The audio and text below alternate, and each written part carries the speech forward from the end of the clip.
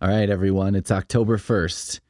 For those of you who've been listening to Helpful Snowman for any amount of time, you know it's Podoween, the extremely creative name I came up with for the way we celebrate October around here. And what it is we do 31 days with 31 podcasts. Often, that's in the theme song I make up specially for Podoween, which I usually enjoy making, and it sounds not great. And by the end of it, I'm sick of it, but, that's what I do. Each year, when I first started doing Podoween, it was just because, I love Halloween, and I wanted to do something for Halloween, just kind of to enhance my own enjoyment of the holiday. So, I started with some pretty standard stuff as far as if you've listened to true crime podcasts or, a podcast that's like, here's the sickest shit, that kind of stuff. Here's the spookiest things that have ever happened. Basically, you look up a list of top 10 spookiest things and go with a lot of those. I did a lot of those. And then I started doing themed years because at some point I couldn't remember which things I had already done. So I would look up spooky stories and stuff and be like, ooh, that's spooky. But I was like, I don't have a cataloging of everything I've done. So, I just need to do something to make sure that I'm getting it in. So, it went from, and usually I would do something like a part of the tradition was to do something pretty distasteful at some point, which this was a part of the tradition that was completely unintentional, but it just happened. And so, I would do audio from the toy box killer that you're like, oh my God, that's a bit much. Make that funny, Pete. Waka waka. That kind of thing. And so I started doing themes, and sometimes that fits into the theme and sometimes not. So some of the themes I've done, I did a candy year a couple years ago. I think this was maybe during a COVID shutdown, 2021, probably. I guess I felt like, the world was scary enough. You know what I mean? Maybe living through a plague, it was like, we probably have enough scary shit happening right now. Not right now, not today, everybody. I don't really care for people who are like, now's not the time for, comedy, or now's not the time to talk about serial killers. But if you want to make that own choice for yourself, by all means, go for it. So that was like a candy-focused year. Another year I did a semi-scripted, semi-spontaneous retelling of the Phantom of the Opera, sort of. These are all things you can look back and find. So I don't know. I don't need to go through this. This year's theme, for a long time, I've thought about, a couple themes that we could do that I haven't really managed to find a great way to do it. One is, movies. Obviously, horror movies, they hold a special place in my heart and everyone's heart. And the thing with a horror movie 31-day thing is that I'm sort of like, I don't know what to say about horror movies. I don't know what to watch that probably hasn't been discussed on a dozen podcasts. And that's why last year I did Halloween specials, TV specials or special episodes of ongoing series that were Halloween themed. Because I was like, well, this is probably a little different, at least. But I've never really figured out my movie angle. I'm like, should I do the worst of every series? Should I do, this? Should I do that? And I'm just like, I don't know. Should I watch sequels to movies I've never seen? These are the sorts of things. Should I look up the most common public domain horror movies that always come on those packs, what is it? 976 Evil 2 for some reason is on every single one of those. But the other one that I've always kind of wanted to do and never really figured out is books, horror novels, or, horror adjacent novels or something. partly because I think, I've tried to do Pizza Cult Books as like a video show and, with mixed results, as most things I do have. And then the other reason is because books are tough, because in order to have a podcast where you're going to talk about 31 books, even if they're pretty short books, you have to make that decision November the previous year.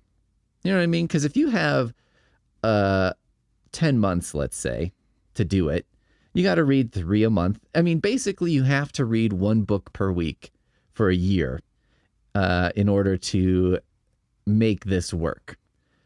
So I've never actually made that work. I've never been able to sort of get that 1 book a week thing going, and I never really thought of it enough in advance to make it work until this year. Because here's the other thing I did. I was like, well, I could read much shorter books and thereby, have an easier time of it. I was a kid of the 90s, and so of course, Goosebumps were a part of my life. And what I decided to do was to do Goosebumps for this Podoween.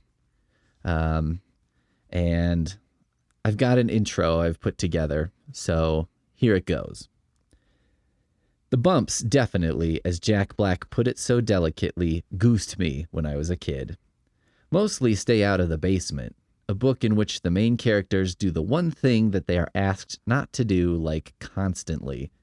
Seriously, the dad says the phrase "stay out of the basement" twice in the first chapter. Can he make it clearer that the kids should remain anywhere but in the basement? He's fine with them leaving the house, playing around upstairs, probably wouldn't be opposed to some wild early 90s teen party where someone puts a pizza on a record player and puts down the needle and it plays a song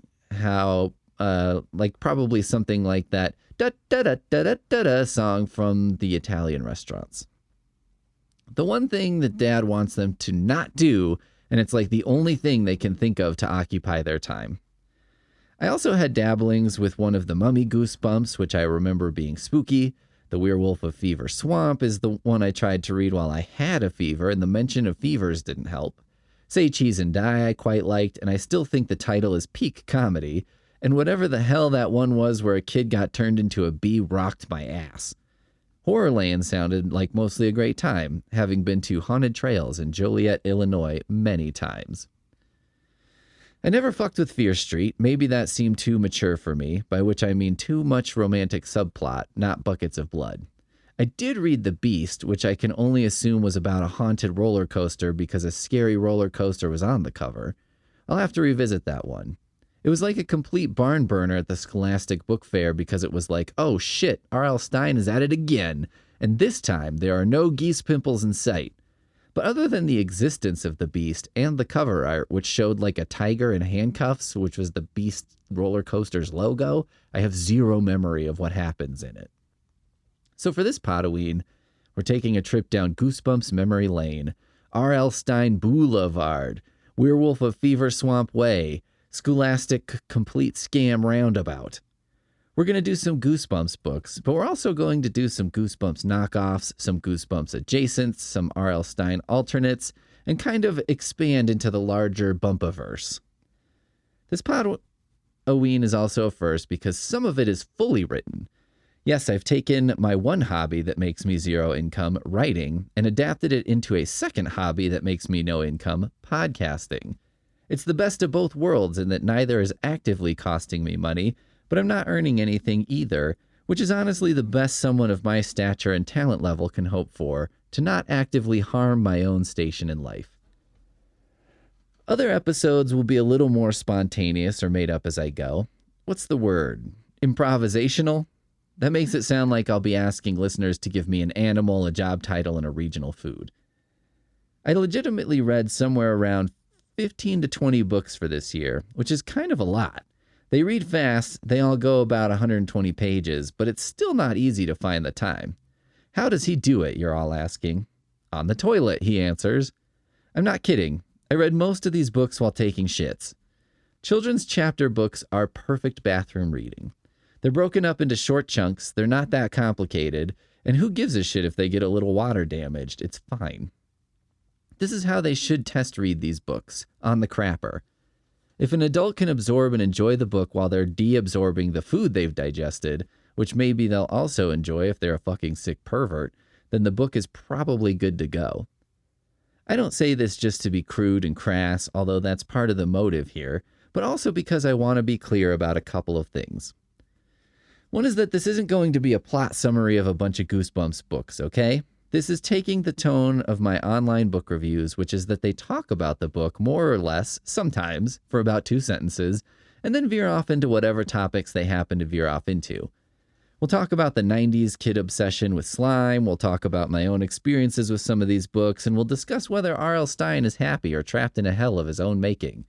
Is that the real horror? That R.L. Stine is forced to crank out book after book in some never-ending Sisyphean task, pushing a giant pumpkin uphill every autumn only to have it roll back down on November 1st? So if you're looking for a serious literary discussion or a cultural examination of something, like one of those 4-hour YouTube videos about a single ride at Disney or something, look somewhere else. Look anywhere else. Perhaps for that 4-hour Disney video that I couldn't hang with because I don't think I've cared about anything enough to watch a 4-hour documentary about it.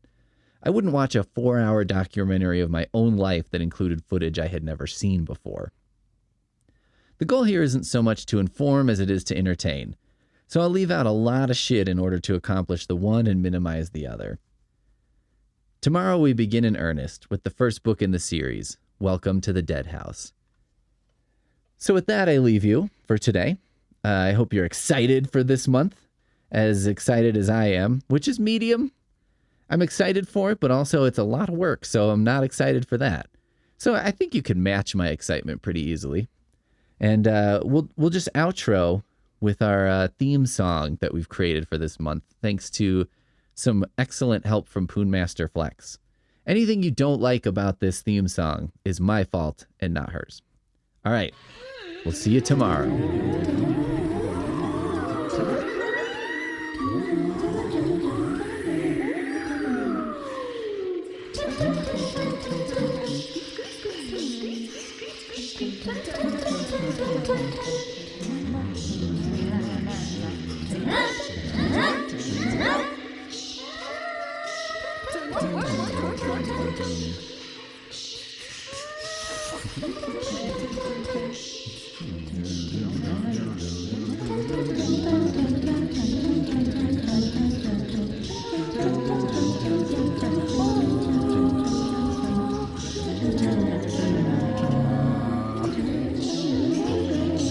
Goosebumps. Reader beware, you're in for a scare.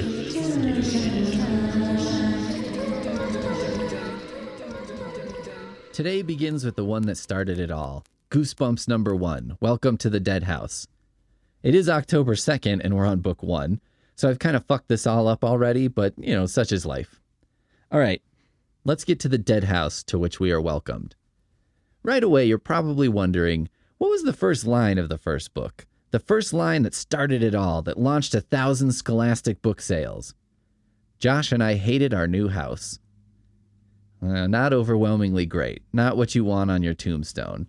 If I were R.L. Stine, I might commit some resources to going back in time and writing a new very first line of this empire builder of a series. But hey, this is par for the course. Especially in these early books, kids are constantly moving to a new town or a new house or whatever, and this isn't an unusual plot for this kind of spooky book, so I will allow it. Especially on the basis that there's no way R.L. Stine knew what this would all become. I'm sure if he knew, he would have done something a little flashier. But he probably figured he'd crank out 3 books in a contract for Scholastic and then move on to whatever. A couple kids and their parents show up at the dead house. The dead house, which is a shitty old house in a small town somewhere. Let's say Ohio. Stine is from Ohio, and it seems like Ohio would probably have some old rickety houses on a spooky lane or something. Houses that you always want people to visit on House Hunters, but they never do. He's looking for a turnkey craftsman, and she's looking for a creepy Victorian mansion that's haunted as fuck. He doesn't want to pay an arm and a leg, and she's looking for almost exactly that deal. By the way, why are all the haunted houses old Victorian manors? How is it that not one modernist house has been haunted? Are ghosts repelled by drywall and attracted to wood? Do they only like windows that don't really work right and plumbing that can only kind of handle the daintiest of digestive output? Someone needs to look into this. Some kind of buster of ghosts, perhaps. Back to the book. We have a setup here that's classic in two aspects. Aspect one is that the kids immediately sense that this house is spooky and the parents seem completely oblivious despite the absolute stock haunted house we're presented with here. It's like Stephen King's house or something with scary parapets and iron fences and gargoyles and all that stuff. Even the dog is scared, and repeatedly characters are saying, "Our dog is never like this." Which I kind of understand where the parents are coming from on ignoring this one. The first phrase you always hear when a dog jumps up on you, or in my case, bites you in the leg while you're jogging around the park. The first phrase you always hear is, "He never does that." Almost as an accusation, like, what did you do to make my dog behave in such an unusual way? I'm not sure if dog owners just never take their dogs into unusual situations, or I guess usual situations, and if you never take your dog into a usual situation, like walking around the park, it becomes an unusual situation. Or if dog owners are like a lot of the parents I worked with at the library who think their angels couldn't possibly do anything wrong. But either way, it's super annoying. I was about to say this would never work with humans. It's not like you can murder someone and have your lawyer be like, "He never does this." But on the other hand, that does kind of seem like the whole defense strategy of character witnesses and so on, so maybe I'm wrong on that. Classic setup aspect 2 that makes this a pretty obvious spook house is when we hear about how the family came to win this den of Goosebumpery. The dad in the story inherited this house from his rich, dead, estranged great-uncle Charles, who he'd never heard about. I guess this family did not follow the Cardinal Bone Thugs rule, "Don't forget Uncle Charles, y'all." Nothing about this transfer of estate seems fishy to the dad, which bothered me until in the book's opening, the dad explains that by moving into this house, which is already paid off, he will never again have to make a mortgage payment, can quit his job, and write full-time. That thunk you just heard was my erection hitting the underside of the table because retiring today to write whatever goofy bullshit I want is really the only thing I desire out of life. If someone said, "Hey Pete, you can quit your job, write full-time, but you have to move into a spooky house in a spooky town," I'd be like, "Sorry, I stopped listening after the part where you said I didn't have to work anymore. I already called my boss, but the good news is that I'm packed." I don't know if there's any hypothetical or supernatural horror that can match up to the real horrors of 9-to-5 work. Even if it turned out that the house was super haunted and I couldn't hack it, I'd be like, well, it was nice to take a break from that rat race for a while, even if the break consisted of me being tormented by ghosts all night, every night. As it stands, my current vacations are often spent doing things like organizing and cleaning my rental apartment, so it's not like I'm having a blasty when I'm off work as it is. Maybe being tormented by the undead would be a change of pace that isn't exactly welcome, but at least a different flavor of unhappiness that I've yet to experience in my lifelong whirlwind tour of sampling different unhappiness cuisine. I am to unhappiness what Anthony Bourdain was to food, always in search of a new flavor. I guess Bourdain was kind of also that with unhappiness too, based on how things ended. The bulk of Welcome to the Dead House reminds me of Dracula, not because of its lasting narrative or vivid characters, but because we are presented with a series of things that should make the protagonist suspicious but do not, such as a dog who never misbehaves barking at everybody. A good tip for people with misbehaved dogs, just say your dog rarely does this until there's a ghost. I think this will render the dog's barking the less concerning part of this interaction and encourage the other parties to be on their way, whether it's because they think there's a ghost or more likely because they think you're a nut bar. We also have ghost kids in the house constantly.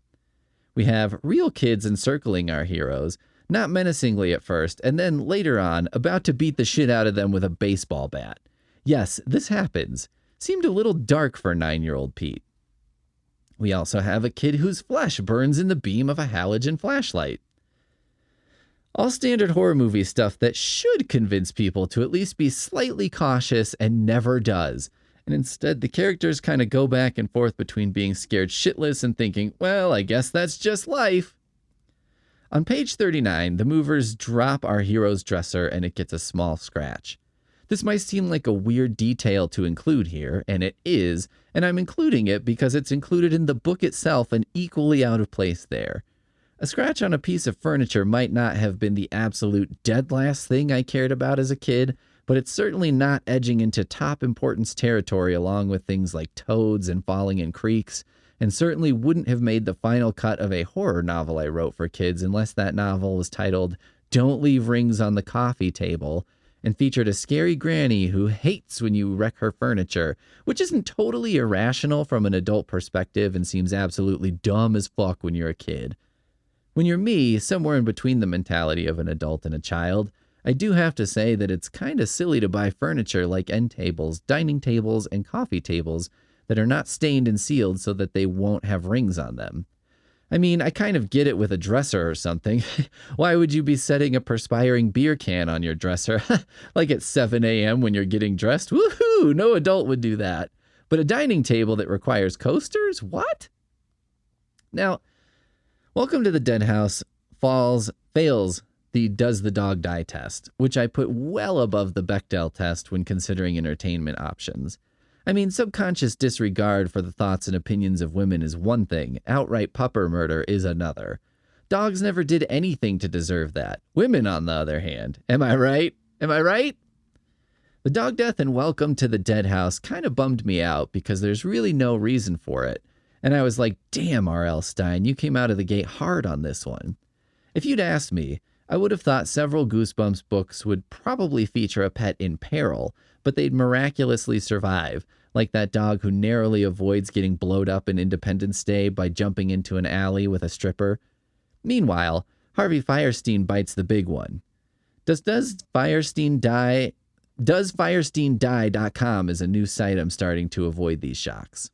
To avoid this one specific shock.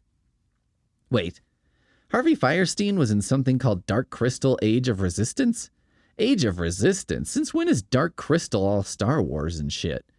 The only resistance in Dark Crystal involved resisting the urge to look at David Bowie's schlong outlined in those tights all the time, which a lot of people look at with a weird fondness that I don't understand. Like it was a sexual awakening, but I'm like, guys, what? I don't think we'd all feel that way if there was a nad shot in Tarzan or a titty came flopping out in The Little Mermaid. This is a children's movie. Why didn't one person on set be like, Dave, we're going to need you to wear some kind of undergarment? How can a children's movie be reviewed by the phrase, a little too much schlong? However, Welcome to the Dead House might squeak by on a doggy technicality, as I'm not totally sure how Does the Dog Die deals with dogs who die and then are brought back to life as the undead. In order to find out, I checked Frankenweenie, which is a movie where a dog is killed and brought back from the dead, and there is a 5-to-1 vote that yes, the dog dies in that, even though he's resurrected. There's your answer, which I would agree with based on my knowledge of the Bible, which is limited, but does include that Jesus did die. Is there a website for looking up which characters die in the Bible? There has to be, right? Biblepedia? Or, I mean, do we need a Biblepedia if we have the Bible? I guess that's a pretty good reference. Also, I think everyone in the Bible is currently deceased, right? That was quite a few years back now. Anyway, Welcome to the Dead House hums along with various spooky things happening and our narrator talking herself out of being spooked by them until we get to the climax where we find out everyone in town is dead except our heroes. However, our heroes will be dead soon because once every year the townspeople, quote, need blood. For what? Yeah, who knows? Blood is something geists need, so we'll just go with it. They just need it, okay? They don't have to explain it to everyone. Here's a favorite quote of mine from the book. The town. It can't survive without fresh blood. None of us can. You'll understand soon, Amanda. You'll understand why we had to invite you to the house. To the dead house. Which would have been perfect if they'd said welcome you to the dead house, but I guess it's close enough.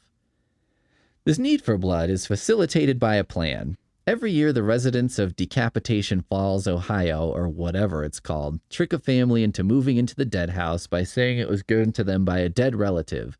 So there is no great Uncle Charles. This was just a scam offered up to a dad desperate to not lose his entire fucking soul in a cubicle farm and instead to lose his blood in a rural hellhouse. This Uncle Charles plan sounds kind of stupid, but in a way it's kind of brilliant. All you have to do is find people who are mildly unhappy in their lives, offer them a free house. Boom, they go into work, clear out their desk, maybe take a dump somewhere in their boss's office, and they are gonzo.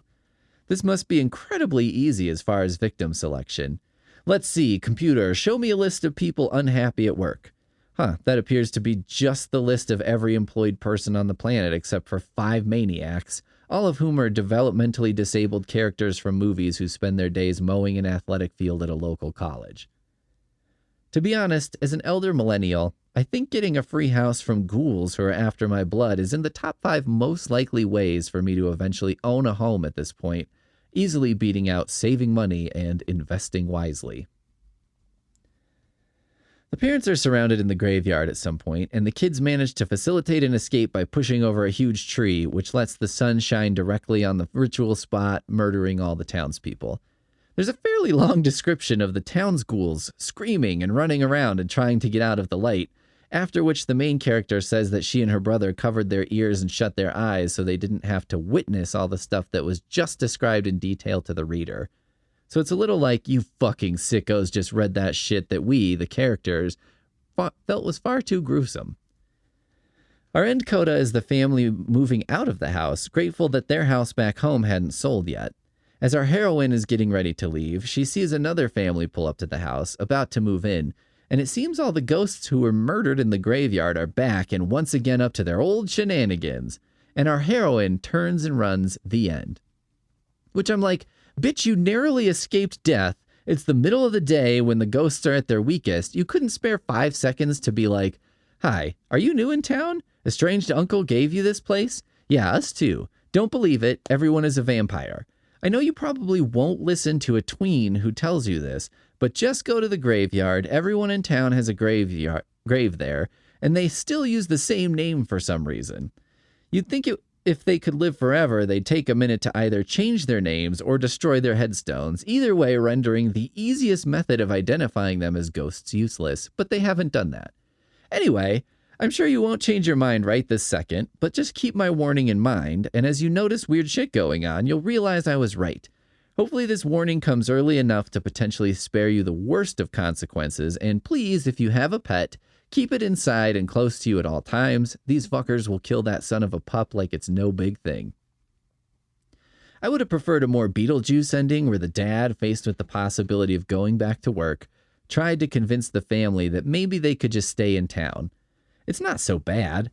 We can board up the doors and windows. That one guy did it in I Am Legend. It seems doable. I would probably rather struggle for my life than work is the message I'm sending here. Please help me. Dear God, I'm in hell. Overall, Welcome to the Dead House was a little more terror-inducing than I expected with the threats of violence and all. I suppose for kids this would be pretty dope. As an adult, it's a very seen-it-done-it kind of thing, but you know, I'm a grown-up with grown-up tastes. Sophisticated. Enigmatic. Classy.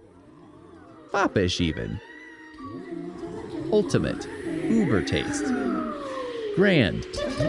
Grandiose. Magnificent. Scared. Today, for October 3rd, we have Strange Matter Volume 6, Bad Circuits, by Johnny Ray Barnes Jr.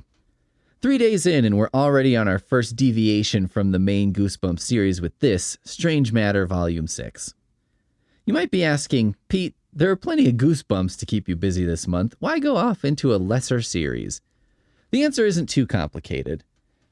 I walk to the Ark once a week during my lunch break at work, and I look at the books. And on one of these trips, I thought, you know, I bet some of these Goosebumps knockoffs have some weird and hilarious stuff in them. I bought one, this one, because it was there and the cover was a little funny. I didn't read the description or anything, I just went for it. Let me describe the cover to you. It's basically an extremely cheap-looking drawing of a dude with a hole in his head, revealing that he's a robot underneath. Very Terminator for kids with a Z. It does give you an appreciation for Goosebumps' cover game, which was very strong. Bad Circuit's cover doesn't even have a background, just a gradient slapped in there and the word strange matter across the top. Matter is half filled with green slime because, hey, this was the mid-90s. Everything for kids was drenched in slime. Even if the book was about robots and had no supernatural elements, and even if slime would actually be to our hero's benefit in this book. If Terminator had to fight Slimer from Ghostbusters, I feel they'd be pretty evenly matched. One seems mostly harmless, but also couldn't be harmed. The other is probably not capable of feeling annoyance and will just continue to try different stuff, so we're in one of the strangest standoffs of all time. In Bad Circuits, we've got an AI gone awry, which is kind of a pun or a rhyme depending on how incorrectly you're willing to pronounce awry, in my case, I'm willing to do it very wrong. A kid's science project, a mechanical brain designed by his dad, who's maybe dead? I think dead? Shot by hunters in the woods or killed by an evil wizard or I don't know, take your pick, he's gone. Goes horribly wrong because the brain does not want to ever be turned off, so it decides the best way to not be turned off, even for brief periods, is to kill all humans. This happens in a lot of robot stories, and it's weird, right? Like if we discovered God was real, would our first thought be we must kill him? No, of course it wouldn't, because it'd be that we must kill her, you misogynistic swine. The funniest part of Bad Circuits is that our main boy, Daniel, has a rival, Frank Dunk. Just saying the name gets me all agitated, fucking Frank Dunk. The author didn't manage a perfect book, but he did create the perfect name for a dickhead rival character. Frank Dunk, in addition to having one of the names that demands putting down both the first and last name, has won the science fair several years in a row. This mechanical brain is our hero, Brian's big shot to take the crown away from the goddamn living, breathing pile of shit that is Frank Dunk. Frank Dunk's science project this year is a fear bomb. Yes, a bomb that will make people so terrified that they cannot do anything. In what's perhaps the ultimate version of, why, I never considered this wonderful invention being used for evil, Frank Dunk presents his fear bomb as a home safety device. The idea is that you'd set it up as part of a burglar alarm, and if someone tries to burgle your house, the fear bomb will go off, terrifying the burglar into incapacitation and protecting the home and its inhabitants. Which I'm torn on. On one hand, I suppose if people had fear bombs instead of guns, we might live in an overall safer world. Instead of mass shootings, we'd have mass terrorization events, but at least people would most likely walk away. Sure, traumatized for life, but it's not like shootings are trauma-free events. On the other hand, I would think a terrorized burglar might be inclined to do worse things than a calm, collected burglar. The cops show up, the burglar's terrified, and he's used your innards to paint a protective circle against demons on the floor. Not a great outcome. Anyway, so we've got our science fair with an AI designed by a grade schooler before the internet was really even functional, and we've got a fear bomb. Both projects well exceed the bar for a school science fair while also being almost immediately turned to evil purposes when the AI, now inhabiting a mannequin's body, for which he's created joints and so on, basically a Terminator underneath, steals the fear bomb. Who could have seen this turn of events, that these two things would turn sour? Anyway, the rest of the book is unimportant. I think the real question of this book is, do you give the science fair first prize to Evil Robot or Fear Bomb? Because despite the fact that these inventions are not being used for good and probably never could have been, they are still super impressive designs, especially for grade schoolers. And even though my life would have been imperiled by both items if I was a judge, I'd still have to give it to one of these kids for sure. It's the kind of thing that would result in weird rules for future science fairs, like no artificial intelligences that have corporeal bodies as well. The kind of rules that make you go, wow, somebody did something super fucked up in this science fair. I think a lot of us would pick Evil Robot as the winner on first blush, but I encourage you to dig deeper. Okay, an evil robot is badass, but is there anything about it we don't really understand at this point? In other words, a group of unscrupulous scientists with a lot of money could probably present us an evil robot in like a week. Boston Dynamics just needs to add red glowing eyes and a chrome skull to have me shitting myself on the regular. It's still pretty impressive from a grade schooler, but it doesn't represent a whole new perspective on the human mind. You know what I mean? But a fear bomb? Does anyone even know how to make that? That's serious neuroscience mixed with the engineering of a delivery vector. It's downright incredible. It's comic book science, literally. Because once we have fear bomb, we're only one very small step away from having the Scarecrow tormenting the city. And once we have the Scarecrow, we're one step away from having the Batman, and from answering the question of whether Batman is stopping crime or accidentally encouraging it just by existing. If the chicken comes before the egg, the Scarecrow before the Batman, then boom, problem solved, and we never again have to read another comic book about whether Batman is causing supervillains, which some asshole thinks is a very novel idea every 10 years or so. For demolishing a Batman storyline that I've read many times and never need to read again, I award Frank Dunk first prize in the science fair, even though I kind of hate him and his stupid name.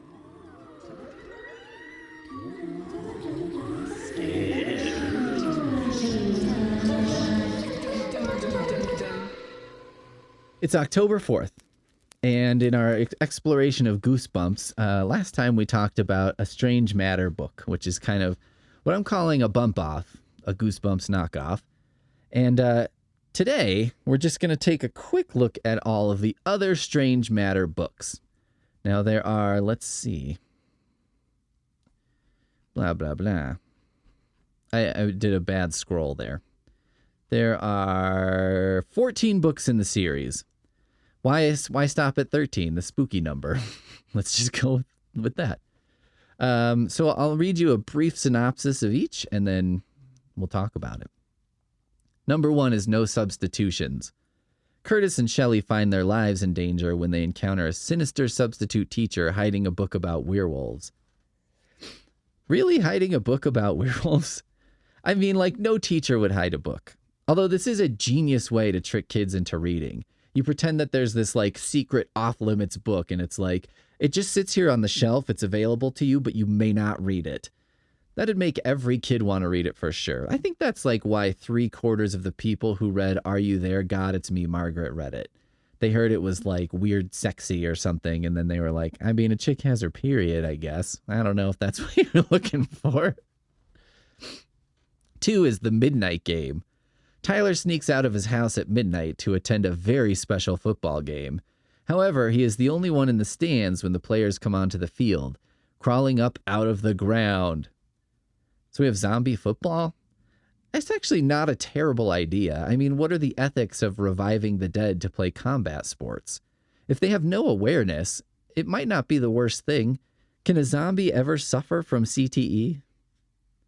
3, Driven to Death. 3 ghosts from a phantom pirate ship try to enslave Darren and his older brother David. Finally, we have pirates as slavers, a less romantic, more realistic version of pirates. I'm tired of handsome, dashing pirates. Give me toothless sea rapists. That is what pirates are, my friends. 4, A Place to Hide. While searching the dark woods for a lost fort, 12-year-old Trey and his friends encounter horrible, scaly monsters that seem intent on stopping them. Wait, stopping them from finding the fort? Why? What possible motive would they have to prevent children from finding their own fort, which ostensibly they know where it is because they put it there? Have I just been tricked into thinking these books are interesting? Damn it. They're not interesting. Say it with me, they're not interesting. I'm just trying to understand their specific uninterestingness, which is, I guess, an interesting thing to consider. 5, The Last One In. I was hoping this was the last in line, but it's not quite a Dio album. 13-year-old Michelle, her older sister, and a neighbor boy explore a lakeside cavern searching for a monster which some people believe is only a hoax. I read practically this same book for the Graveyard School series. Coming up! But seriously, it's like the exact same idea. It's a Nessie, right? You're like, well, I'm out of ideas. How about if we had a Nessie, but it doesn't live in Scotland because I can't understand what anyone there is saying. Number 6 is Bad Circuits, which we covered in detail. 7, Fly the Unfriendly Skies. After being abducted from their plane, Morgan and Kelly discover sinister alien space visitors battling to secure the survival of their race. Wait a minute, abducted mid-flight? That seems like the most overly complicated abduction scheme of all time. Why not get some guy who's backpacking or something alone in the woods? Or someone who's asleep? A cow that you could just turn inside out or something? I'm on the couch like 12 hours out of 15 hours on a Saturday, moving 9 miles an hour. Seems like it would be much easier to abduct me. Frozen dinners. Left alone in the mountain home of their uncle during a blizzard, 3 children struggle against an attack by a pack of abominable snowmen who attempt to break into the house. First of all, these books, at various times, win awards for worst parenting. I saw the movie, I think it's called The Lodge, and it's about like a dad and a stepmom, and the mom shot herself in the head and is played by Alicia Silverstone in a very brief cameo. And I was like, was that her? I think that was her. But then you're like, but why would that be her? Like, isn't she bigger than being in 4 seconds of a flashback in a movie? But then you're like, Rachel Lee Cook, She's All That herself, is in Spirit Halloween the movie. So like, what the fuck do I know? But anyway, in that movie, the dad leaves the kids in like a remote lodge alone with their stepmom for like 3 days. The stepmom is like totally incapable of raising children and is also horribly scarred by experiences being in like a cult or something. And boy, is it just irresponsible by dad on so many levels. But anyway, Frozen Dinners kind of has the same plot as De-Evolution by Max Brooks, but for kids, which isn't a terrible idea. It works a lot better in De-Evolution than it has any business doing. But I'm guessing Frozen Dinners has fewer decapitations. Deadly Delivery. Simon and Sarah are at home with a hopeless babysitter when a mysterious late-night delivery arrives, putting the children through a true night of terror. My bet is a pizza with the wrong toppings. I was babysitting. The pizza had mushrooms, and that's when my hell began. I always sort of disliked babysitters when I was a kid. It was like some weird person in your house who didn't really know anything other than they seemed to know you weren't supposed to do anything fun. How do they all know, you wonder as a kid? Then as an adult, you realize it's because pretty much everything kids want to do is stuff they're not supposed to do. So a babysitter who's even somewhat aware will kind of have their antenna up for kids doing bullshit. Next is number 10, Nightmare, spelled with a K. Dared to by a school friend, Mitchell steals a valuable artifact from an elaborate suit of armor at the museum, beginning a series of terrifying nightmares about a black night that turn out to be all too real. I mean, also, maybe don't be a dick and steal from a goddamn museum. There is another book later with a kid vandalizing statues in a museum. What's with kids wrecking stuff in museums? Is this predicting people ruining paintings because that will fix climate change somehow? Book 11, Something Rotten. Rock collector Joe Allister ventures into an unexplored section of the local underground cavern complex and discovers not only what happened to the missing owner, but something even more terrible. God, I would have killed for a local underground cavern complex when I was a kid. We had the Whoops, which seemed awesome, but basically it was a big ditch that you could ride your bike through, up and down, kind of like a half pipe. I guess if this underground tunnel system was in my town, it would have eventually become a gated community. Maybe that's the new built on an Indian burial ground, built on top of a pretty fun place where kids did dumb stuff. The ghost of their lost retainers and mangled bicycles will haunt you. 12, Dead on its Tracks. At first, sneaking on board the Fairfield Express was just a harmless diversion. But after Elizabeth and Jacob are mistakenly locked in, the engine begins to move. Right before their eyes, the train transforms into a chilling, haunted death ride. Kids in Fairfield, the town from all these Strange Matter books, do have a fun 80s vibe. They're like in caves, they're sneaking onto trains. I feel like there's no fucking way a kid today would ever get anywhere close to a train solo. Or a cave. Go to a trunk or treat, kid. We can't have you walking around the block. We need to have you in a church parking lot taking candy out of cars that people drove there, even though that's kind of also exactly what we've told you not to do your entire life. Ugh, as a guy who likes walking a lot, is there any more stupid car-based shit than a trunk or treat? 13. Toy trouble. When avid toy collector Karen Sanders and her friends find a new toy store in town, they are overwhelmed with excitement, but their feelings soon turn to horror when the treasures they bring home take on evil lives of their own. You know, evil shop is one thing, but these evil toy shops in this and Monster Blood and some other things, that's like another level of fucked up. Evil shops should be like an 18 plus thing, you know what I mean? Selling haunted toys is like selling vapes to kids. 14. Plant people. When a strange family moves into the empty house in Rachel Pearson's neighborhood, she begins to notice some unusual behavior, but nothing prepares her for the monstrous plants that threaten to devour the neighborhood and soon the world. They got to 14 books before their first blatant Goosebumps ripoff, but you know, whatever. It does have a very boring name, The Plant People. I mean, it's kind of like a fun 50s thing, but that's probably not what 90s kids are jonesing for. Guys, I was very wrong. There aren't 14, there's like 20-some. So we're going to just keep going. Creature feature number 15.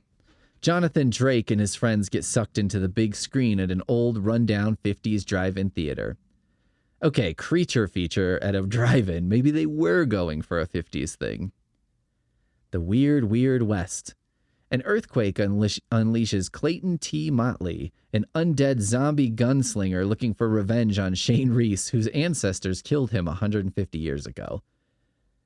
I really hope this is like a serious fucking killer going after like a 7-year-old for pretty much no reason. God, that would be great. You imagine? Clayton T. Motley was killed by this kid's, great-great-great-grandpa. And now he's like, whatever, I'll kill a 7-year-old. Hey, in my day, a 7-year-old is a man. And, I can shoot a man just to watch him die. 17. Tune into terror. Billy Keane wishes he had never played Nexus, the online video game that has taken the world by storm after a poltergeist of a enraged player begins to haunt him, turning household appliances against him. And if Billy isn't careful, this game could end with a fatal error. I feel like fatal error is a computer term that probably doesn't work today, but, this one is a classic. The video game becomes real. It's such a funny premise because there are so many books and movies about this, and there are so none incidents even remotely like this in real life. 18. The Fairfield Triangle. Things always turn up missing in the Fairfield Triangle, and Russell Drake wants to know why. His search, assisted by the Barker sisters, is more successful than he had hoped. They find themselves trapped in a never-changing landscape with no way to get out. I like this, that they have their own Bermuda Triangle. I'd like to be the mayor of a small town with something like this. Make it a big tourist trap. I think I'd go for deepest hole in the United States. That seems very unverifiable, and you could probably make a mint off of retrieving the shit people tried to disappear down the hole, then being like, bro, I found that shit you threw down there. I could blackmail my way into retirement. That's good mayoring. Bigfoot, big trouble. Oliver Tuttle has an ulterior motive for going to camp this summer. On the long bus ride through the mountains, he can only concentrate on one thing. Oliver is going to catch a monster. Now, far off a hiking trail in a remote area of the forest, he finds what he is looking for and hopes to live to regret it. What a terrible, stupid idea. It's like sometimes when you see a cat catches something and then once the cat gets it, they have no idea what to do with it. And they're like, I immediately regret doing this. 20. Doorway to Doom. Waylon Burst is afraid of his own shadow. He's convinced that monsters, ghouls, and ghosts lurk around every corner of his hometown of Fairfield. To ensure his own safety, he's become a hermit. He doesn't leave his house unless he has to, and he stays in his room most of the time. Recently, however, Waylon's heard strange noises in his house. Strange, ghostly noises. The danger is coming from inside the house! I mean, is any kid not a hermit of sorts? Maybe even like an involuntary hermit? An in-herm? I would think most kids are in-herms. of a sort. I mean, what are they going to do? Where are they going? Under wraps. Attending an exhibition of mummies at the school gym. Who could have predicted this would be about mummies? Jonathan Drake and his friends, Albert, and also at the school gym. Hey, kids, we brought in corpses for you to look at. Him and his friends are dared to prove that the mummies aren't frauds by reading a reanimation scroll. The scroll works way too well, however. Who is accusing mummies of being frauds? You mummy, you fraud! Frauds how? Talking a big game about their love of cats? Mummy deniers are a thing now? Like the British Museum made them up just to sell tickets? 22. Dangerous Waters. Wendy O'Darby and her friends discover that the stories of the squirming cactus, the giant alligators in the sewers, and other urban folktales are true down in the sewers. Wendy O'Darby, her mom, Siobhan O'Brien, and her dad, Officer Paddy O'Patrick. Second sighting. When Sean Edwards and his sister, Patricia, pick up a dazed and frightened hitchhiker on their way home from a lecture on UFOs, they find out more than they ever expected about extraterrestrials and the men in black who are determined to hunt them down. I am not a big fan of picking up hitchhikers.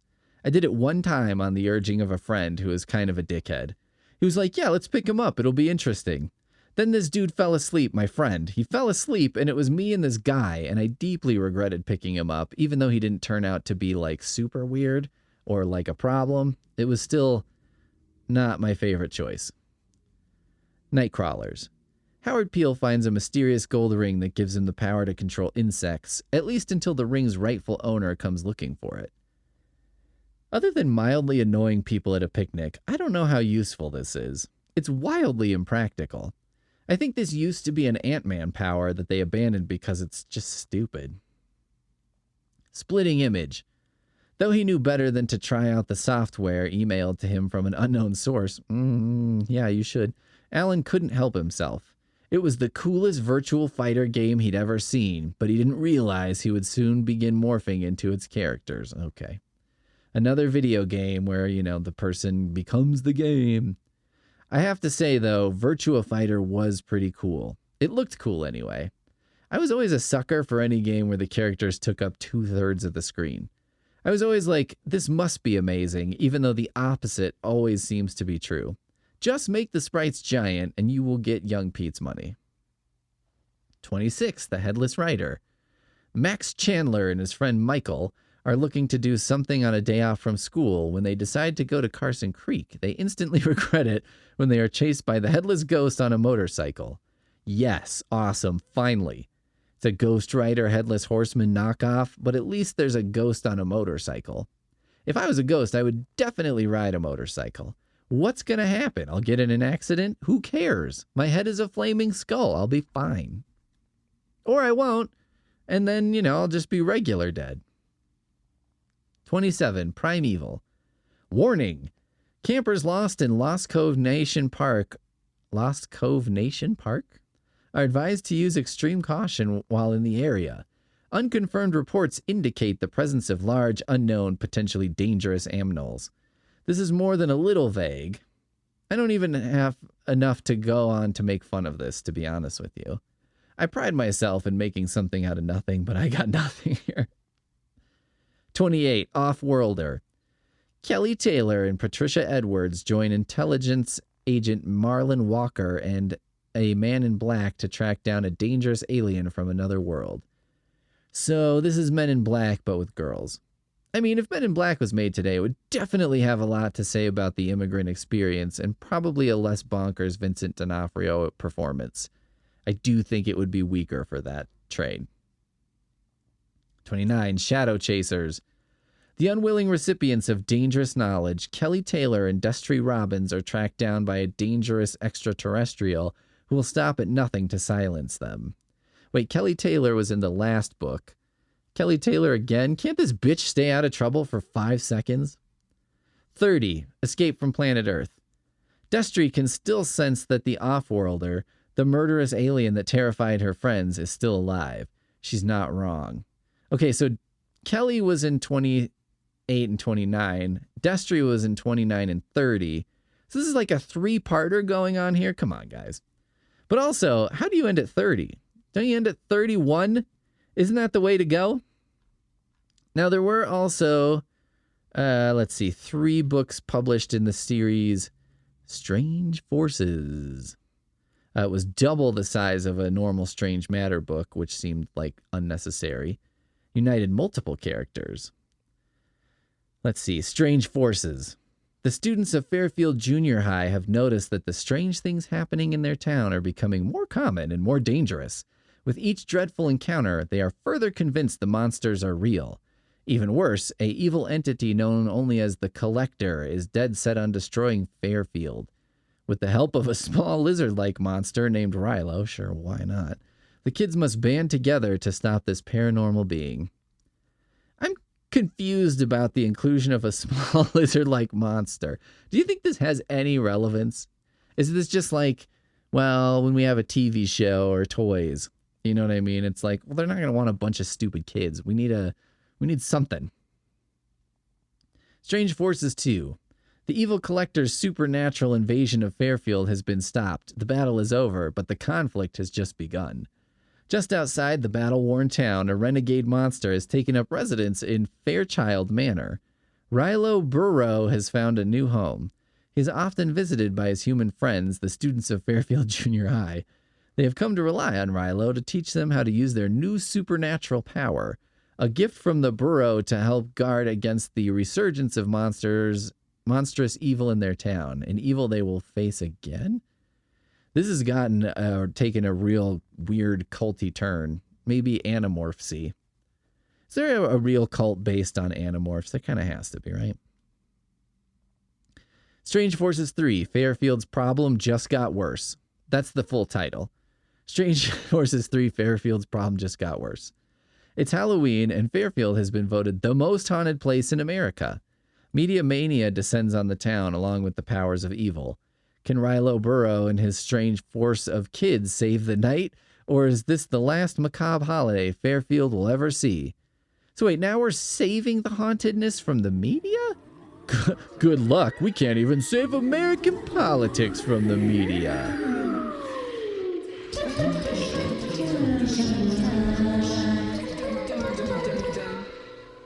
Today I bring you Goosebumps, Stay Out of the Basement.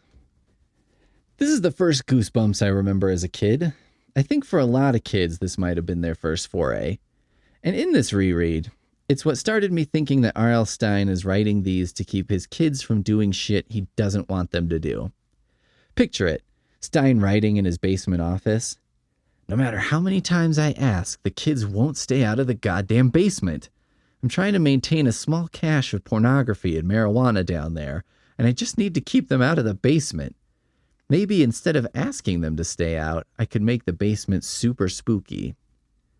Maybe that's what dads are up to with their super creepy sheds and workshops and basements that are all unfinished and full of spiders. They know that if it's fucking scary as hell, kids will stay away. They'll risk being covered in spider eggs if it means they get a goddamn minute away from their stupid wiener kids. Truthfully, there was nothing I liked more than rummaging around in my dad's office when I was a kid, so it's justified. Some of the gems from doing that, he had this weird electronic pulse device that was meant to test your muscles were functioning, I think.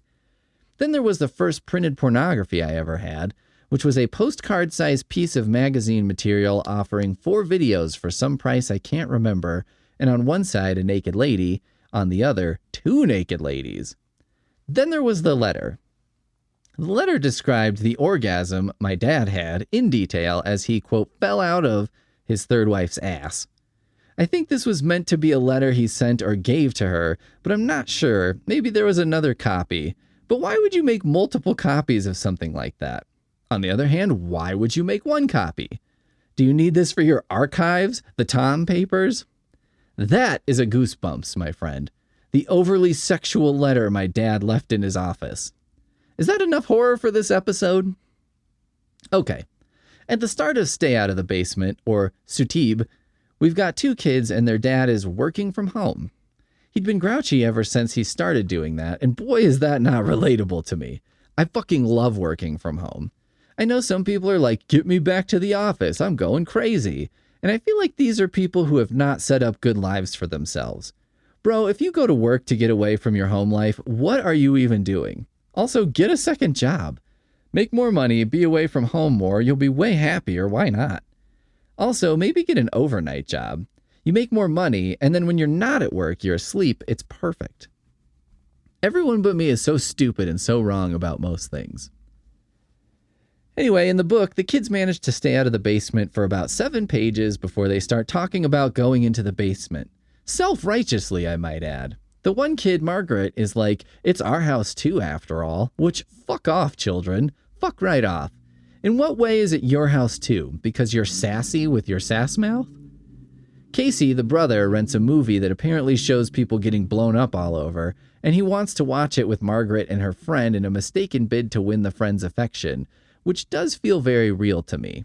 I would have thought at age 10 that watching a super violent movie might be a way to impress a girl, mostly because I had no idea what impressed girls, so everything was a complete shot in the dark.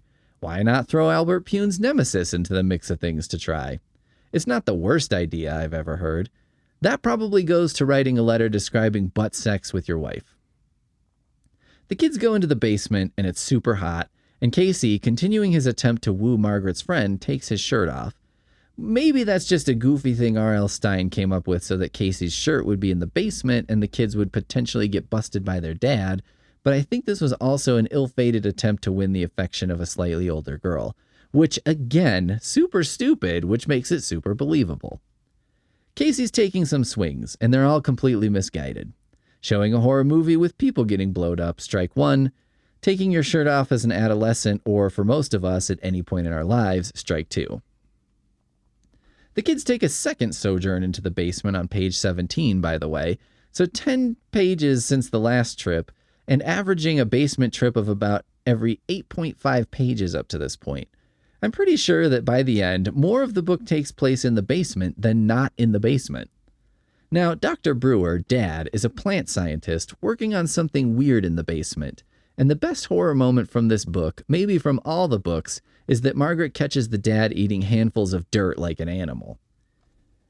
At some point, once we're pretty sure Dad is a plant man, his boss, Mr. Martinez, shows up at the house, and they discuss how Martinez didn't want to fire Brewer, but you know how these boards of directors are, and oh man, does this sound like a bunch of stuff a kid could not care less about, like the corporate intrigue stuff that was so common in kids' movies of the time, and it was like, why?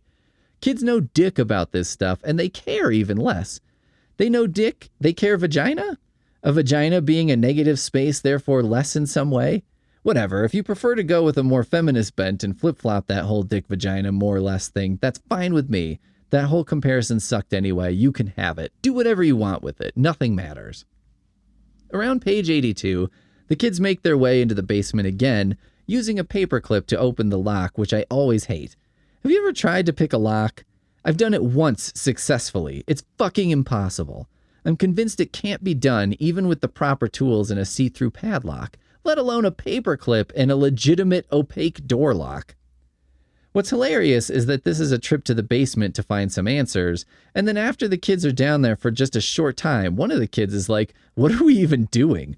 We don't even know what we're looking for. Let's get out of here. Which is pretty great because as a reader, I was like, yeah, finally these kids get it.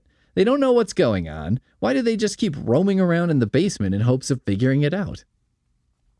They do find the boss's, Mr. Martinez's, jacket and tie in the basement, and later they find his pants. And I started thinking how it would be amazing if this was a cover for a gay lover situation. That Dr. Brewer got fired for being gay. This was the early 90s. And Mr. Martinez, his lover, came to see him. All this plant monster stuff is about covering the reality that he's gay from his kids. In fact, at the end of the book, they find the dad tied up in a closet. Metaphors, anyone? Now, I don't actually believe this, but it does remind me of some of the interpretations of Shakespeare I heard in college. Oh, he pierced him with his rapier, did he? I think we all know what that means. I swear, if you're writing a college paper and you've just got nothing, here are the 3 keys. 1, say it's something about homosexuality that couldn't be written about explicitly at the time. 2, say it's something about giving birth. 3, say it's a menstrual metaphor. All of these always work. You could read a modern thriller, The Martian, and say it's clearly about how potatoes are a stand-in for ovum or something. I do hope that 400 years from now, people talk about Stay Out of the Basement as a big gay metaphor book. It's totally not, but hey, why not keep it alive in the culture that way? Can you imagine people have to read this for advanced English and talking about the gay subtext? What an amazing world.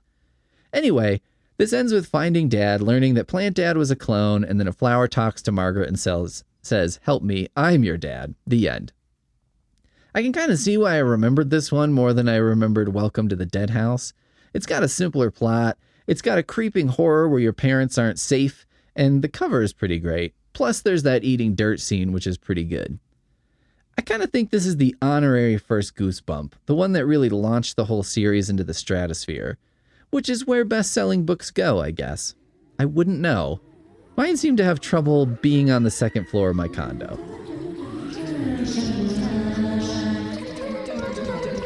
Well, today we have Monster Blood. Monster Blood. Here we go. Well, a kid gets stuck with his deaf aunt, grandma, something. Doesn't really matter, although they do a good job making her house sound horrible. R.L. Stine describes the aunt as robust, every woman's favorite descriptor. She has no Nintendo or TV, and instead bookshelves, and she makes oatmeal raisin cookies, the most disgusting cookie type ever created. Seriously, why? Do people think these are healthy? You couldn't shake a little box of Sun-Maid on a stick of butter, cover the whole thing in sugar, and possibly think that a handful of raisins is going to pull the cookies out of that junk food nosedive. So why do it? Why ruin a cookie with these little shriveled slime bags that look like my balls when I get out of cold water and taste like my balls when I get out of cold water? And what is it with kids in these books staying with their weird relatives? In this one, I think the parents are looking for a house in a new city or something. You can't bring your kid with you? He's not 4. He can sit in a car and drive around and stand inside a house devoid of furniture as good as anyone. I'm not the first person to be like, oh, bring your kid everywhere. It's very fun to hear his stories about how he's in school and doesn't like his teacher, but she's okay. Riveting shit. But even I feel like you could go ahead and bring a kid to a goddamn house hunting trip. Our main kid meets a friend who debuts making a pretty good joke about the great aunt, what's so great about her, and then proceeds to tell us that her name is really stupid, and it's Andrea. This made me wonder, did R.L. Stine have an ex-girlfriend named Andrea or something? Andrea seems like a pretty normal name to me, not particularly stupid, not like she was named Egon Spangler or some shit, so why the emphasis on it being a stupid name? It has to be because Stine hated someone named Andrea, or his wife is named Andrea and he wanted to see whether she was reading his books. If she came with a, what is with this Andrea being a stupid name horse shit, he would know she was a fan. But if she didn't, aha! That's what I like to think happened. Stine laid that in decades ago, and his wife still hadn't said anything. He's just biding his time. Our main kid visits a local toy shop. He finds a container of Monster Blood, which appears to basically be Nickelodeon Gak, but has odd changes in temperature. It starts growing, and then it starts attacking people like a The Blob, or a The Stuff, or a The Blob remake, which is the superior The Blob. A kid gets goddamn skeletonized in the sewer, like a little kid. His flesh horrifically burned off by the Blob. It's awesome. The store owner says Monster Blood is not for sale, continuing the tradition of Mogwai Guy and a bunch of other horror story store owners who put stuff in a store packed with crap for sale that's not for sale. My dudes, it's totally fine if you want to not sell your Monster Blood or your Mogwai or whatever. Maybe put it, I don't know, anywhere but on your store shelves. Is it a real mystery why people might think something on a toy store shelf, which is clearly a toy, is for sale? Anyway, we get some action sequences. Someone compares the slime ball's speed as it rolling as fast as a bicycle, which is really a terrible analogy because a bicycle is a variable speed object. And at the end of the day, we get a really convoluted plot where it turns out the evil aunt was cursed by a witch who has been in disguise as the aunt's cat the whole time. And once the curse is lifted, the aunt can talk and hear or whatever again. The aunt was forced to cast a spell on the monster blood or something in order to do something. I don't know. If Stein wrote these books to teach kids a lesson, as I've now theorized, the lesson here is goos are not your friend. They are to be feared. Stop playing with that goo or you'll make your aunt not deaf anymore. Which I get because the bane of every 90s parent's existence was slimes, goos, and sticky hands with a little handle you could buy in a quarter machine. The advertising for those sticky hands was hilarious. It was always a kid snatching $1 up off the ground so fast with his Zorro-like bullwhip-style skills. The idea totally worked on me. I mean, I was dumb.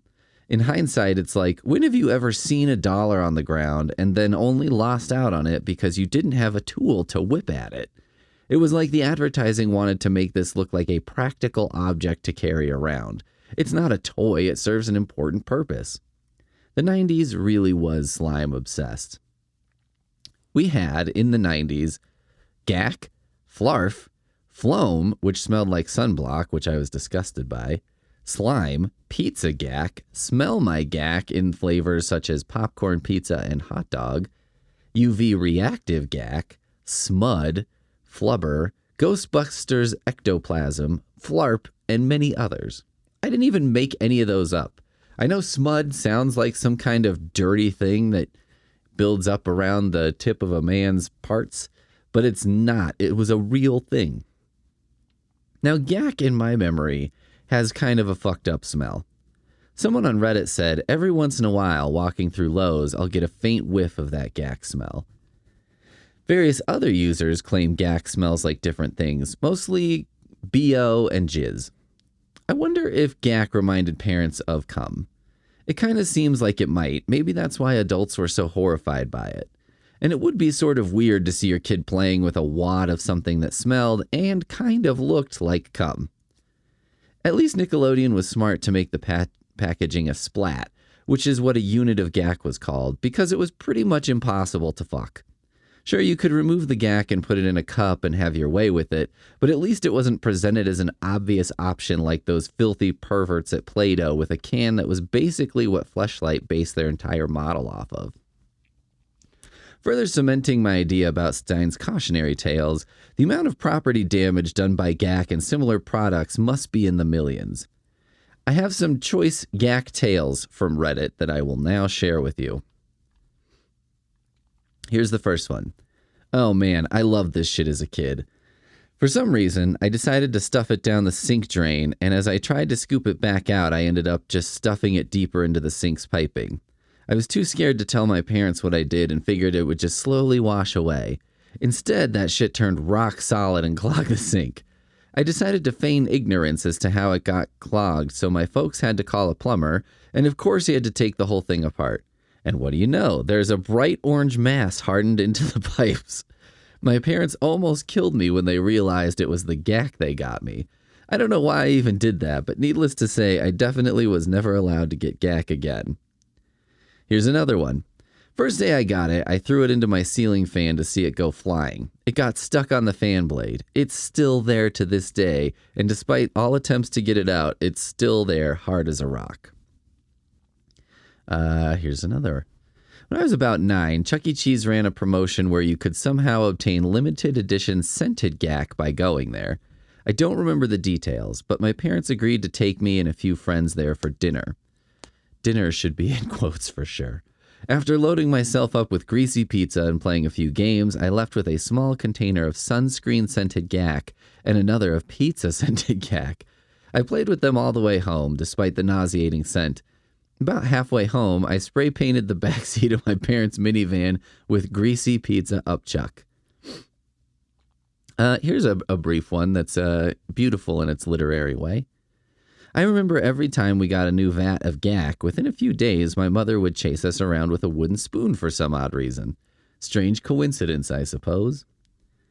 And then, last one, I left some Gack on a parent's wood grain television set. Woke up to find it had removed the finish, grounded for life. Then there were some other stories that, weren't so much about property damage, but I felt this would be incomplete without. Here's one. When I was young, I was watching TV while playing with some gack. I ended up rubbing my dick while it was in my hand and ejaculated everywhere. First time I ever came and never had the talk, so I was extremely confused. It took me a while to figure out that you could jerk off without gack. Here's another. Upon touching gack for the first time, I vomited. I never touched gack again. Here's one that says, I had the scented gack that was supposedly pepperoni pizza. It didn't smell like pizza for shit. My theory is the scent was actually thyme, but that was hard to market to kids, so somebody figured pizza was close enough. It reeked, though. My mom wouldn't let me play with it indoors. Sometimes I'd try to sneak it out thinking she wouldn't know, but within 30 seconds she would yell, put that back in the container or take it outside. Another kid, I had a full-on tantrum at Universal Studios when I was like 7 or 8, screaming, I want gack. My parents were mortified and did not get it for me. I don't know why I thought a tantrum would work. They never did. I finally got it months later for Christmas, but to this day my family still mocks me, I'm 29, about it and screams, I want gack. Let's see. When I was about 12, I got the bright idea to put my penis in it. What a mess. I had to shave all my pubes off. Okay. This is my second favorite, followed by my favorite. I was the coolest kid in school for about a week when I got back from a big mall in a big city with a big toy store. I grew up in an isolated town, and I brought gack to school. Everyone had only ever seen it on TV. I was a celebrity, but then everyone wanted to touch it, and it got gross, and I was taught a valuable lesson about the cost of popularity. But imagine my good fortune when I showed up at school at a later point with Floam, another cool kid for about 3 days. Here's the last one. I wrote my first business letter to gack. I used my own money to buy the rainbow-colored gack, which within minutes turned gray from all the colors mixing together. 10-year-old me was pissed, so I typed up an angry letter using the business letter format they taught us in school. My mom got a stamp and mailed it for me. They actually wrote back. It was a canned response, but still. They thanked me for my feedback, and they included coupons. I used the coupons to buy Floam and either the scented gack or slime. I can't remember. So there we go. Monster Blood. Monster Blood didn't seem to me like a likely candidate to create sequels, but here we are, 4 Monster Blood books in the original series, and it was the first one to get a sequel. Even before Night of the Living Dummy. How is that possible? I guess you never know what's going to be a hit. Except when it comes to this podcast, because then you know which one is going to be a hit right away. None. Today we have Graveyard School, Slime Lake. I read book 7 of the Graveyard School series because why the hell not? And it turns out there is an answer to that question, why the hell not? And that answer is because this is a series. Kind of, sort of. Halfway into Slime Lake, it seemed there was something extra going on. Why were we spending so much time establishing the characteristics of, say, Geordie, a young girl who has a computer with her everywhere and whose name being the same as the part man, part machine, part headband character from Star Trek didn't escape me. Geordie has nothing to do with the plot here, but she and Skate and Jaws and a few other characters make repeat appearances which clued me in, yes, there is a Graveyard School-averse. Yes, characters appear in this book who have appeared in previous books, such as the aptly named Skate, whose main hobby I'd like you to guess. Well, I was going to come up with 2 stupid choices and then put skateboarding third, but let's be real, Skate starred in The Skeleton on the Skateboard. It's on the nose, and pretending like it's not is just something I don't have the tolerance for. The Skeleton on the Skateboard starring Skate. Come on. Oh, I forgot a character. Polly Hannah, who is a character used as a reference in the form of being Pollyanna-ish, which sent me down a whole thing. I thought it was Pollyanna. Is it Pollyanna? It's not. But I looked up the origin of Pollyanna. Okay, so she's a Disney character. And, okay, guys, did you know that she's an orphan whose life philosophy centers around something she calls the glad game, which involves finding something to be happy about regardless of the situation? For example, One Christmas, Pollyanna hopes to get a doll from a barrel of presents. I guess that's how presents are delivered to orphans, just a fucking barrel you reach into and hope for the best. But she instead gets a pair of crutches. And her reaction is to see this as a good gift because she's like, well, at least I don't need crutches to walk. First of all, was the next kid in line desperately needing new crutches? Was he like, God damn this cruel barrel system that denies me the crutches and gives me a useless doll instead, so now the other kids are all calling me bohunk cripple. This was 1913, everyone. I'm not responsible for their language. Secondly, crutches count as gifts? Just a reminder that you are able-bodied? I don't mean to say anything cruel about people with disabilities. I just mean that a card that says it could always be worse and specifies how, would that count as a birthday gift? You could always get kicked in the stomach by a horse. You could always lose an eye. Or maybe for my next anniversary, a list of men who are worse than me. You could be married to, I don't know, international recording artist John Mayer. Does he suck? Maybe he doesn't suck. Shit. I'm going to have to do real research to make a list of worse guys. Third, what motherfucker put crutches in a present barrel for kids? Someone who had a miracle happen and was like, my God, I can walk. Don't need these anymore. This is like the guy who puts expired black beans in the food bank donation or whatever and just walks away like, I did a good thing just now. I'm a really good guy.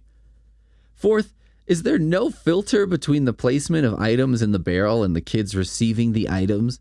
So if someone put a severed head in there, keeping this Halloween, some kid would just get a severed head? How is that a good system? How is that even a system in any sense? I knew Pollyanna-ish meant being a little too optimistic and naive, but this is the first I'm finding out how annoying it is based on its origin. It's genuinely upsetting. Probably because I'm the opposite.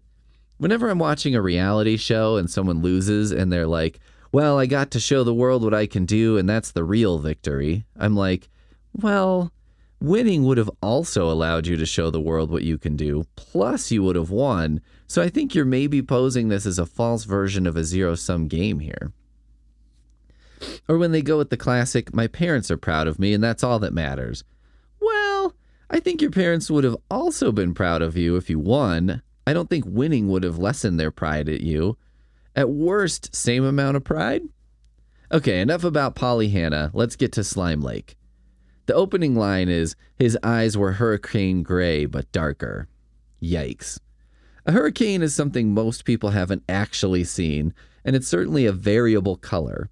It's stupid to make a comparison like that where you're like, it's like this thing, but not totally, not really. Okay, if you're just going to make a comparison, it's a fictional book, so you've got options here that don't require you to make a statement, then back off your own statement in the opening of your book. You can make the eyes hurricane gray. Are we going to quibble about the image in your mind of eyes being slightly darker than a quote-unquote standard hurricane? Wouldn't the character be just fine if you lightened the eyes a tiny bit? Or you could use something dark. His eyes were the dark gray of burnt ashen wood. Or you could make the analogy work by darkening the thing you chose.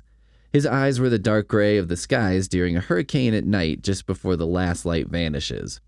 These aren't amazing. I'm just saying maybe a tiny bit of work would help. I mean, if you're going to insist on starting the book with a character's eye color, which is not super exciting, but whatever, maybe just make it so it actually works. This book commits another sin when it attempts to do a Goosebumps-style fake-out at the end of a chapter, but terribly. Really, really terribly. Okay, a chapter ends with a character screaming, "Look out!" and we hear a roar. Now, we're led to believe it's some kind of monster. As in a creature, not a copy of the Metallica documentary that helped us all see that, hey man, metalheads got feelings too. It turns out that the object in question is a motorboat. If you were watching this as a movie, or if you were on the scene, it would be incredibly obvious that the kids were reacting to a motorboat, not a Nessie.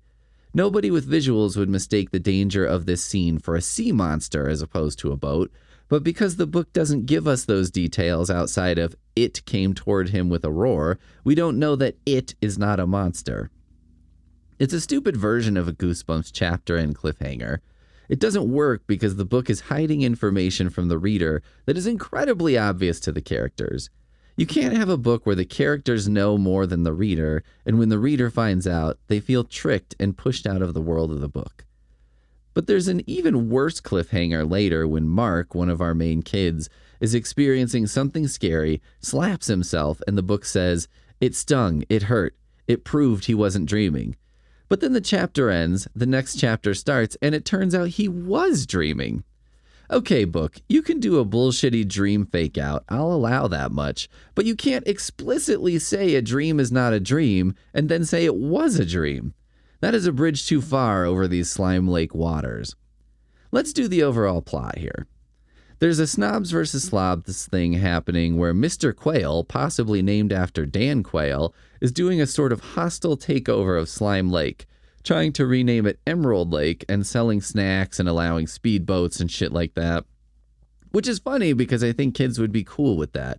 Speedboats and snacks are fun, and most kids I know don't exactly appreciate the fine feeling of being on a peaceful lake. I looked it up, and Dan Quayle's vice presidency ended in 1993. This book came out in 1995, so it's entirely possible that this is a sharp political barb placed inside this book. Turns out Quail, the one in the book, not in real life, kidnapped Pops, the lake's owner, and is trying to force Pops to sell him the lake or something.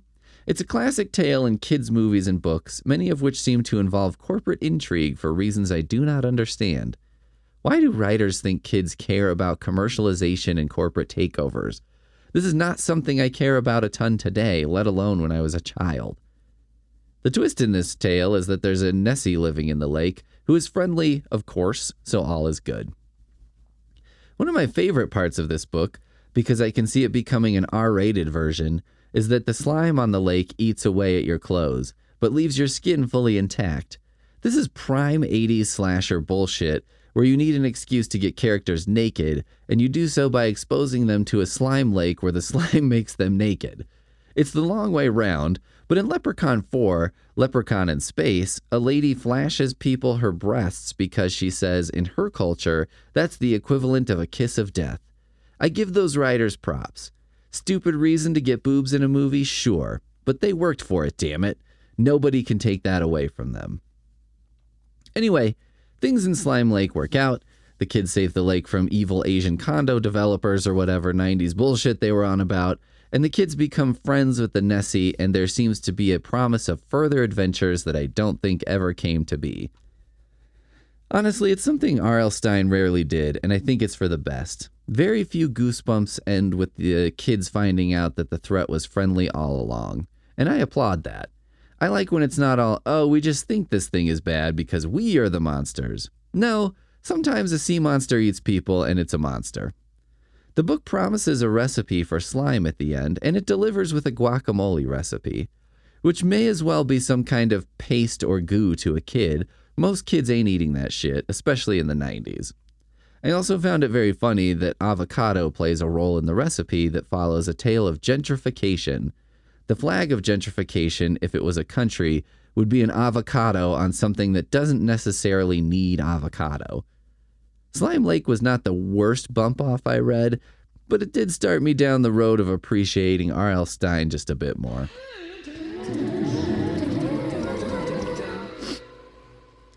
So last time we did Slime Lake, which is entry in the Graveyard School series.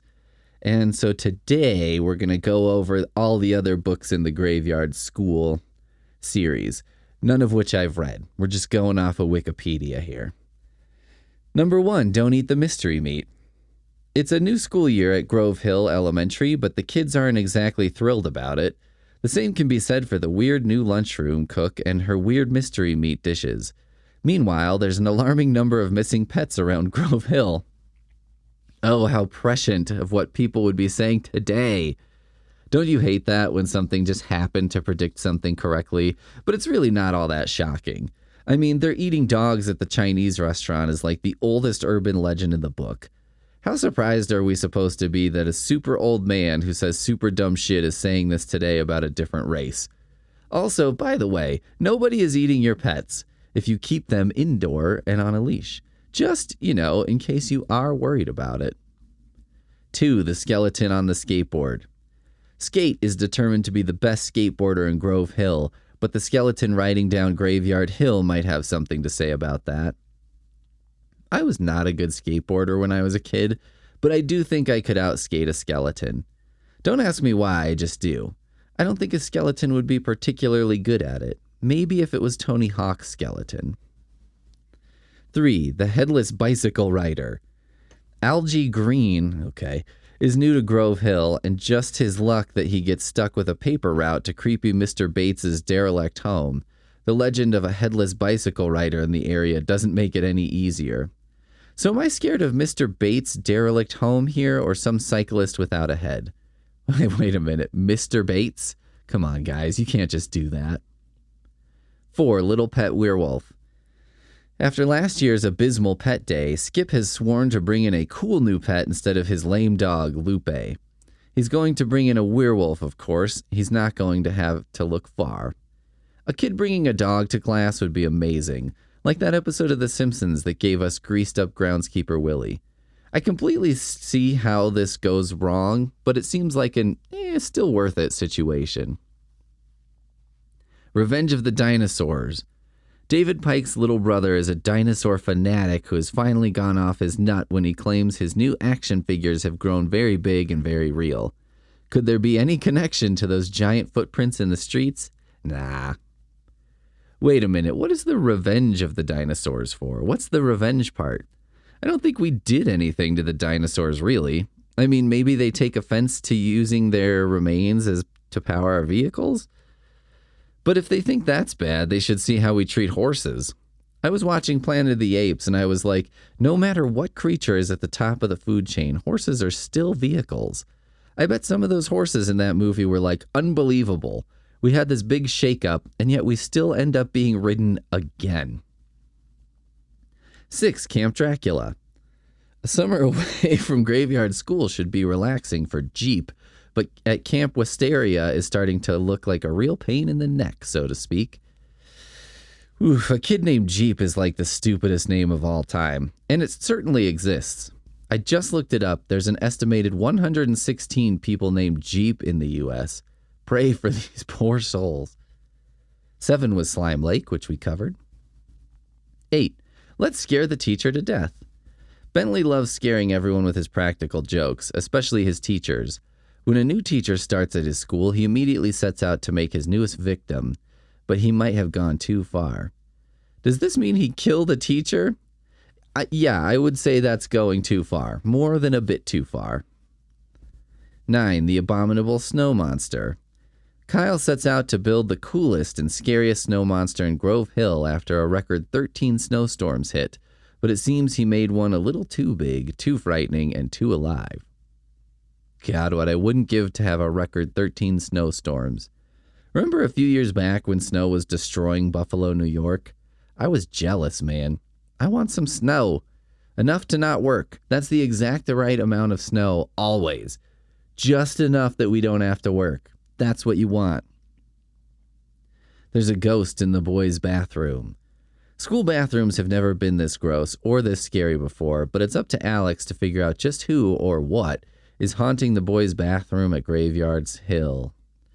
School bathrooms are always gross and scary. If the smell of pee is gross or scary to you, which it should be, you're in a school, you sicko. Save the weird stuff for times outside the school. 11 is April Ghouls Day. April Fools. Personalities switch after a trip in the hallway has Principal Morthouse holding faculty pizza parties and Maria Medina giving off terrifying stares. So this is a teacher body swap? That is an HR nightmare. What do you do in that situation? Tell them not to change their clothes ever?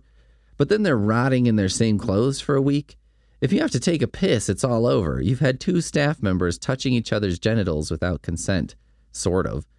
Do they have HR conferences where they run scenarios like this?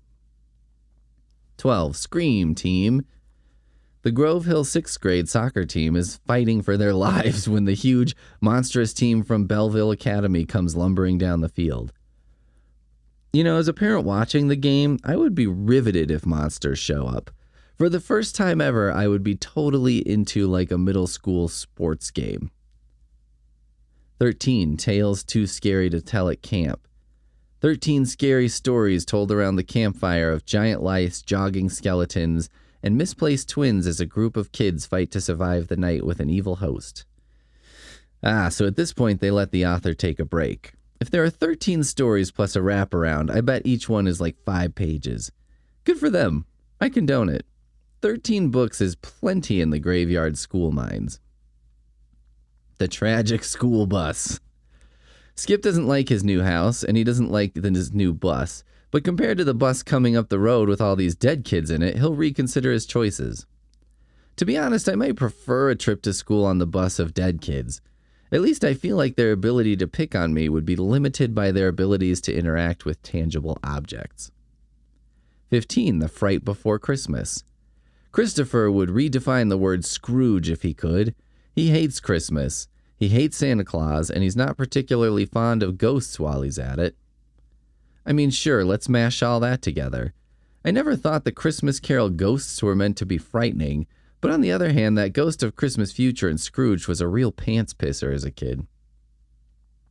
16. Don't Tell Mummy.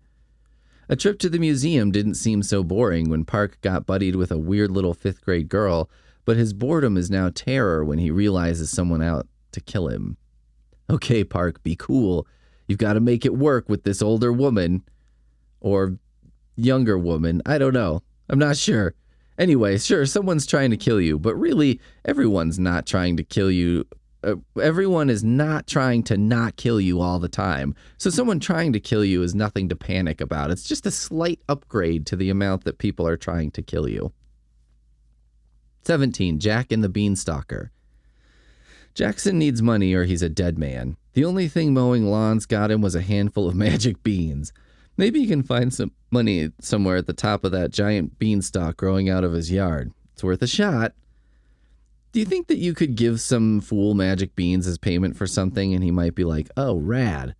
Because, I mean, magic beans in every story really are magic beans.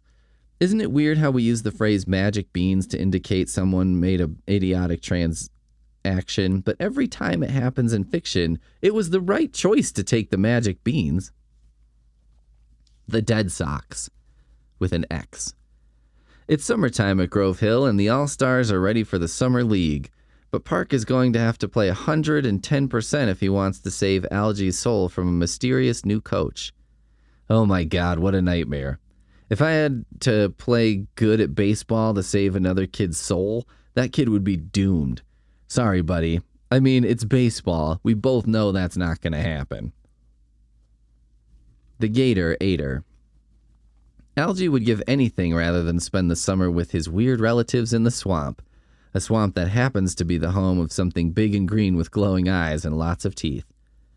Okay, so this was a title first, right? The Gator Aider. And then they're just like, what should we do? Something supernatural? And they're like, fuck it, just put in a gator. 20. Creature Teacher. Bentley has sworn off jokes after the last time, but he may change his tone when a nice new substitute teacher suddenly gets a personality overhaul overnight. I do like the idea of a kid resisting pranks, but then a sucker substitute comes in. How can you resist that? Is there a worse job than being a substitute teacher? We talk about how underpaid and undervalued teachers are. Now imagine you're a teacher, but you're walking into a classroom where you have no fucking idea what's going on and just sort of have to hope for the best. We had a substitute for German 4. What possible thing is a sub going to do for us there? We had this one sub, an older lady, who was famous for doing a penny dance whenever she found a penny on the ground, which meant that everyone was throwing pennies up to the front of the class. She was less famous for a rumor that she was unable to walk backwards, so if she got in a corner, she would be unable to escape. This rumor almost can't be true, but it's highly entertaining because someone had to invent it at some point, and someone else had to believe it. It's kind of a masterpiece of urban legendary that I respect on some level. 21. The Skeleton's Revenge. Skate is spending his Thanksgiving vacation on his uncle's private island in Florida, but no matter how far he goes, the skeleton on the skateboard isn't far behind. Yeah, well, maybe get off the skateboard, punk, and do something productive that doesn't involve waxing up curbs and making them look all greasy and gross. 22. Boo Year's Eve. Jordy has the bad luck to get invited to Pollyanna's boring New Year's Eve party, but a stopover at a weird mansion will make her change her mind. Yeah, I wouldn't want to go to Pollyanna's party either. Are you going to get a pair of crutches and a goodie bag? Maybe some denture cleaner or some shit? 23. The Easter Egg Haunt. The annual Easter egg hunt at Grove Hill has got David's brother all hyped up, but the weird egg he finds is beginning to creep David out with its horrible smell, and it's growing? I wonder if egg hunts started because someone fucking hated eggs and decided to hide them out in the yard, and then when the family went out to find them, they were like, "Oh, that was so fun. How nice of you to do that." And the egg hider was like, "Yeah, fun. Intent and impact match right up." 24. Scream around the campfire. Alex gets sent to Camp Nevermore for the summer, and having a weird bunkmate wasn't bad enough. It seems disturbing campfire stories are starting to come true. Okay. What is with camp in all these stories? And I don't mean camp as in like, Batman and Robin style camp. I just mean like all these kids are going to camp. Is this something that happened back in the day that just doesn't happen anymore? 25. Escape from Vampire Park. Nathan has got a cool summer job working at Vampire Park, the carnival that's arrived in town. He gets to ride all the rides he wants, including the Tunnel of Blood. Of course, that's not real blood, right? Right? I mean, obviously it's not real blood, dumbass. If they need blood to live, that would be like us having a river of turkey legs or something at the carnival. They're not going to just fill it with real turkey legs. Little School of Horrors. Blue is the new kid at Graveyard Hill, and it feels like a fish out of water among the classmates who breathe fire, grow fangs, and have snakes for hair. Okay, so this is like one of those, the real weirdo is the humans kind of thing, that Twilight Zone where they all have the pig face. And, you're looking at that nurse and you're like, okay, she's got weird alien pig face, but I mean, body's still banging. 27, Here Comes Santa Claus, CLAWS. Kyle is content to make his weird aunt Mab and her evil cat miserable for ruining his Christmas. But he should know better than to misbehave, especially with a Claude maniac in a Santa suit visiting him. They ruined his Christmas. I wonder how they ruined his Christmas. Probably, knowing the way these books go, probably just by showing up at their house. You know what I mean? You just hate every uncle or whatever in a movie, and it's like this jerk off doesn't have his own family or whatever. 28, The Spider Beside Her. Mel gets stuck with Ari, the resident spider enthusiast, in detention. He soon learns that she loves spiders so much she'd do anything for them, and vice versa. Queen of the Spiders. I mean, I could see why this kid's probably in detention. I could make some guesses as to why the girl who's Queen of the Spiders may have found herself in just a bit of trouble.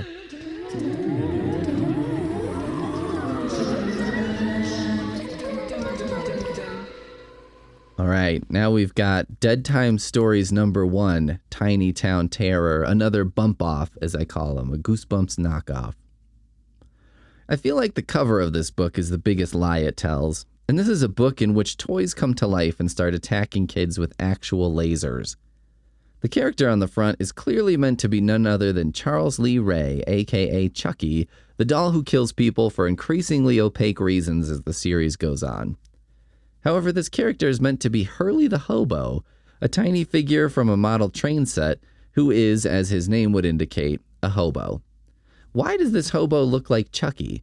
I guess because that indicates scariness waits within this book's pages. But this isn't really the first face I think of when I think of crazed hobo, this chubby, befreckled, but also evil face of a child.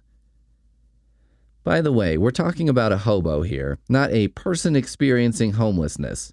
This is a fictional character with a bindle, not a dude living in his car because he lost his job last week.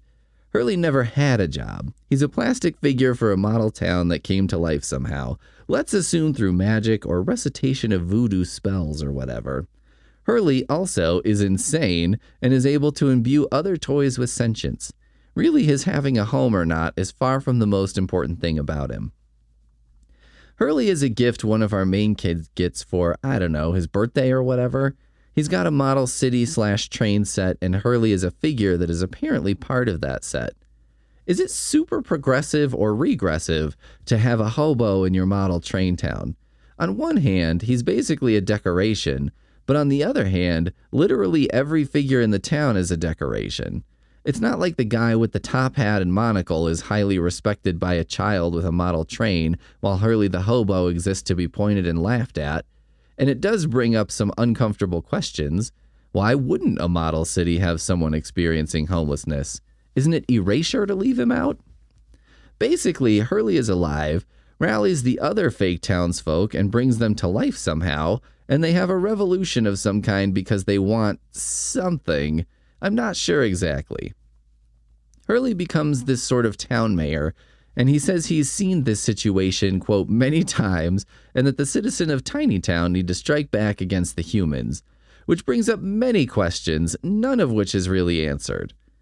We also get a scene where a cookie monster is brought to life by being tied to the train tracks and electrocuted, which had me wondering about this whole thing.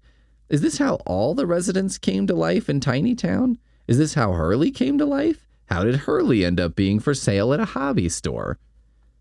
I mean, because Hurley was a gift from our main character's friend, and I think this would have worked out better if he'd just been on a bench at the train station in town one day and nobody knew where he came from and the kid just picked him up. Like, I don't know, Beetlejuice, and mom is like, where did this disgusting hobo come from? After the toys start coming to life, the boys try to film everything for proof using Dad's camcorder, and it doesn't work. Dad gets all pissy and is like, this is not a toy, it's an expensive piece of equipment. Yes, it totally is a toy. Dads with camcorders in the 90s never wanted their kids to touch those camcorders, but their kids were the only ones who would ever use them. It was such a paradox. Dad wanted to have the video camera, but never wanted to let kids use them, so they sat in closets all over America, insisting that they're not a toy. It's very possible that most dads were using them to film themselves having sex. I can't rule out that possibility. It seems very likely, because, I mean, as an adult, you can only film so many things unless you're going to embarrass yourself trying to make a movie. You can film bullshit like soccer games and birthdays, but after that, it's like, well, me railing my wife seems like a good use of this technology. Creating a video of that, which nobody really wants to see, that seems like a reasonable thing to do. At some point, all the toys in Tiny Town come to life, and we have a kind of small soldiers situation. But there's no consistency. Helicopters are shooting beads or toothpicks or whatever, so projectiles they'd have access to as opposed to missiles, which makes sense, but also they're capable of flight. A dragon, who can also fly, shoots actual fire. None of this is explained, you're just meant to accept it, I guess, but I would prefer a little more consistency to the logic. The boys eventually figure out that water will kill the toys through electric whatever the fuck, and so they get out super soakers and start blasting, which is kind of every boy's fantasy in the 90s, that water guns would become real deadly weapons somehow, and you could run around the house with neon water pistols and super soakers and say action movie lines like, cool off, and this ought to make you wet. There's also a pretty good moment where one boy is out of ammo, and so he spits on the other boy's face because he's being attacked by an alien, which, you know, that's a 10 out of 10 nicely set up moment. The boys eventually defeat a bunch of the toys with the sprayer on the sink, another quintessentially 90s object that is allegedly not a toy and is 100% a toy. The book ends with the boys on the real human-sized train, headed to the friend's house, and Hurley, a real-sized Hurley, is asleep on a bench at the station. At the last second, he jumps on the train, and the conductor says, "Next stop, Tiny Town." Dun, dun, dun. I don't know what this means. I guess it means that Tiny Town is now real or something. Whatever.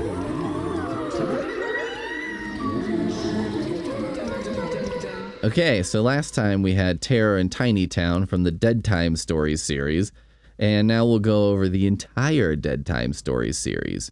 So the number 1 is Terror in Tiny Town, which we covered. Number 2 is Invasion of the Appleheads.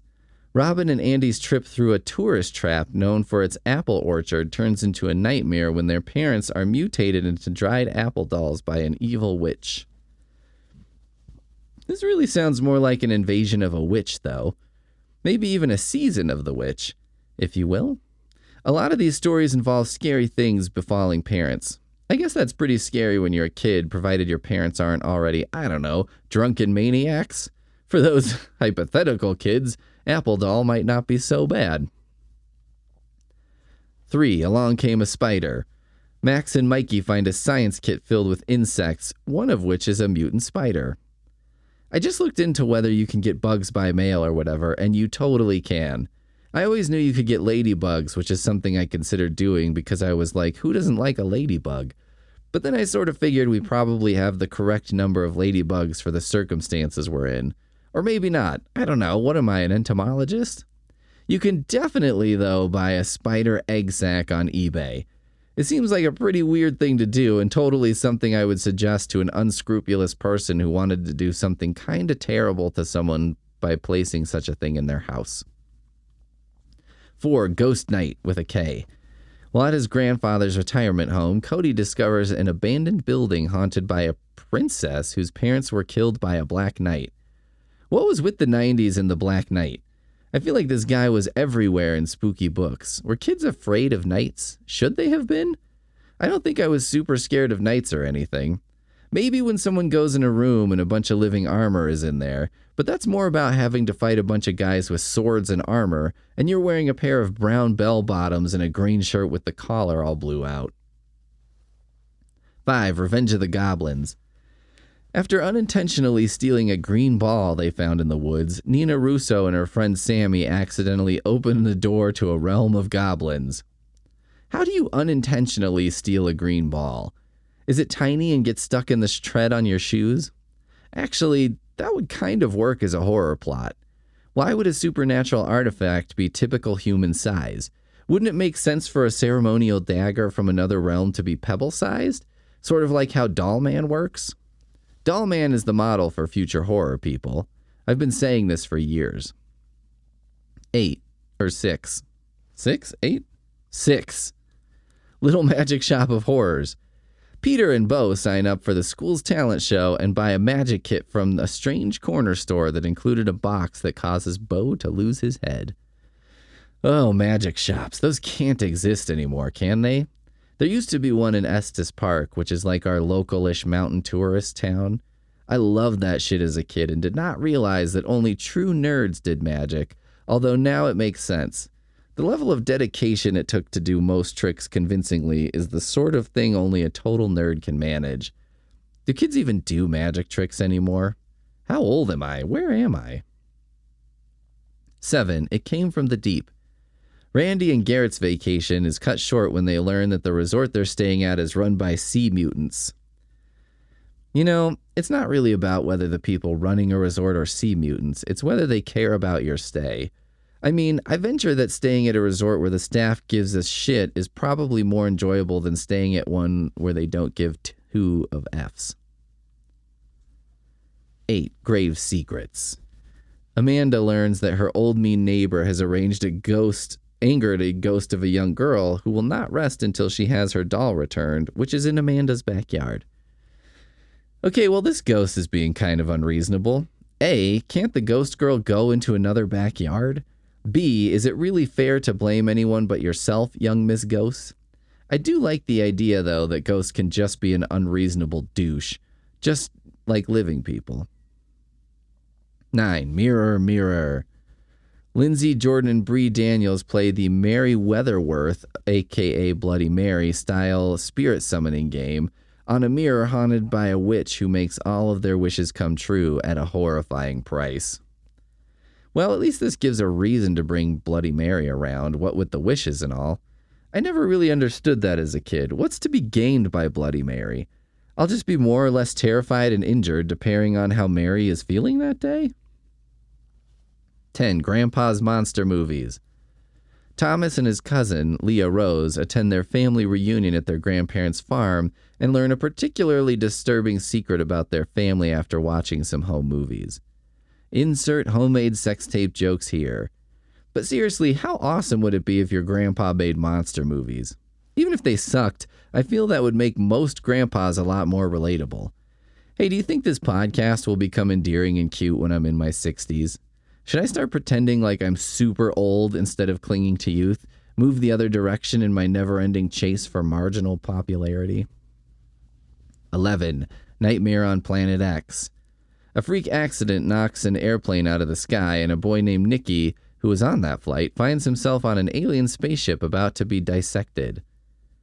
Hey, what happened to Planet X? I just looked it up. I guess it's a hypothetical planet, the existence of which might explain some orbital anomalies, which, you know what? That's why Planet X fell out of favor. Boring. Too boring. Give me aliens, give me Star Treks. Fuck all that hypothetical orbit shit. 12. Welcome to the Terror Go-Round. Nothing much happens in Middletown until a strange carnival rolls into town and Alex and Joey take a ride on a merry-go-round that spins them back in time. I think my level of terror for traveling back in time would be heavily based on how far back I went. If I was in like 1975, I think I'd be fine, but 1875 would be rough. The future, assuming it's not a wasteland, would probably be the way to go. That's really the big time travel question, right? Do you think your chances of survival are better 100 years in the past or 100 years in the future? Or neither. 13. The Beast of Baskerville. A camping trip goes downhill fast when Adam Riley and their friends are being hunted by the local man monster, Jimmy Leeds, who lives in a well. Not a super compelling monster name, that one. Jimmy Leeds? It's not like, I don't know, Alistair Blackheart or something. That's kind of who you want living in a well, but maybe the other towns already got all the good names for people in their wells, so they just had to take Jimmy Leeds. 14. Trapped in Tiny Town. Sequel to A Terror in Tiny Town, Willie and his friends are sent back to Tiny Town and must avoid Hurley the Hobo at all costs. A squeakquel? Wait, they're sent back to Tiny Town? They were never in Tiny Town. I call foul on this description, this lack of continuity. Perhaps you fooled children in the 90s, sirs, but it's 2024 and I'm an adult reading these children's novels, and I call foul. 15. Cyber Scare. When Roy and Danny's obnoxious cousin Ernest responds to a suspicious email from someone called Vlad, he is swept into a computer game which Roy and Danny must win, not only to get Ernest out, but to keep from getting trapped themselves. Ah, yes, check off the classic, sucked into a computer. I feel like you could put together a few of these and make a series from the 90s. Sucked into a computer, monster at camp, move into a scary house, and let's call it a cryptid that's not actually scary. Boom, Pete Bumps, which are the name I already gave to the growths on my let's move on. 16. Night of the Pet Zombies. Two boys, David and Eddie, use a potion to bring dead pets back from the grave, only to learn what happens when one tampers with life and death. I see, some kind of pet cemetery. You know, as I've aged, these stories become more understandable. Even at the risk of bringing back a monster, I might bury a beloved cat in a resurrection cemetery. I mean, the saying is that sometimes dead is better. Sometimes. Which also means sometimes alive is better. 17. Fairy Tale, F-A-E-R-I-E. Colin and David acquire the ability to see fairies, but the blessing becomes a curse when the fae begin pestering humans. This would be by far the earliest use of fae I'd ever seen. 1997 is a very early use of this contemporary pronoun set, which I don't really understand. I mean, I get male, female, and between stuff, but this isn't even really between either, is it? You know, in my day, we just looked down into our underpants.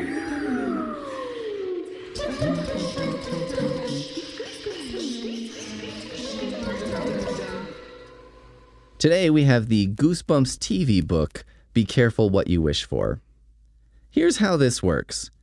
The story was adapted by Jane E. Gerver from the teleplay by Charles Laser, based on the novel by R.L. Stine.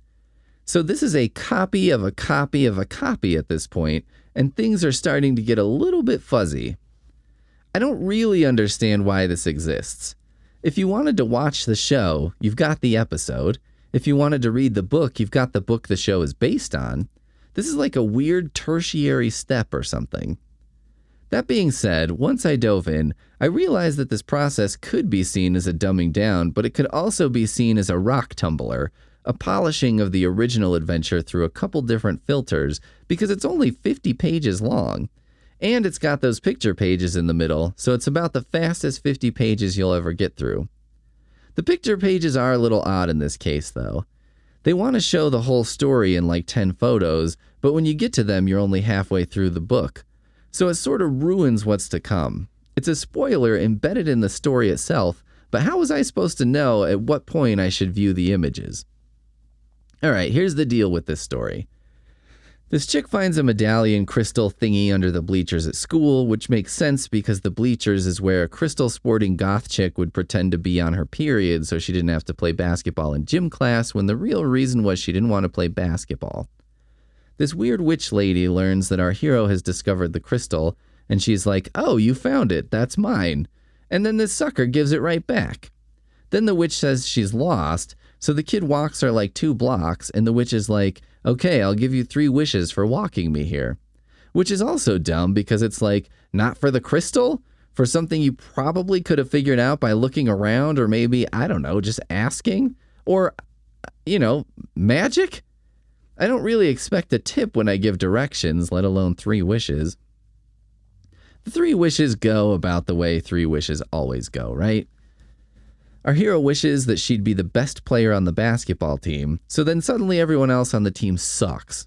Which is actually not a terrible misinterpretation. You kind of see that coming, right? It reminds me of a YouTube video I watched that was titled something like, "How to Make Things Exciting Again," and basically it recommended making the rest of your life really boring and terrible so as to make your regular life seem better by comparison. Not really what I was looking at. It's just like, unsubscribe from Netflix and reading will be more enjoyable than doing nothing. Gee, thanks. It's not that you've made things exciting, it's that you've lowered your overall excitement threshold. Second wish, she says something like, "I wish everyone would buzz off, so every other human turns into flies." Now this is frustrating as a reader because Clarissa, the witch, is like, "I'm not a mind reader, I didn't know that was not a real wish." But of course she knows that. If she can see how interpretive wishes can be in terms of interpreting buzz off as turning into flies, wouldn't she be able to recognize that figurative language is a thing? It's the core of all this wishes stuff. The genies or witches or whatever always pretend like it's the person making the wish who is being a dumbass, but I'm like, no, you're intentionally misinterpreting things to make this suck. Why does this have to suck? It feels like being on Twitter. Too many people take something and interpret it in the absolute weirdest, least charitable way. Wish granters are the original version of people who spend too much time on social media. I would love to write a story about a genie who gives genuine wishes and can never get anyone to make them because they all think that the genie's going to screw them over with some clever nonsense. Like, the genie is desperate for people to make a wish and just cannot get a single person to wish for the simplest thing because they're all like, "Oh no, I'm not falling for that." The third wish is that Judith, the school bully, will like our hero. Judith becomes obsessed. Then our hero undoes that wish, whatever, and somehow Judith gets control of the wishing powers, and Judith wishes people would all love and gather around her, so she's turned into a statue, the end. This book is one of the more blatant cash grabs I read for this month, and yet it's one of the more baffling things to exist in the Bumpaverse, because while it's recycling the same story for a third run, it's not the laziest way to do it. Why wouldn't you just re-release the original book with a TV-based cover, throw those picture pages in the middle? That would be so lazy and so easy, and in my estimation, the smart way to bring in the bucks. You just do a thing and repackage it. Unrelated, stay tuned for the written version of this whole affair coming to a Kindle store for your ignoring pleasure.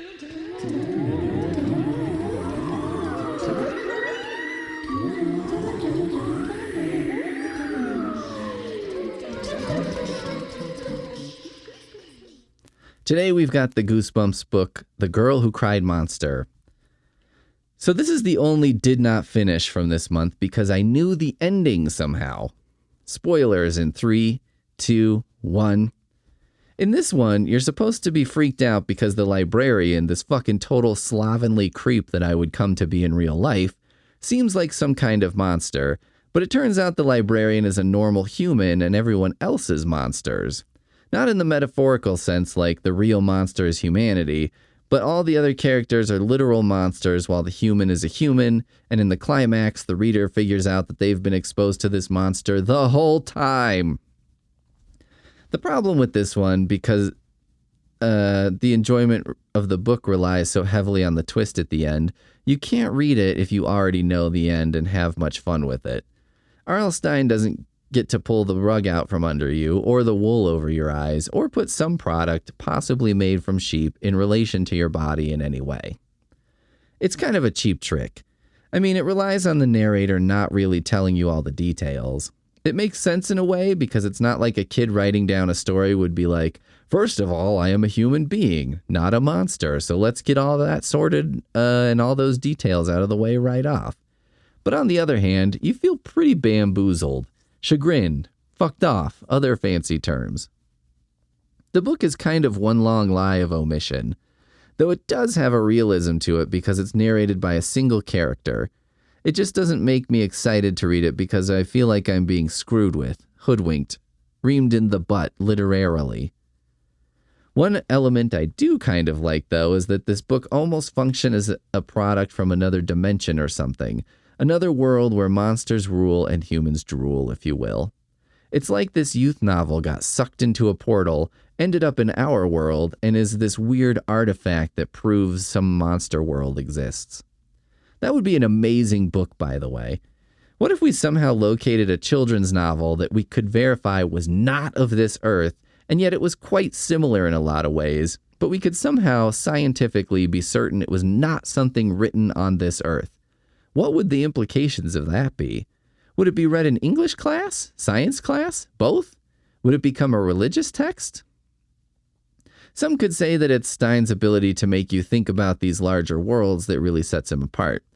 I think that's taking things a bit far, but whatever.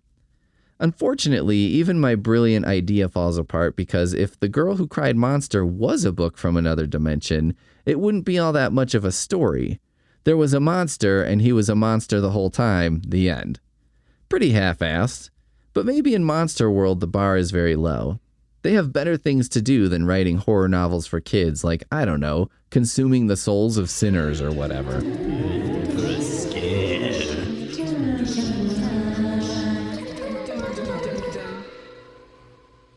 Today we have an entry from the Bone Chillers Bump Off series, and the title is Blowtorch at Psycho.com. Well, and who could resist with a title like that? Plus, being published in 1997, I thought for sure this would have some hilarious The Net kind of stuff going on. It has to, right? Some kind of plot that has something to do with computers skynetting us and blowing me up while I hold onto a chain link fence or something. I remember this kid I was friends with during that part of Terminator 2 was like, Sarah Connor is so strong, even when she's just a skeleton, she can still hold on to that fence. And I remember thinking that kid was a fucking idiot. I'm 100% sure he doesn't remember saying that, but I remember a lot of dumb shit I said as a kid and I'm still embarrassed about, and I kind of hope he still remembers that one. Because it was dumb, but also because if he remembers that as a low point, he's probably living a pretty good life. Anyway, Blowtorch at Psycho.com is part of the Bone Chillers series, and the one I picked because, well, the title and cover are pretty amazing. This book follows a kid who's writing a horror story for a story contest at his middle school, and he invents this guy called Blowtorch, who is, I guess, a murderer, although I think he only murdered one person, and he did it by throwing a hairdryer in the bathtub, so he's not exactly a ruthless killer. Maybe this is about as graphic as you can get in a kid's horror book. Basically, the story world starts encroaching on the real world for seemingly no reason. Possibly this is related to the kid having his 13th birthday and he was born on a leap year, and somehow that opens a portal to something. You know how portals are, they just show up. But there's no lightning that hits his computer, no toxic waste that splashes on his manuscript, nothing like that. It just sort of happens that his dad starts to resemble Blowtorch, The cups and plates at the kids' house are replaced with metal, round-edged dinnerware of the type they have in prisons. Basically, our world and blowtorches start to merge. The book pretty much sucks. I gotta be honest, it's kind of a sucky book. My favorite part is a quote when taken out of context. "It smelled like garbage. It reminded me of my mom." I was like, Jesus Christ, that's weird. And kind of mean. But somehow not mean-spirited at the same time.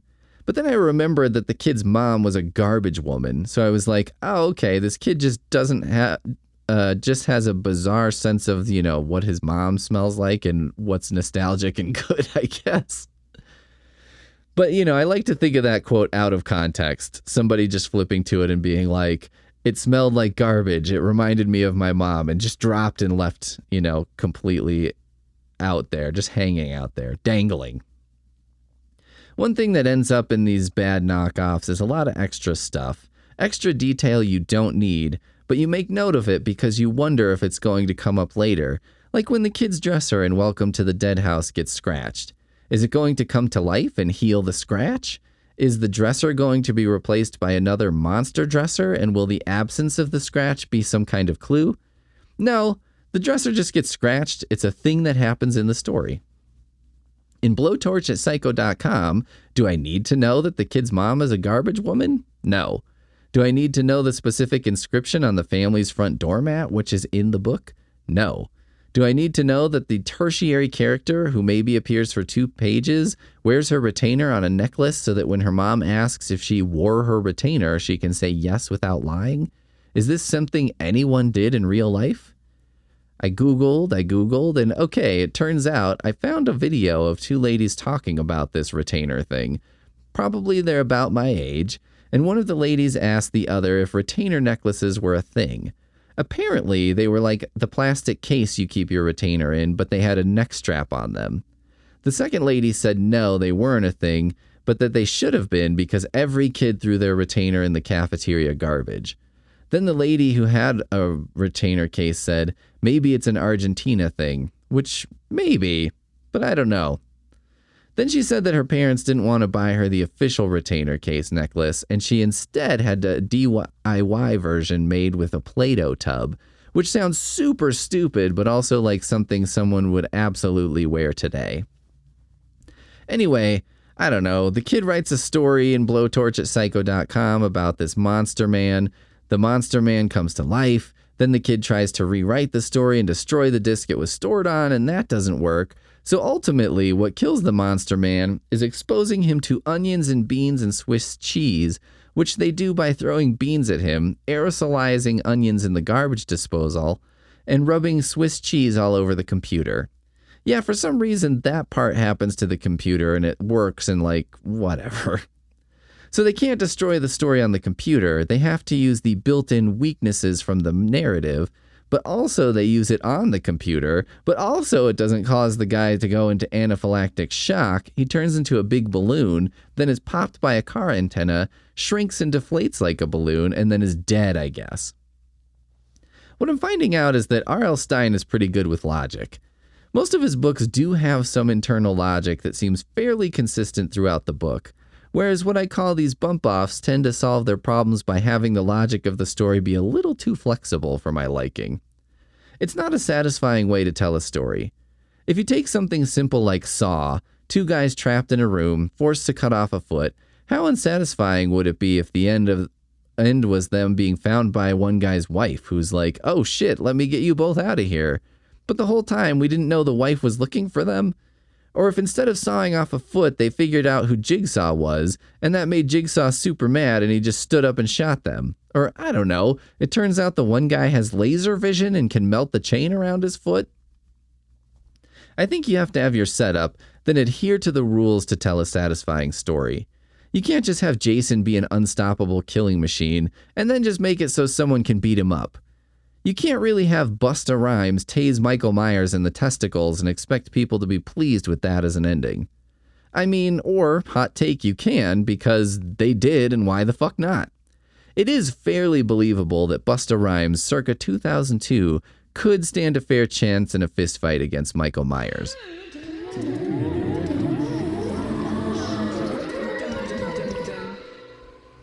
All right, so last time we covered Blowtorch at Psycho.com, and this time we're going to cover the rest of the Bone Chillers series. So here we go. Volume 1, Beware the Shopping Mall. Robin goes on a shopping spree in Wonderland Mall, where the mannequins take over the personalities of her friends, and only by being lured out of the mall can the real children reclaim their bodies. This is a not bad horror premise, to be honest. I do think it's funny when any kind of story has one thing that the main characters must not do, and somehow they always end up doing that one thing every time. Like Mr. Mitzelplick. All he has to do is not say his name backwards, and yet they get him every time. Likewise, if all the mannequins have to do is stay in the mall, how hard could that be? Especially a 1994 mall, when this book was printed. I would kill to spend my entire life in the malls of 1994. That's like my dream. 2. Little Pet Shop of Horrors. Cassie discovers that the new pet shop in town turns kids into dogs. Well, I could see this being a requested service by some parents. I mean, let's face it, some kids are duds, and a dud of a dog is a lot easier to manage than a dud of a kid. 3. Back to School. Fitz thinks there's something strange about the new school cook when his friends become addicted to the food and gain monstrous appetites. There is definitely something wrong with the cook at your school if the food is good. On one hand, let's say the school's cafeteria decided to start serving pizza every single day. I might think it was weird, but also, who's going to tell their parents and blow it for everyone? What fool would do that to us all? Have you no sense of camaraderie? We're in this together with these rectangular pizzas that are pretty shitty, but hey, shitty pizza is better than even the best of school lunches. 4. Franken-Turkey. A zombified turkey goes after students Kyle and Annie. Wait a minute, isn't this also a movie? Okay, Thanksgiving. Yes, I just looked up the description and it begins, at the first Thanksgiving in 1621, a topless pilgrim girl is chased and slain with a tomahawk wielded by an evil demonic turkey which quips, "Nice tits, bitch." It's pretty generous to call that a quip.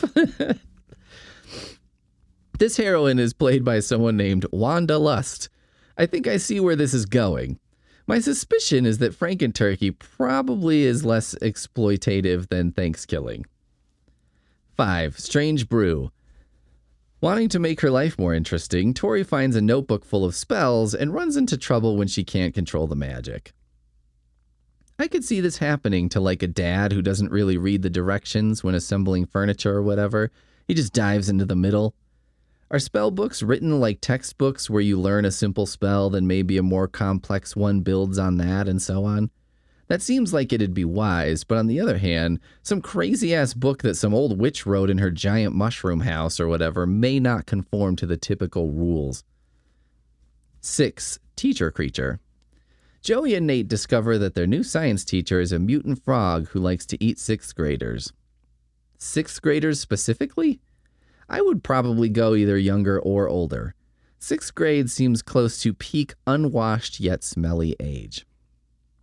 7. Franken-Turkey 2. Franken-Turkey returns from the grave after Kyle and Annie make wishes on his wishbone and goes after them again. Okay, I just made an important discovery. We just went over the movie Thanksgiving, and I figured there must be a Thanksgiving 2. There isn't, but there is a Thanksgiving 3, which has this plot summary. Foul-mouthed villain Turkie, Turkie, carves through the likes of a rapping grandma, a mindless puppet, a wig-wearing inventor, a bisexual space worm, and their equally ridiculous friends on his quest to recover the last copy of Thanksgiving 2. Thanksgiving 3 covers the existence of Thanksgiving 2, which is kind of hilarious and awesome. I wasn't interested in Thanksgiving until this exact moment. Well, let's be fair, I wasn't disinterested when the top-billed character from the first one is Topless Pilgrim. 8. Welcome to Alien Inn. Stranded at an inn during a blizzard, Matt enjoys the snow and the time off from school until he learns that the innkeeper and all the other guests are aliens who have come to Earth to study human life. Guys, you blew it on the name. Alien is what you're looking for. Alien, not Alien Inn. That's awkward. 9. Attack of the Killer Ants. Disgusted by the multitude of red ants that threaten the school picnic, Ryan and Alex go on an ant-squashing spree, only to be targeted by a huge hairy monster of an ant that wants to make the boys into slaves. Nothing like a classic revenge tale. Do you think it's possible to destroy an anthill from the outside, like squashing the ants one by one as they emerge? I feel like you could take on a serious project of smashing ants that lasted weeks, and there would still be more ants coming from out of that hole. 10. Slime time. The mucus from Jeremy's sneeze turns into a blob, threatening to eat everyone in town. Super gross. Love it. I'm a sucker for a good blob. I think blobs are a severely underrated monster that rarely get their place among vampires and werewolves and so on, but they're so gross and so fun. I mean, it's a blob. You can't reason with a blob. Blobs have nothing to say about the state of humanity. They just attack people, skeletonize them, and everyone screams. 11. Toilet terror. Hans and Ellie do battle against a slimy monster who lives in their toilet. You know, I just said I loved blobs. This sounds like another blob, honestly. But whatever, I'm not going to go back on blobs, so I guess I'll have to stand by my love and be happy about 2 blob stories. I'm seeing a lot of these books were written by different authors, so maybe the 2 authors didn't know the other was working on a blob story. In which case, the publisher is the real problem here. Why would you put out your 2 blob stories back to back? That's just stupid. 12. Night of the Living Clay. Tasha fights back against a band of clay monsters living in the basement of her house. Okay, we had 2 blobs, and now we've got clay monsters, muckmen, which are pretty blob adjacent. This series went all in on slimes. I applaud the commitment, but I don't love the arrangement in the series. 13. The Thing Under the Bed. A boy fights back against a creature hiding under his bed. Can someone do a teen series like this with a blob made of old semen? It's super gross, but maybe this is the sort of cautionary tale these youngsters need so they'll stop touching themselves and ruining the moral fabric of our society. 14. A Terminal Case of the Uglies. A new school photographer is turning the student body into monsters. You know, it would be funny to find out a school picture day photographer was painstakingly photoshopping everyone to look like 20% worse. A little tired, a little shitty. I wonder if you could pay the photographer to do that. That would be kind of awesome. 15. Tiki Doll of Doom. Lucy gets a tiki doll necklace from her aunt, which has the power to turn her dreams into reality. Okay, here's a little trivia I found. In French, this series is known as, I don't know how to say French, but froid dans le dos, which translates to cold in the back, and follows a different order than the American version. Only 15 of the original books were published in this line, but the 15th book, Les Hommes en Cavale, which translates to The Lobster on the Run, seems to be exclusive to this line, as it is about a lobster going after 2 kids on Christmas, which bears no resemblance to any of the books in the original English line. Is Christmas lobster a French thing? Is that... Well, okay, whatever. 16. Queen of the Gargoyles. During a visit to her aunt's apartment building, Isabella discovers that the gargoyles decorating the place are alive, and her aunt may be their queen. Well, all right, I don't know that I see the problem here. If there are gargoyles, but your aunt is their boss, and your aunt likes you well enough to have you over, where's the issue? Geez, though, you'd think a gargoyle queen could score a standalone home. Or maybe a whole private floor in a high-rise so she could be close to other gargoyles or something. Royalty used to mean something in this world. 17. Why Quit the Babysitter's Club. Rosie, a reluctant young sitter, agrees to sit for her new neighbors, whose child is a real monster. This is a pretty good setup if you've read Babysitter's Club, which I haven't because why would I? I had no interest in babies nor babysitting, and now that I've had a vasectomy, I can confidently say that reading those books would have been time wasted. Thank goodness I was reading about blobs, something I'm far likelier to encounter. 18 is Blowtorch at Psycho.com, covered. 19. Night Squawker. Paul discovers that his new pet parrot has the power to predict doom. Training a parrot to say ominous things is pretty funny. Like if I trained a parrot to say, "No, Poonmaster Flex, stop killing me," and then when the cops discover my body, she's trying to get this damn parrot to shut the hell up. 20. Scare Bear. Tim throws out his childhood teddy bear, who begins to haunt him. Oh yeah, that one hits hard. I still have my childhood teddy bear, you guys. I don't have him on the bed, but he's still here. There are few objects in life that I feel the need to keep that long, but I just can't imagine that guy in the garbage. Tim is the real monster here and deserves to be haunted. 21. The dog ate my homework. Azzy Appleton and her friends have the power to make any lie come true, but they get in over their heads when they unleash giant termites. This is kind of confusing. If your power is the ability to make any lie come true, it's not really a lie anymore. So if you say something that's true, it won't happen? Or I guess it already did happen, so you don't need to wish for it? I guess regardless, I'm a bit curious how this ends up unleashing giant termites. You know, kids and their constant lies about giant termites. 22. Killer Clown of Kings County. Zeke becomes the assistant to a clown who is a master of dark magic.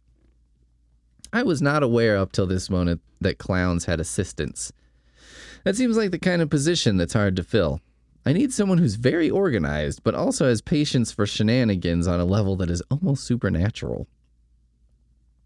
23. Romeo and Juliet. Lexi suspects a new girl, Julie, who ends up becoming a monster, with Lexi's friend Fitz as the main course. What? Lexi suspects a new girl, Julie, who ends up becoming a monster, with Lexi's friend Fitz as the main course? Did something get lost in this translation here? Well, whatever, who cares? It's clearly one of those, we've got the name, now let's make up a story things.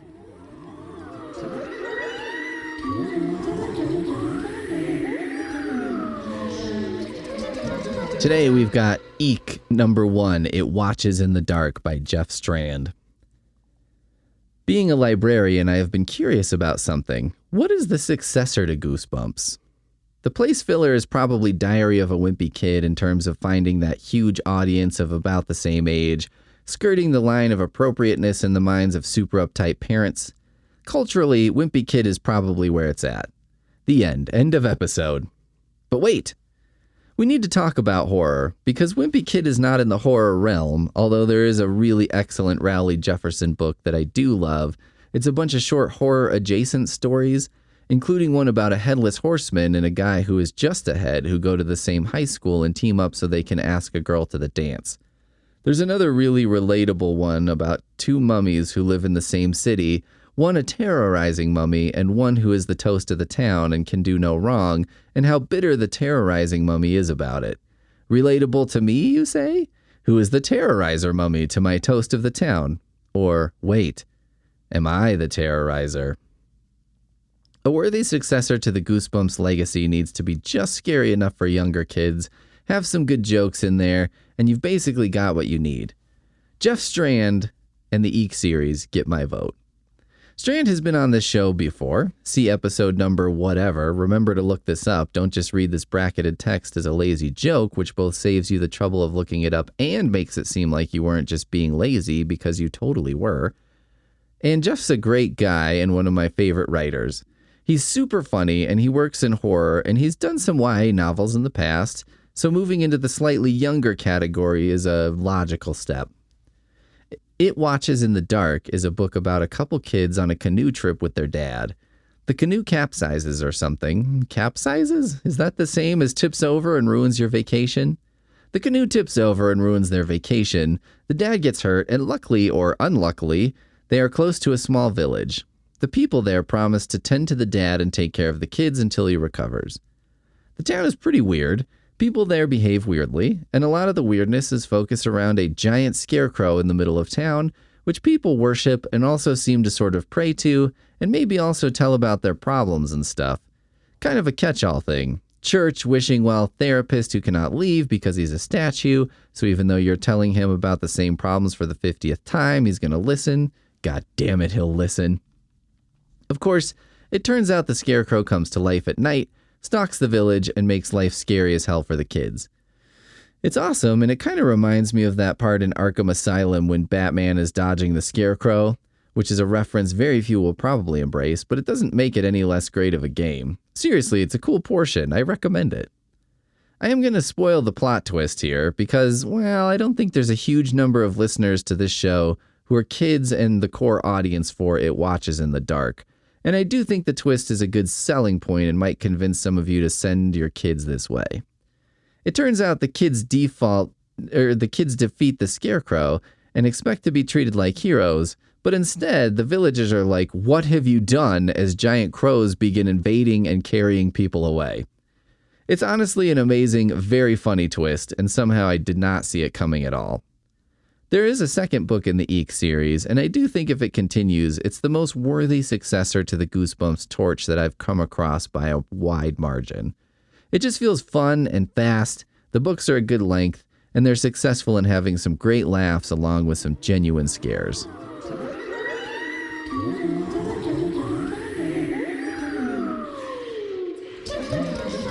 All right, everybody, we're back for this 16th episode. So you might notice a difference in the timbre of my voice. I got the cove. I made it this long into, the ongoing crisis that this is the first time I got it. But it was bad. I've been basically asleep for the last 10 days. And it totally fucked up a pretty big trip that me and Poon Master Flex were planning.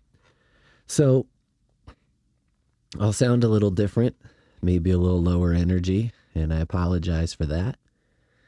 Also, I just want to tell everyone out there,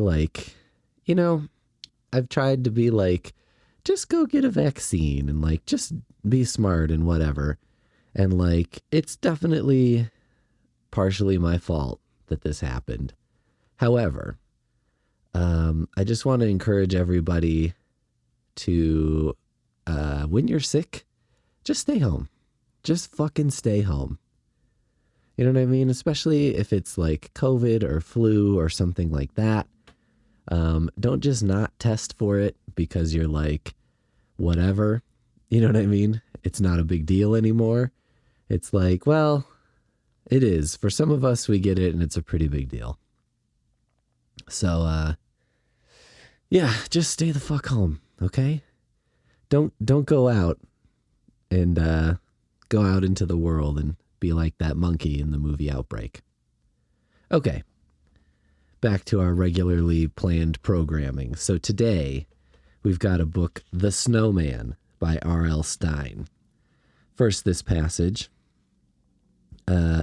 Heather hated the way Mel looked at his watch every time she arrived at work, and she hated the stupid uniform. It was so coarse and ugly and made her look and feel 40 years old, which I was like, fuck you, you fucking bitch, 40 years old. That was a million years old. So this is a non-Goosebumps horror that came out about a year before Goosebumps started. And it's got a horror angle, but it's not so much supernatural. It seems like maybe R.L. Stine and the publisher were trying to figure out the exact right audience for these kinds of books. This one's a little more grown up, but also a little bit not. It's kind of it feels like it's more grown up, and if you were a kid reading it, you'd be like, this is for older teens. But if you were actually those older teens, you'd be like, no, this is definitely for little kids. The Snowman starts with our hero, Heather, fantasizing about the gruesome death of her uncle, who seems like kind of a jerk, but what makes it extra weird is that Heather's fantasizing about her uncle dying by falling off a ladder, and at the same time she's making out with her boyfriend. So she's fantasizing in her head while she's making out. I mean, that's a little sick, right? This is our hero, and it's like starting a book with a scene where I'm fantasizing about railing Elvira while I'm at my mom's funeral. But it doesn't matter too much because pretty soon Heather abandons her nice boyfriend Ben for the mysterious Snowman. Snowman is a teen with white hair and dark eyes, and he walks into the diner where Heather works and she gives him free food, mostly because he's cute. This is something I cannot relate to. I have one friend who is objectively handsome, and he'll sometimes say things like, You know how you'll be at a bar and someone buys you a drink and sidles up to you, and I'm like, no, stop. I don't know how that is. No one knows how that is except for you. Just, enjoy that this is the life you're living. Later, Snowman comes by again, and Heather says she doesn't usually date customers, which, come on. A high school waitress at a diner, are you serious? You don't have to be that professional when you're 16 and a small town diner waitress. Anyone who expects that of you is insane. Besides, she quits her job later by changing in the bathroom, wadding up that uniform she hates and makes her look 40, and then she throws the crumpled uniform in the corner of the bathroom floor. Not the most professional severing of the employment relationship. Now, if I was in Snowman's shoes, I would take that "I don't date customers" rebuke as Heather probably trying to save me the embarrassment of just straight up turning me down. But Snowman is like, technically, you paid for my food, so I'm not a customer. Because he's a mooch and not a paying customer, technically he's eligible for dating. Because, he's worse than someone who would be a customer's. Can you believe the balls on this guy? In fact, Snowman comes in again after they start dating, doesn't pay, but does leave a drawing of a snowman instead of money, which is kind of like that internet prank where the guy gave a drawing of a spider in lieu of payment for something. And Heather is charmed by this. What is wrong with high school girls? I ask about girls because I already know what's wrong with high school boys. Their body composition is like 70% semen, and there's a poisonous level of horniness in their bodies. But the specific problems of girls are a little more mysterious to me. The rest of the book is your standard chick meets snowman. Snowman turns out to be a murderer scumbag, and he kills the chick's uncle, who Heather kind of hates, but not like on the level of wanting to kill him. I guess just on the level of fantasizing about his death while she makes out with her boyfriend. The problem is that Heather gave Snowman a check, which was supposedly for Snowman's sick brother's kidney operation or whatever. But then Snowman reveals that he'll tell the cops that Heather paid him to kill her uncle if she squeals that he did it, so then she'll be in trouble too. He keeps the check she wrote in his pocket, which I'm like, bro, just cash that shit. You can have the money and the bank will have a record of the transaction. This is win-win. On the other hand, on the one hand, dating a homicidal maniac in your teens is a terrible idea. On the other, maybe a cute boy who happens to be a murderer. Maybe if you're going to date a scumbag who is constantly mooching off you before he decides to murder someone in your family and then blackmail you, your late teens is the right time to do that. Forget your nice boyfriend Ben and instead go out with the guy whose hair is all white and calls himself Snowman and who, at some point, starts flirting pretty hard with your aunt and living in the garage above your house like he's the goddamn Fonz, who is constantly coming to the restaurant where you work and getting you in trouble because you give him free food. I'm not suggesting people date the worst of society. I'm just saying that if you're going to, if you can't help yourself and it's just part of your destiny, if your trajectory is set and there's no talking you down, it's probably better to get it out of the way at 17 than at 37, right? It's probably better to go to prom with a douche than it is to be married to one, have 4 kids, and then only sort of realize that your husband sucks. In which case, I guess The Snowman might be a better horror novel for the parents of young girls. Your daughter's going to date a man who kills you and then extorts her. Or perhaps the adult version is marrying someone you've never met who is in prison.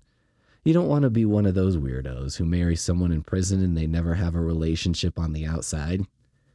I just discovered there's a How to Marry Someone in Prison article on eHow. And, just that exists, and I guess implies that it's a common enough question that it warrants an article. One thing I do like in this book, so many hitman stories feature a slick hitman in a suit who kills people for like $1 million from a building like 100 miles away with some rifle. But in reality, every person hired to kill someone else is a slovenly piece of shit paid like $4,000 and maybe given a semi-operational jet ski to sweeten the deal. Which is, I think, why so many of these hits fail. It's not like these are honorable weirdos with a code of ethics and who fear that if they don't get the job done, the housewife is going to bring the mob down on them. No, this is just some dude who is so hard up, He'll kill a stranger for a couple grand. If he was such a great guy or had all these amazing skills, he wouldn't be in this position in the first place. Plus, you know they're stupid, because if the hitman only gets paid a couple $1,000s to do a job, it doesn't take a genius to say, I bet this guy I'm getting paid to kill would double whatever I'm being paid to not kill him. I mean, like, if someone paid $2,000 for someone to kill me and then they're like, but for $4 I won't do it, I'd be like, well, okay, like, yeah, I'm going to bring the cops in and stuff, but I could start by paying you $4,000. My life isn't worth a lot, but it's worth $4,000. I've told Poonmaster Flex that if she starts contemplating hiring someone to kill me, just steal all my money and leave me instead. That'd be preferable. And then she stays out of jail. That's kind of a win-win. And you've got a bad outlook on the future when you consider your wife leaving you destitute, just barely avoiding hiring a hitman to kill you. When that's what you're calling a future win-win, that is one bleak outlook, man. Do you think one, not me, but one, could make a living taking hitman jobs from individuals and just never doing them? You get paid, you make an anonymous call to the cops, and you keep the money while also maybe saving someone's life? I mean, you get paid half up front, and then that's good enough?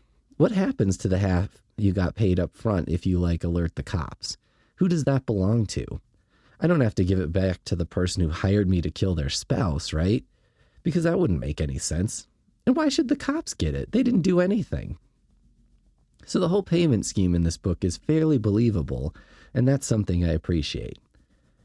Anyway, the sort of dark portion of the book is that the snowman knocks out Heather and packs her into a snowman, like actually one made out of snow, trapping her until she's half dead.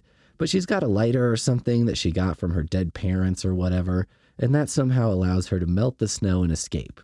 I mean, yeah, packed inside a snowman is gruesome, but it seems like a highly impractical, fairly easily escaped way to die. I think if you're going to commit to packing a living person into a snowman, you need to stick around and see if they escape by using a lighter or perhaps just pushing reasonably hard and toppling the upper ball. So, I mean, pretty alright book, but I would have preferred a living snowman terrorizing people. R.L. Stine would go on to write a Goosebumps with an actual snowman monster, Beware the Snowman, so maybe once he got more into the paranormal, he gained the confidence to go full stupid.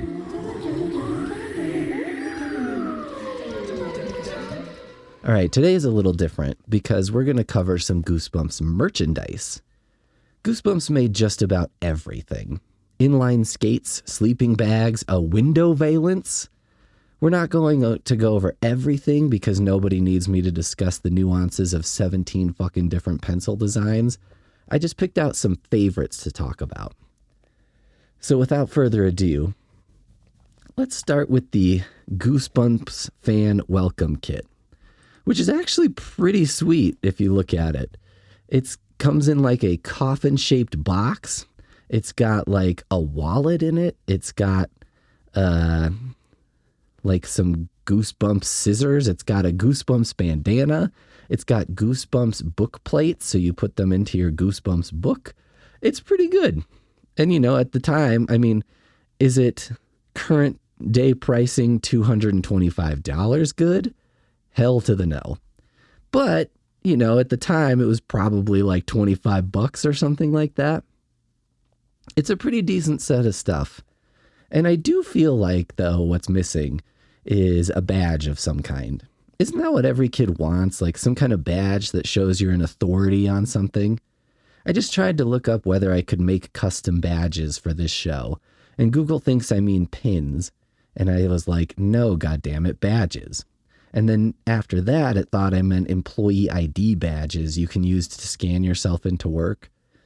What a sad world we live in where this is the primary kind of badge people think of. Just some laminated piece of crap with my dopey face on it. Why don't we make cool badges for signing in at work? We can do that. We have the technology, and yet we just ignore it. Okay, next is an electronic organizer. So this is like a keychain.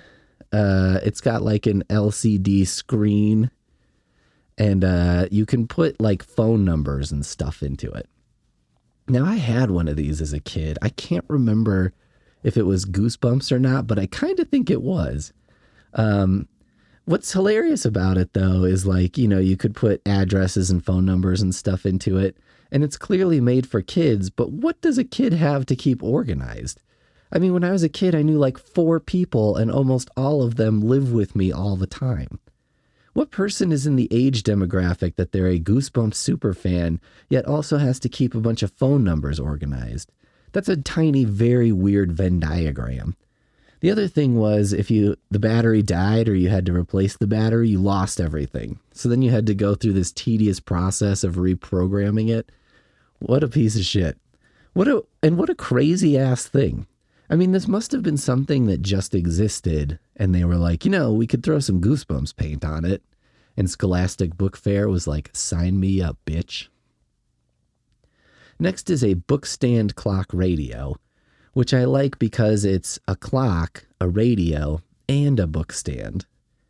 I do like, though, that it's got bookends on it. I mean, like, at least this piece of merchandise is related to the books, right? It's kind of something book-ish. It was also the 90s, so you might actually keep books next to your bed at night because you'd read instead of texting or whatever kids do these days. Ticking talks, I suppose. This has been a new tear I've been on, is when you watch like a movie from the 80s or even the 90s, if 2 characters are getting in bed, one of them is going to be in bed reading a book for sure. Or they're going to have a book on the nightstand. Like, that's what people did. It's weird to think that, like, back in the day, having like a screen in your bedroom was a crazy idea. You know what I mean? It was like super extravagant. And adults very rarely seem to do it. And now it's very normal. Let's see. Okay. This is a doorknob cover, and it's kind of like a swamp hand. It's like stay out of the basement. And it's sort of this latex looking thing that you put over your doorknob. So in order to open the door to the room, you kind of shake hands with the don't go in the basement plant monster. And this is a tough one for me because it's where Pete, who wants to live in Pee-wee's Playhouse, has to fight with Pete, who wants to remain married and maybe have people in his house, like his in-laws. Not all the time, but like every couple months. And I don't want to have to redo our entire home to have them come over and not be like, so you married this. This was your choice, huh? Like, on one hand, there's a part of me that doesn't understand why adults don't just go ahead and go nuts. Why not paint something on the walls of your house, right? Like, if I owned my own home, I'd paint a mural on the garage gym wall like it was a high school gym or something. A very aggressive pumpkin-headed ripped dude for Pete's pumpkin patch. On the other hand, it is quite irresponsible to buy stuff like this on eBay. Is there anything in life that's easy? When do the decisions get easy? When is this going to happen? Next, we have a Walden Books Fright Switch cover, which is cleverly named Light Switch cover, which seems to be like a thing that was pretty big in the 90s and has sort of gone away. But in this case, Walden Books is the real ghost. Can you believe there used to be such a thing as not only an indoor mall, but a bookstore in that mall? Like, a bookstore was considered a reasonably exciting thing to have next to an arcade. Can I ask everyone a question? Why did we trade the indoor mall for the outdoor mall? It makes sense in like LA, but that's about it. Plus, the outdoor mall always sucks because you're basically walking through a parking lot the whole time. The outdoor mall near me, all the different restaurants are their own islands. So you have to cross the street to get to On the Border or whatever. Why would you design it that way? Did people go to the indoor mall and miss the thrill of possibly being hit by a truck driven by a guy who's 4 margaritas and 7 bowls of chips and salsa deep? Why did we trade lush fake plants and tiled wood boardwalks for walking through a parking lot? We are such fools. Next, we have folders, which I only bring up because, I had one. Yes, I had a Goosebumps folder for school.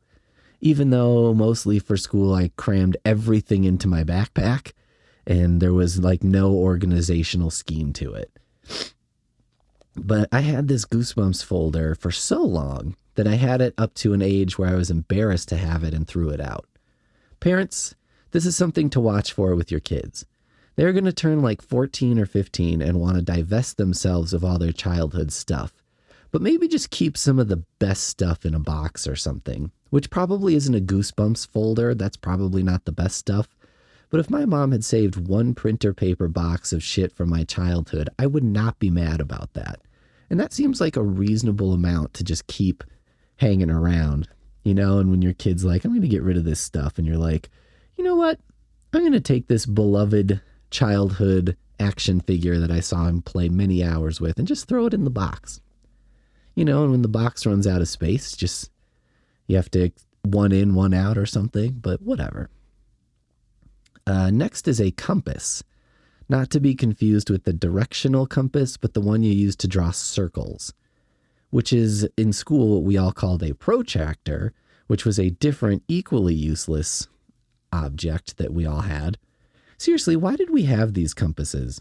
I've never once as an adult outside a math class had any use for this other than gouging or stabbing things into school property. It's like some mathematician thought that he'd like to give kids a way to vandalize stuff, so he invented this gizmo and made us all think we needed one. He told all his mathematician buddies to help him by adding one chapter to their math textbooks they were writing, something about drawing perfect circles and stuff. And then boom, every kid just has to have a professional architect's tool in 3rd grade. Now we've got gene tattoos. I'd never heard of these before, but apparently they're temporary tattoos that you apply to your genes, which then wash out. Is this for people who are opposed to applying temporary tattoos to their skin or something? Maybe that was a thing. I feel like there was the occasional parent unhappiness with temporary tattoos back in the day. Like it was like candy cigarettes or something. And maybe they had a point because every motherfucker my age has sleeves and dozens of tattoos and they're always like, it's so addicting. Is it though? Because I feel like maybe people get one tattoo and then they have an idea and they're like, fuck, if I could replace this one tattoo I got with this new idea, I would do that. And then you end up having like 5 and 3 of them you're not so hot on anymore. So you might as well get another 10 to kind of mask the others. You get caught in this cycle where you have to reduce the significance of each tattoo by getting 2 more tattoos. Then we have the Goosebumps Sounds of Halloween tape. So this is like one of those you put in the boom box to scare the kids. I collect Halloween sounds tapes from thrift stores. And this is probably the stupidest thing you could ever collect, but it's cheap and you don't see them all the time. So it's not like I'm dropping $100 every time I hit the arc. There isn't a copy of this sound tape available on Internet Archive like most things, but Internet Archive is down right now, so we can't listen to any of it, unfortunately. Okay, here's a window valance. Now, I had to look up what a valance is. It's basically curtains with a puffy curtain that goes along the top of the window, too. You fancy boys out there are probably laughing at my description right now. Well, I don't know what to say. I am what I am, and what I am is someone completely unfamiliar with a valance. What's extra weird, though, is that to me, a valance looks like a fancy thing. So that's an upper crust situation, but having a Goosebumps branded merchandise valance would probably not be very classy, right? So is the person with the Goosebumps valance more or less fancy than the person with, say, curtain rod holders command stripped to his rental home's walls so he can put up a second set of blackout curtains? Just saying. Then we've got glow and tell cards. Now these are actually pretty cool. What they are is they're kind of bookmark shaped, and you shine a flashlight through them to create shadow puppets on the wall. And then they have little spooky stories on them that go along with the shadow puppets. This is actually a great idea for a library or book promotion, and I give this a 10 out of 10. It's a good idea, it makes sense with the concept of books, and it's cheap as hell to make, so the margins on these would be amazing. Next, I've got a slumber tent of terror, which you've probably seen something like this. They would make a little branded tent. It's not like an outside sleeping tent. Oftentimes, it doesn't even have a floor. I used to love these tents as a kid, and it was tragic when I got too big for them. But hey, if you're a preteen who's now too big for a James and the Giant Peach tent you ordered online, the good news is that it gets better. I now sleep in a bed with a tent that goes over the top of it. It's amazing. I recommend it. I crawl in there and it's like being back in the warmth of my youth. Monster bags. Okay, these are basically in-action figures that came in a bag, and if you dip the bag in water, it dissolves into slime, which is honestly super cool, although as a kid you don't have the foresight to realize that the dissolving is a one-time deal, and then you've basically got a shitty-looking statue. It's genius on some marketers' part. You have to buy them over and over in order to do the most fun thing with them. Plus, you don't know which statue it's going to be until you dissolve the bag, so you can't buy 10 and have the whole set. You might have to buy a near infinite number. It's like gambling for kids. 90s toy designers were shameless, man. They were like drug dealers. They sell you Dr. Dreadful's drink labs and the necessary powders, and then you use all the powders up in like 20 minutes and need more powders, which then were super expensive. This is probably what Stringer Bell came up with in those college classes he was taking. Then we had a monster head maker. So this was kind of like a Mr. Potato Head, but it looked like a skull, and you put frightening shit on it. And I think this existed before Goosebumps, and then they rebranded it as a Goosebump, which isn't totally unfair. I assume the Goosebumps window valence wasn't the first ever window valence. I mean, it would be amazing if it was, but I've learned to assume that life is rarely that amazing. Then we've got a Rose Art activity kit. This is probably familiar to a lot of you. I think a lot of us got this sort of thing as a gift for one Christmas or a birthday, and it's like a plastic sort of briefcase looking thing that folds out, and it's just got, you know, like a million colored pencils and crayons and crayons and, you know, other art stuff in it. But the thing is, they all suck. You know what I mean? Because they're Rose Art. And the real horror, I think, is being in charge of the company Rose Art. So kids can have the shittiest crayons known to man. I mean, how much is the price difference between a Crayola box of crayons and a Rose Art box of crayons? Like, how much cheaper, how much of a service are you providing by making crayons, quote, affordable? How low does your self-esteem have to be the CEO of Rose Art? My desk would just be different revolvers in each drawer for when I decided to end it all. No, wait. It'd be a giant plastic suitcase blow molded to fit around a variety pack of suicide methods, like a gun, some pills, etc. Just like their art kits, it would present a huge open road of opportunity. And last, we've got a Scare-A-Day calendar. So this is like one of those calendars where it was like a big pad of Post-it notes, except instead of Post-it, it was just plain paper. And, you know, each day had something different on it. And these seem to have kind of fallen out of fashion. They were really big in the 90s, but, you know, probably fell out because they are wasteful as fuck. However, 2025 is the year when a 1997 calendar is accurate again as far as days of the week. I did look at some other of these page-a-day calendars from 1997. There's lots of nudie calendars, which I could see. 365 naked ladies is a lot of naked ladies. There's a Star Trek The Next Generation calendar, and I'm not sure how that works. You'd have 2 days per episode, although I guess it could be trivia or some bullshit, and I'm not certain how canonical page-a-day calendars are. And then there was one with The Cure on it. I guess maybe with pictures or lyrics for every day? I kind of get comic strips. The Far Side was built for this shit, but The Cure? Who had Cure comics pinned to their cubicle wall? I want to meet that guy. He's probably fun. Well, maybe not fun. That's probably not the right word, but interesting.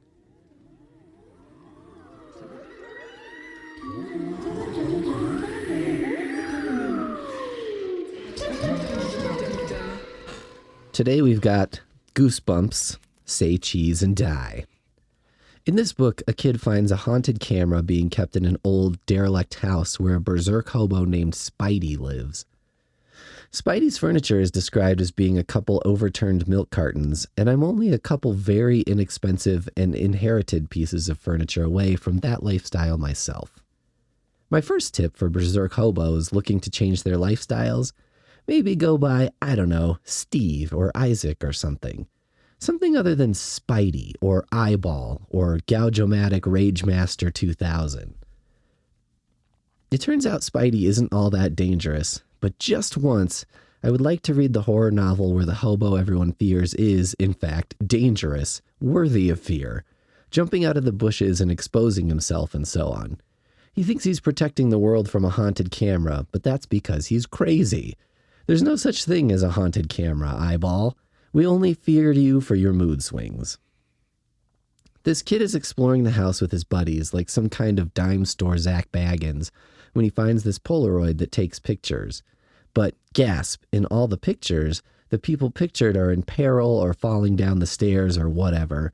And then, moments after the photo develops and shows the horrific scene, the bad thing in the photo actually happens to the person who is photographed.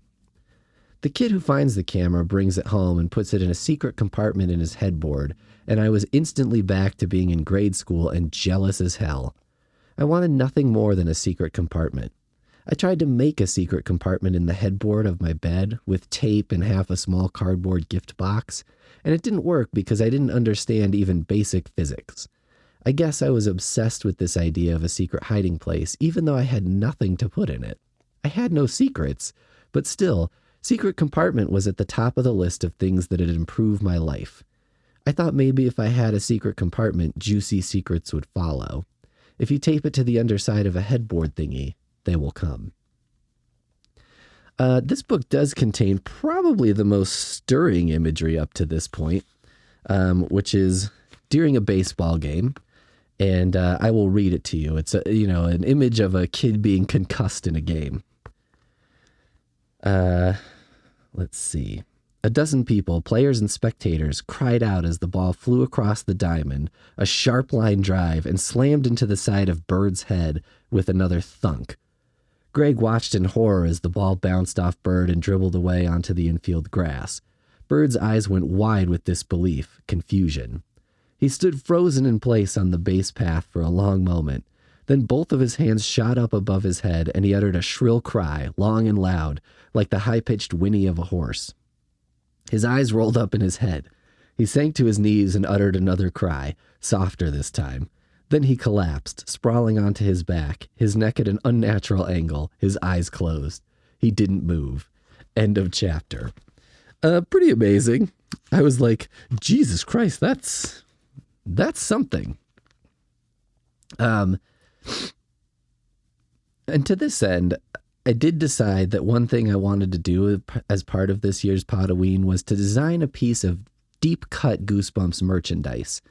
So what I did is made a Pitt's Landing Dolphins design that's available on Redbubble, complete with my very own Nickelodeon splat and everything. Now, after I designed this and I put in some tags like Goosebumps and Say Cheese and Die, Redbubble held it for review, which can take up to a month, but in my case only took a couple weeks. I guess they want to make sure I'm not doing copyrighted stuff here, which, this seems borderline, but come on. There's tons of stuff way more copyright unsafe than this, right? I mean, nobody else is making a Pitt's Landing Dolphins anything. And so I made an old-timey baseball guy with the head of a dolphin who has a camera for no reason. And it's on a very Nickelodeon-looking background and all that. You can find this by going to helpfulsnowman.com and then clicking on the merchandising tab near the top. Now, here's another part I wanted to read. So he had a dream. Our main character, Greg, has a dream. It was about the camera. I was taking everyone's picture. My whole family, Mom, Dad, and Terry, they were barbecuing in the backyard. I held up the camera. I kept saying, say cheese, over and over. And when I looked through the viewfinder, they were smiling back at me, but they were all skeletons. All of them. Their skin was gone. And Greg's voice trailed off. What a dumb dream, Sherry said, laughing. Now, what I learned, perhaps the most interesting factoid, the story here is that this whole part wasn't originally part of the story as R.L. Stine wrote it. So there was the artist Tim Jacobus, who did almost all the Goosebumps covers, the classic ones that we all know and love. And they would kind of work on them at the same time. So R.L. Stine would give him some ideas of what the story was, and he would make a cover. But in this case, he made the cover. Everyone at the publisher loved the image, which was of skeletons barbecuing, like a photo of skeletons all barbecuing. And but R.L. Stine was like, that doesn't happen in the story.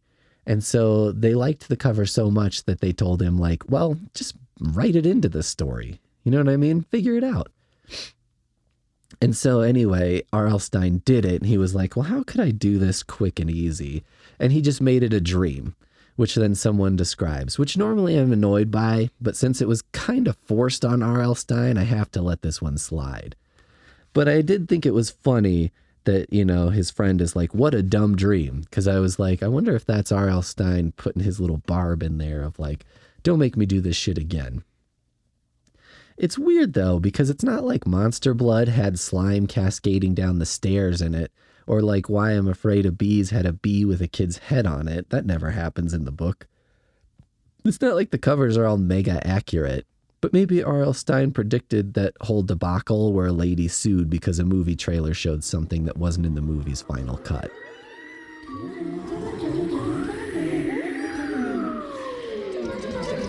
Okay, today we've got One Day at Horrorland, not to be confused with Welcome to Horrorland, which is on the big sign. So here's the story. Some bastard kids end up at the best all-time theme park and then find a way to bitch about it. The family's on their way to Disneyland or whatever, and then their car explodes and they find Horrorland just by chance, which is also a theme park. And I do identify with the dad in this book. Everyone else seems kind of like, well, we're here, we might as well have fun. And Dad is the only one who's like, guys, our car exploded. As in, it became a fireball and was engulfed in flames. This is a concern for me. I feel like our priority should be figuring out what the fuck we're gonna do, and I'm not real keen on taking a break to ride Splash Mountain or what the fuck ever. It's like the rest of the family is mocking him almost. Oh, I'm a little uncertain about how we're going to get home, blah, blah. And then they laugh and high-five and eat cotton candy. Anyway, these kids end up in Horrorland, and it's the best theme park ever. Everything is horror-themed, everything is like real sticking to the theme. And they go on this multi-slide ride where you pick one of a bunch of different slides, and by going down a certain slide, you seem to be transported to a different park somehow. This slide portion is something I remembered 30 years later. I pictured it sort of like a long potato sack slide, fully enclosed, and there's a part where they go through this hot section where it like heats up and there's fake flames, and they think they're going to get roasted and then come out in Horrorland. And I remember that's how it happened, which is amazing because I remember almost nothing from my childhood. One of my most cherished memories is apparently from a goosebump, and I didn't actually experience it myself. Seriously. How is there still no real Horrorland? A hell slide, a coffin boat ride. These are the things we crave. Maybe the skeleton of a giant mouse man over in the corner.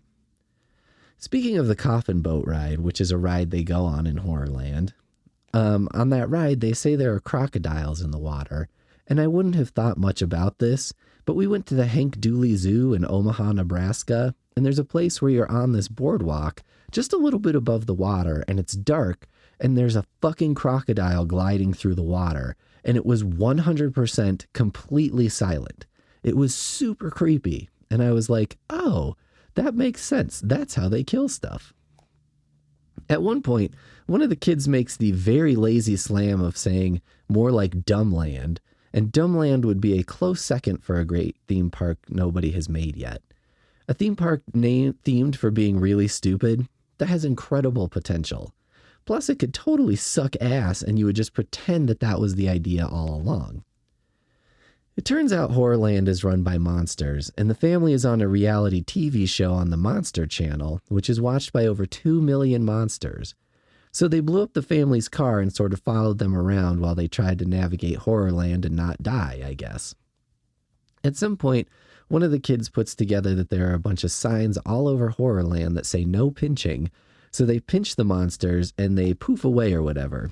It feels very Itchy and Scratchy Land, especially when one kid says the line, let's see. Taking a long, deep breath, I happily watched them flee. See, I always come through in a pinch, I said, amazing myself by making a joke.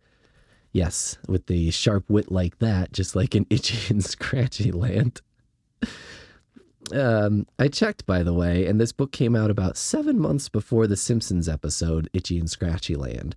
So it's doubtful one ripped off the other, considering production times. Great minds think alike, I suppose.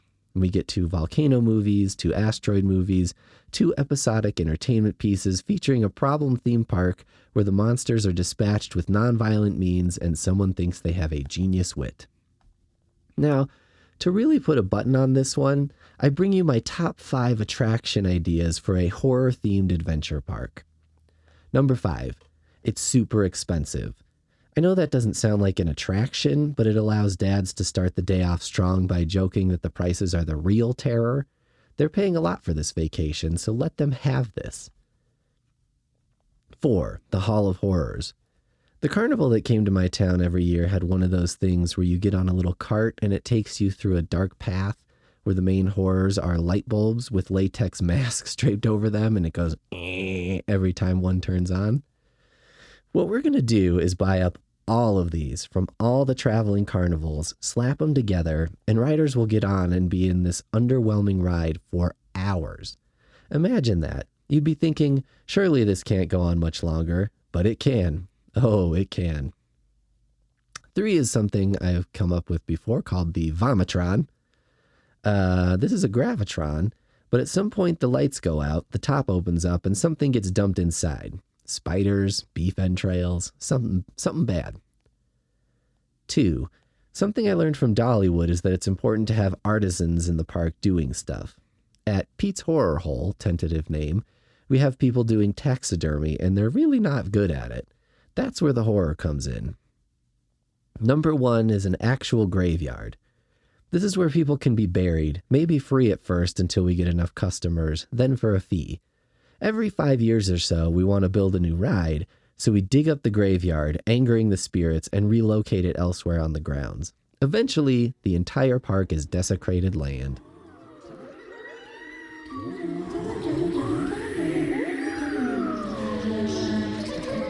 Today we have the Goosebumps book, Why I Am Afraid of Bees. First off, the main character is Gary Lutz, who I knew even from the spelling as a writer of weird books with names like Partial List of People to Bleach. However, I just recently learned that the individual I knew under that name is now known as Gabrielle Lutz and has come out as a transgender woman just a couple of years ago, in conjunction with the release of a new book. And apparently, Gabrielle was in the conversation for a Nobel Prize, although someone at the New Republic put Gabrielle's odds at 20-1. That tied her with Cormac McCarthy and Don DeLillo, so I guess there was more than a ghost of a chance there. I didn't see myself on the list or any numbered odds. So, Gabrielle is doing a lot better than I am. Anyway, the main character of this book being Gary Lutz was a huge distraction that I don't think R.L. Stine intended, which makes sense. It's not like I knew about Students of Gordon Lish when I was like 10. Lutz is one of Stine's best characters, a lovable loser. When they play baseball in his neighborhood, they have a special Lutz rule, which is that Gary gets 4 strikes. It's one thing to suck at baseball, it's another to get a little bit of an advantage, but for the rule to be named after you, that's pretty bad for Gary. There are a lot of little things like this which causes Gary to take up the opportunity to take a vacation from himself, a la Total Recall. Person-to-person vacations is like a cross between Total Recall and The Fly. You go in, they match you with someone else, and then you body swap with that person. 1-800-555-SWAP is my second piece of low-key Goosebumps merch I'd like to make, but I haven't got around to it yet. Maybe by the time this episode actually shows up, I will. Gary goes in, and by the way, the office is in a strip mall. It looks like a dentist's office, which I like. A lesser writer would put it in some big evil corporate building or something, but Stine is like, yeah, just an insurance office is fine. Gary decides to go for the body swap because, well, They have baseball rules named after him, and to his surprise, a cool, handsome, athletic boy wants to switch places almost right away. It turns out that this is because this kid has a big math test, and he's a moron, so he's totally willing to switch bodies so Gary can pass his test for him. I think the most shocking part of this book is that Gary and the other kid are just clients of this business, apparently. And the people who run it are like, sure, we don't need parental consent or anything. To swap bodies with someone else? I mean, come on. Your kid is basically sleeping over at a stranger's house for a week. At the very least, most generous way to talk about what's going on. Anyway, during the body swap, a bee flies in the window, and Gary ends up in the bee's body instead of the other kid's body. The rest of the book is a series of terrors as Gary is almost killed, like constantly, by cars or stomping feet or other bees or really anything and everything. Anyway, things mostly work out. Everyone gets back into their proper bodies, including the handsome bro who had a bee in his body for a couple days, which seemed to be less disastrous than you'd expect. There was a 25th anniversary edition of this book, I guess for me and like 5 other maniacs, and the Goosebumps wiki lists the differences, which I love. First we had the 25th anniversary retro set uses white text for the tagline. The original cover used black text. Wow. The 25th anniversary retro set updates some of the computer terminology that Gary uses. There are also some notable differences from the original.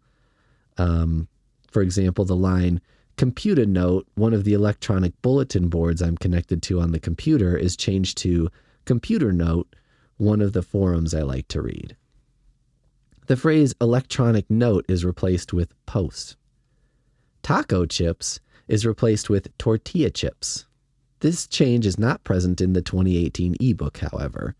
Now, does this mean that people no longer know what taco chips are? Is this the dystopia that we are living in where we've lost a crucial, key type of chip? And am I the only one who thinks that Doritos used to be generously dusted with flavor and are now maybe half as dusted with flavor as they once were? When are they going to release extra dust Doritos, guys? When? Page 21 changes the phrase "I press the enter button" into "I press the IRXIV button." This is probably due to an error in the OCR scan of the original manuscript. The page count is reduced from 117 to 115. The username EcoScare95 is changed to just EcoScare. I guess they didn't want to put a number. Do people not put numbers at the end of their email addresses anymore? Is that like a, secret Gen X thing that we're just discovering now? A mention of Lycra is removed. Fair. Blue muscle shirt is just changed to blue shirt. See how we've gotten less colorful and interesting? Hip hop dance is changed to rhythmic dance. That doesn't really make sense, but okay. And monitor is changed to screen. Now here's the last thing that's really interesting about why I'm afraid of bees. Because I actually really enjoyed this. This was probably one of the best ones I read. And there was some level of scandal that kind of surrounded this book. So at some point, Stein probably started using ghostwriters, which came up in a lawsuit because it would have violated his contract to do so. Which, I mean, dudes, this was book 17 of the Goosebumps series, and it came out 20 months after the first book. Like, do you seriously expect that kind of output from one man? Now, Stein says he never had his books ghost written for him, but he did say that other writers would do extensive outlines that he then rewrote. Why I'm Afraid of Bees would be the first book to have been done this way. And to be honest, it's pretty solid. If this is the result of ghost writing or phantom outlining or whatever he wants to call it, I'm for it.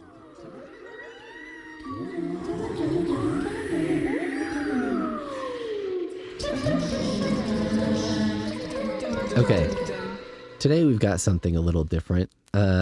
During Goosebumps' heyday, there were many contests and sweepstakes they did.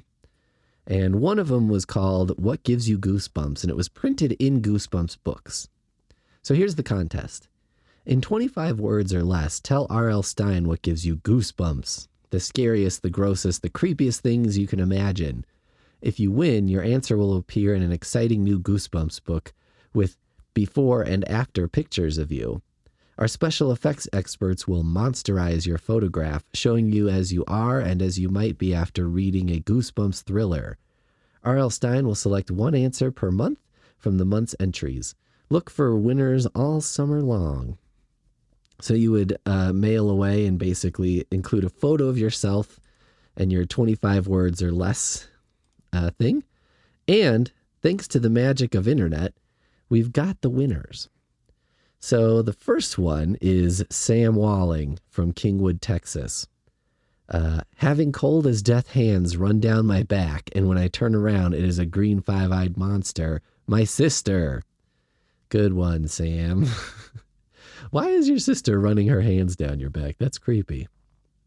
And they took Sam's picture and gave him like devil horns and fangs and like a bunch of hair, chest hair emerging from his shirt, which is, he's pretty monsterized. It looks pretty good.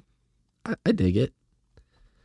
The next one is from Malia Spencer, age 10, from California.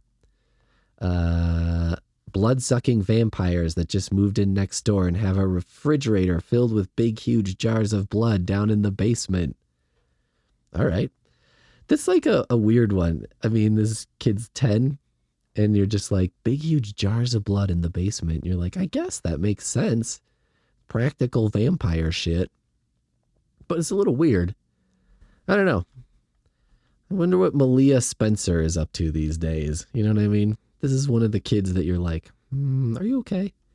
The other one is like, ooh, my sister's a gross monster. And you're like, good one, bro.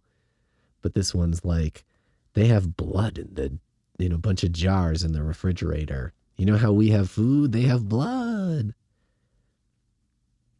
Let's see. Now we have Ryan Rogers, age 12, from Little Rock, Arkansas. I've always been afraid of frogs. They scare me more than anything. They give me goosebumps. When I see one, I just want to croak. I can see why that one was selected. That's a very R.L. Stine sounding kind of thing. Ooh, boy. Okay, now we have Sarah Rizminski, age 14, Trenton, New Jersey. Sarah Rizminski, her photo looks exactly like the kind of photo that a supermodel shows, and they were like, I was a nerd in school. And then you're like, I mean, you were like 14. That's what everybody looks like when they're 14. Also having the last name Rizminski, that sounds like a name a model has before she changes her name to Sarah Hot Pants or whatever the fuck. This is unfortunate. I get goosebumps when I look in the mirror at night. I mean, this is like, it's so easy to be like, so does everyone else who looks at you, Sarah. I'm always afraid a ghost or someone else will be looking back. Oh, I see. So she's afraid of a ghost or whatever. That she's bloody Sarah. Ugh, maybe she was like a suicide girl. I don't know why that picture strikes me that way. It just does. This is the youngest kid, and what's funny about her is she's making kind of a scary face and is wearing a Goosebumps shirt. Kelly Syring, age 7. Crickets, big giant crickets, big giant noisy crickets. Crickets under my pillow, bigger ones under my bed. Giant crickets that eat people. I get goosebumps. I don't know. That one's funny to me because it's like, it's not very good, but you're like, maybe they wanted to get like a little age range or something in there. Let's see. And then we've got the last one here. What gives me goosebumps is if instead of you taking the flavor out of the gum would take the flavor out of you. That's Matthew Hawes, age 9, Seattle, Washington. The gum would take the flavor out of you. What a weird idea. You know what I mean? What does that mean, take the flavor out of you? That doesn't even make sense, Matthew. Why would it be a problem for you to be flavorless? It gets gross. Let's just leave it at that. Okay, real quick. I decided to look up Sarah Rizminsky just because I was like, with a name that unusual, you could probably find her.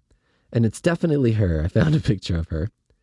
And at one point, she was the support manager for Adventures Africa.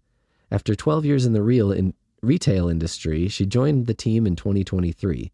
She has an undergrad degree in sociology from Rutgers University and a master's degree in TESOL from the University of Maryland, Baltimore County. Travel obsessed since her first trip abroad at 13, she's been making her way around the world ever since, including a 2-year stint teaching English in Ecuador. Sarah's first trip to Africa was a solo trip to Kenya in 2015. Immediately following in love with the people, culture, and phenomenal wildlife, she planned a return trip, this time to Tanzania and Zanzibar. After she's going to all the places that are like in songs. After a second life-changing visit in the books, she encourages everyone she meets to add Africa to their bucket list. When she's not traveling, she's hanging out with her dog, gardening, or singing along to Taylor Swift. Well, it sounds like Sarah's, doing okay. Good for her, man. I'm happy that she's still alive and, maybe has got some better self-esteem.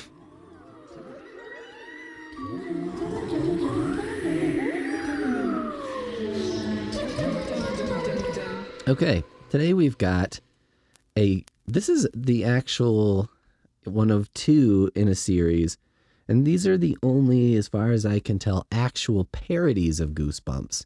So we have many bump-offs, rip-offs, but this is Gooflumps by R.U. Slime. And this is Stay Out of the Bathroom. There's one other book. This is numbered 2.5, even though it was the first book in the series.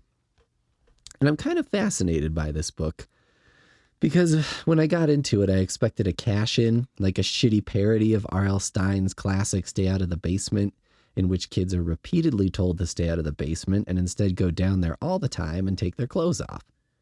When I opened the first page of Gooflumps, I was prepared for it to be a complete piece of shit. And it's not. It's actually pretty funny. I mean, it's for grade schoolers, but the narrator has a funny delivery style, the jokes are pretty good, and I really think grade school boys would eat this shit up. I have 2 theories on how this happened. Theory 1 is that this book was already written, but being a comedy with no real tie to anything, the publishers didn't know how to sell it. A horror sci-fi comedy for kids? It is kind of a tough sell narratively, because it's hard to give the hook without wrecking half the damn book. So perhaps some shrewd marketing person was like, if you had a couple of things here and there, we retool the cover art, I bet this would sell as a Goosebumps parody in name alone. By the time you figure out it has nothing to do with Goosebumps, you're deep into the book and you're actually having a pretty good time, so you're not mad about it. Theory 2 is that a publisher looking to cash in on the Goosebumps craze was like, get some goofball to write some dumb shit, whatever, just so we have something that might trick kids into buying our books. And then they hired a writer who just happened to kind of care about the book and do a good job. I think this happened a lot in the 80s and 90s. A creative is hired by, a mercenary company to do something that they consider a total throwaway, and then they fucking kill it, going way above and beyond the call of duty. See also the theme song to Perfect Strangers. Is there any reason for a TGIF theme song to go that hard? Or He-Man figures. Those sculpts are nuts. The book's cover has 3 warnings that it's not an official Goosebumps book. Then the first page says an unauthorized parody, not a Goosebumps book, and the next page repeats both warnings. So we have 7 total warnings within 2-page turns on this one book. Just in case you were not clear, this is not a Goosebumps book. Our hero is Joe, who mostly hangs out with his friend Roger. Joe cracks the toilet by standing on top of it while performing a rap and dancing. What was the rap, you might be asking? I'm the bathroom master. I'm a real bull blaster. Don't mess with me, 'cause I can mess it up faster. With just one flush, I can make a toilet gush. When my sister cleans it up, I just turn her to mush.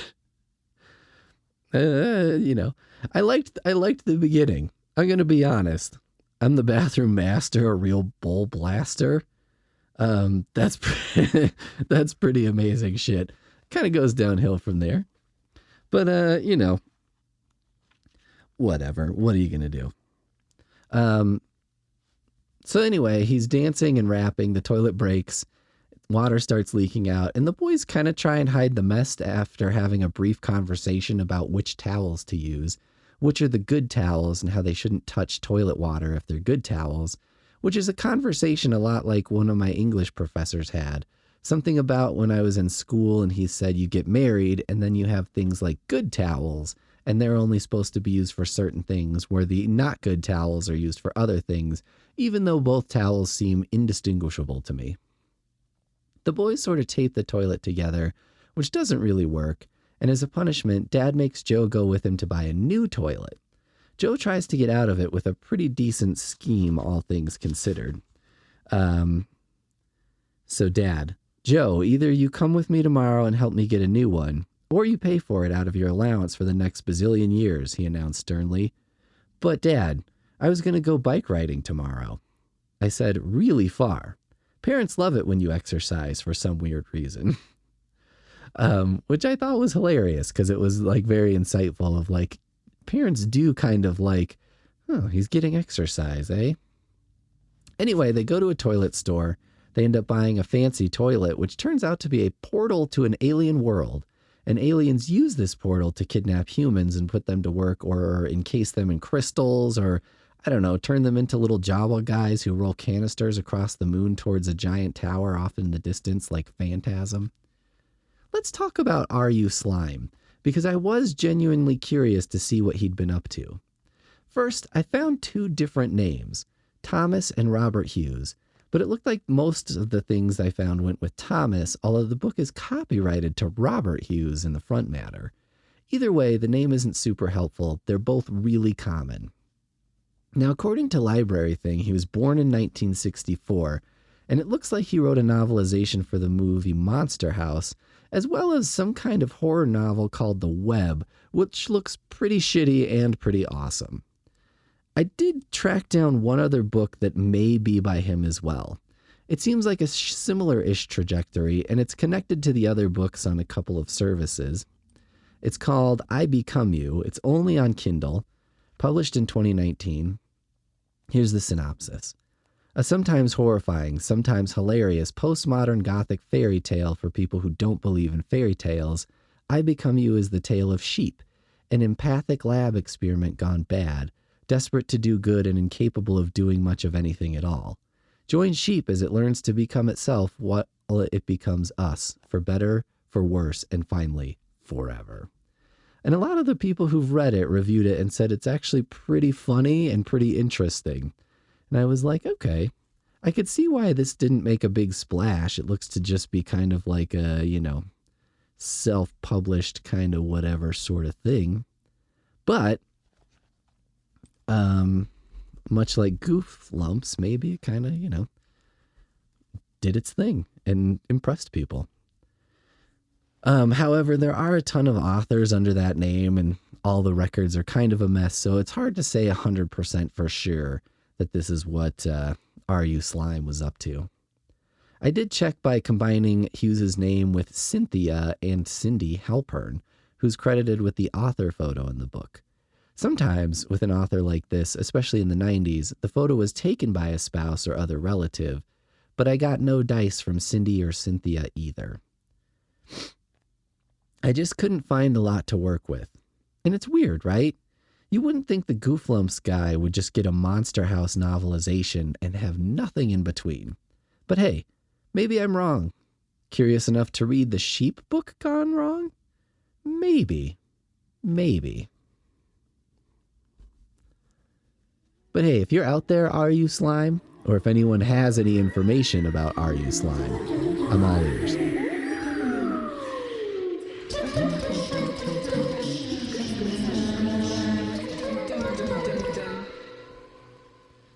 Today we've got a bump off. Are You Afraid of the Dark? The Tale of the Sinister Statues.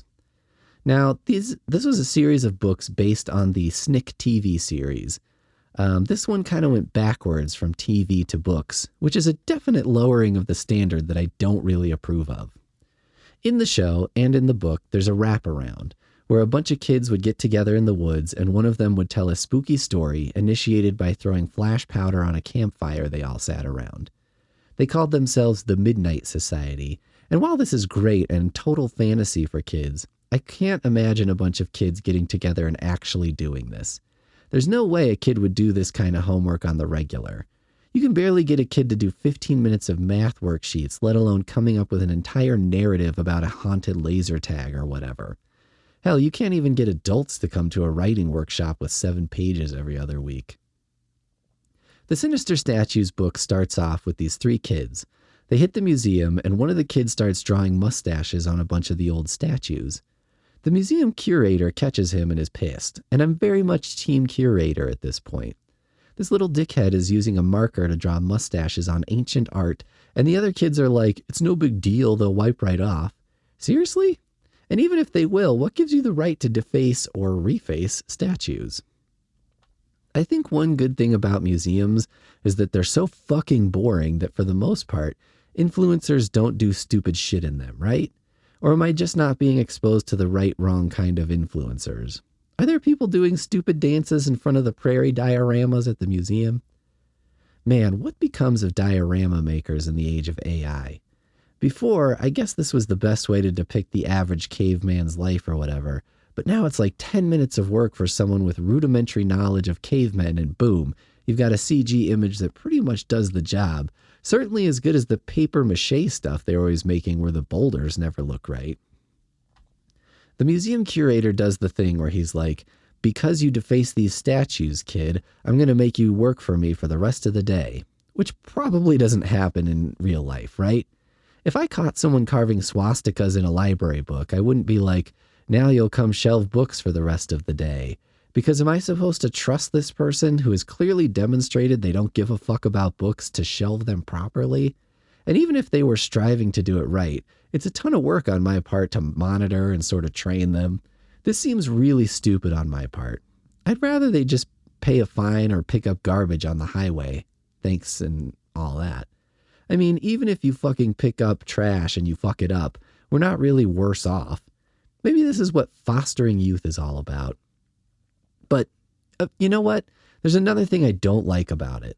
Why is the punishment for defacing a statue doing my job? That implies that I'm doing my job as punishment, which I sort of am. It's the punishment I receive for renting a home and wanting to visit a doctor once a year, and I guess driving a 25-year-old car. If I didn't have such lavish tastes, maybe I wouldn't be getting this punishment for 40 hours every week.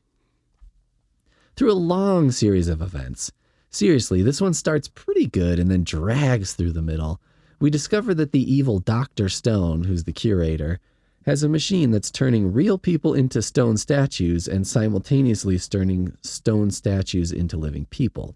So you could put like Michelangelo's David in one chamber, a kid in the other, and boom, you'd have a statue of some bastard kid and then a living version of David. There are a lot of questions that go answered in this, and I would say there's at least one for each of the who, what, when, where, why, how. Why would someone even begin the process of pursuing a device that does this? What utility does this have? I'm not like a all scientists are playing God kind of guy. I'm all for cloning organs and shit, but what purpose does bringing a gargoyle to life serve really? What was this scientist doing that led him down this road and made him even consider this possible? How do you build this machine?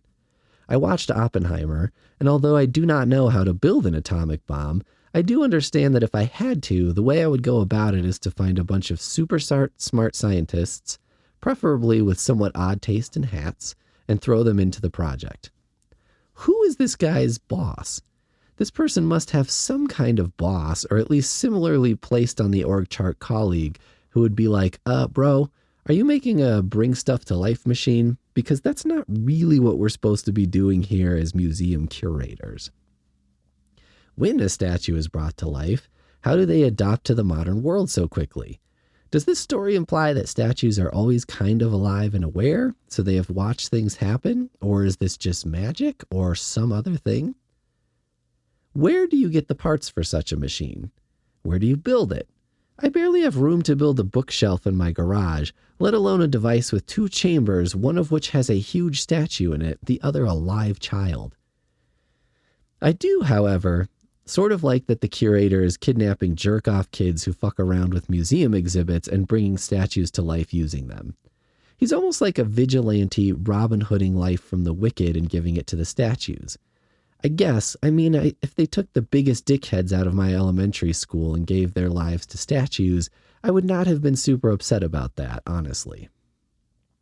So the guy has a few creatures and a couple guys he's brought to life from statues, and then our main kids are about to be turned into statues, but the curator first brings Anubis to life from a statue, and Anubis turns on the curator. Which, okay, so apparently the statues have the qualities of the people they're modeled after, which I guess makes as much sense as anything in the book, so it's hard to knock it. The idiot curator brought to life an Egyptian god who's known for being super judgmental, and then he's like, oh fuck, I blew it for myself. Anubis forces a Greek guy statue to turn back into a statue, freeing our vandalizing friend, and then the curator gets statuized. I think so Anubis can continue to walk the earth and, I don't know, bring justice to people in highly ironic ways. What we fail to mention in the book, though, is that there are still a couple statues roaming around that didn't seem to get turned back. So in theory, there are still a couple kids who are statues that'll never get turned back because only this one maniac knows how to use this machine, right? One might be a cat, which, okay, if a cat can turn into a statue and bring a human to life, I'm not the biggest human rights advocate here, but wouldn't that be much easier than kidnapping kids? It wouldn't be terribly suspicious if a leather elbow-be-patched museum curator had a bunch of cats. And no one's going to be like, what happened to your cats? Overall, Are You Afraid of the Dark is a show that I loved. Twilight Zone for kids. As an adult, it's a bit of a rough watch, if I'm honest. It's so cheap and so Canadian. Are You Afraid of the Dark premiered about 2 months after the first Goosebumps book hit the shelves, so it seems like there was something in the air in 1992 that had everyone making horror media for kids, because it's not like one possibly ripped off the other, being that close together. They were definitely in production at the same time. The book itself, actually pretty good, pretty readable. It seemed like maybe the disbelief period on this one was on the long side, and there was quite a bit of wheel spinning, and I think a better book would have just been much shorter and spent less time screwing around. But I'm sure these sorts of things had a lot to do with publishers saying something like they had to be X length. Goosebumps all seem right around 120 pages, and then that way people felt like they were getting a good value for $3.99, which would be $8.95 today. I kind of see their point. If a kid read a book in 30 minutes, people might feel a little ripped off. But on the other hand, I'm the sort of person who would rather read a shorter book than a longer one that's too long. Or like an album. Some people complain about an album's length, like 30 or 40 minutes, back when we used to buy CDs. But I'm of the opinion that I'd rather have that short album than one with 4 extra crap songs as filler just to make it of a good length. Or Chex Mix. The peanuts and pretzels don't take on any flavor dust, so it's just like bag filler. Pumpernickel chips, baby. That's what gives us all boners.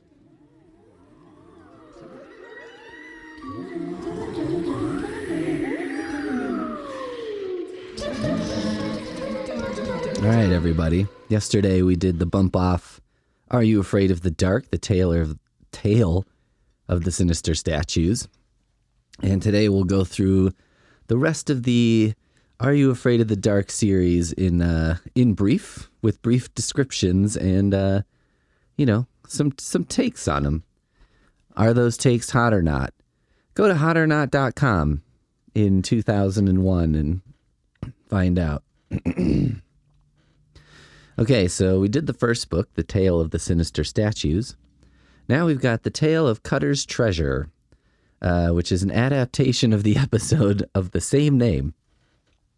I think this is the only one adapted from an episode. At least it's the only one that says so on the wiki. Why do we only have one episode that's done this way? And why is it the second episode that premiered? Or, in book form. What do you call a premiere? Release? A book? My book's premiering?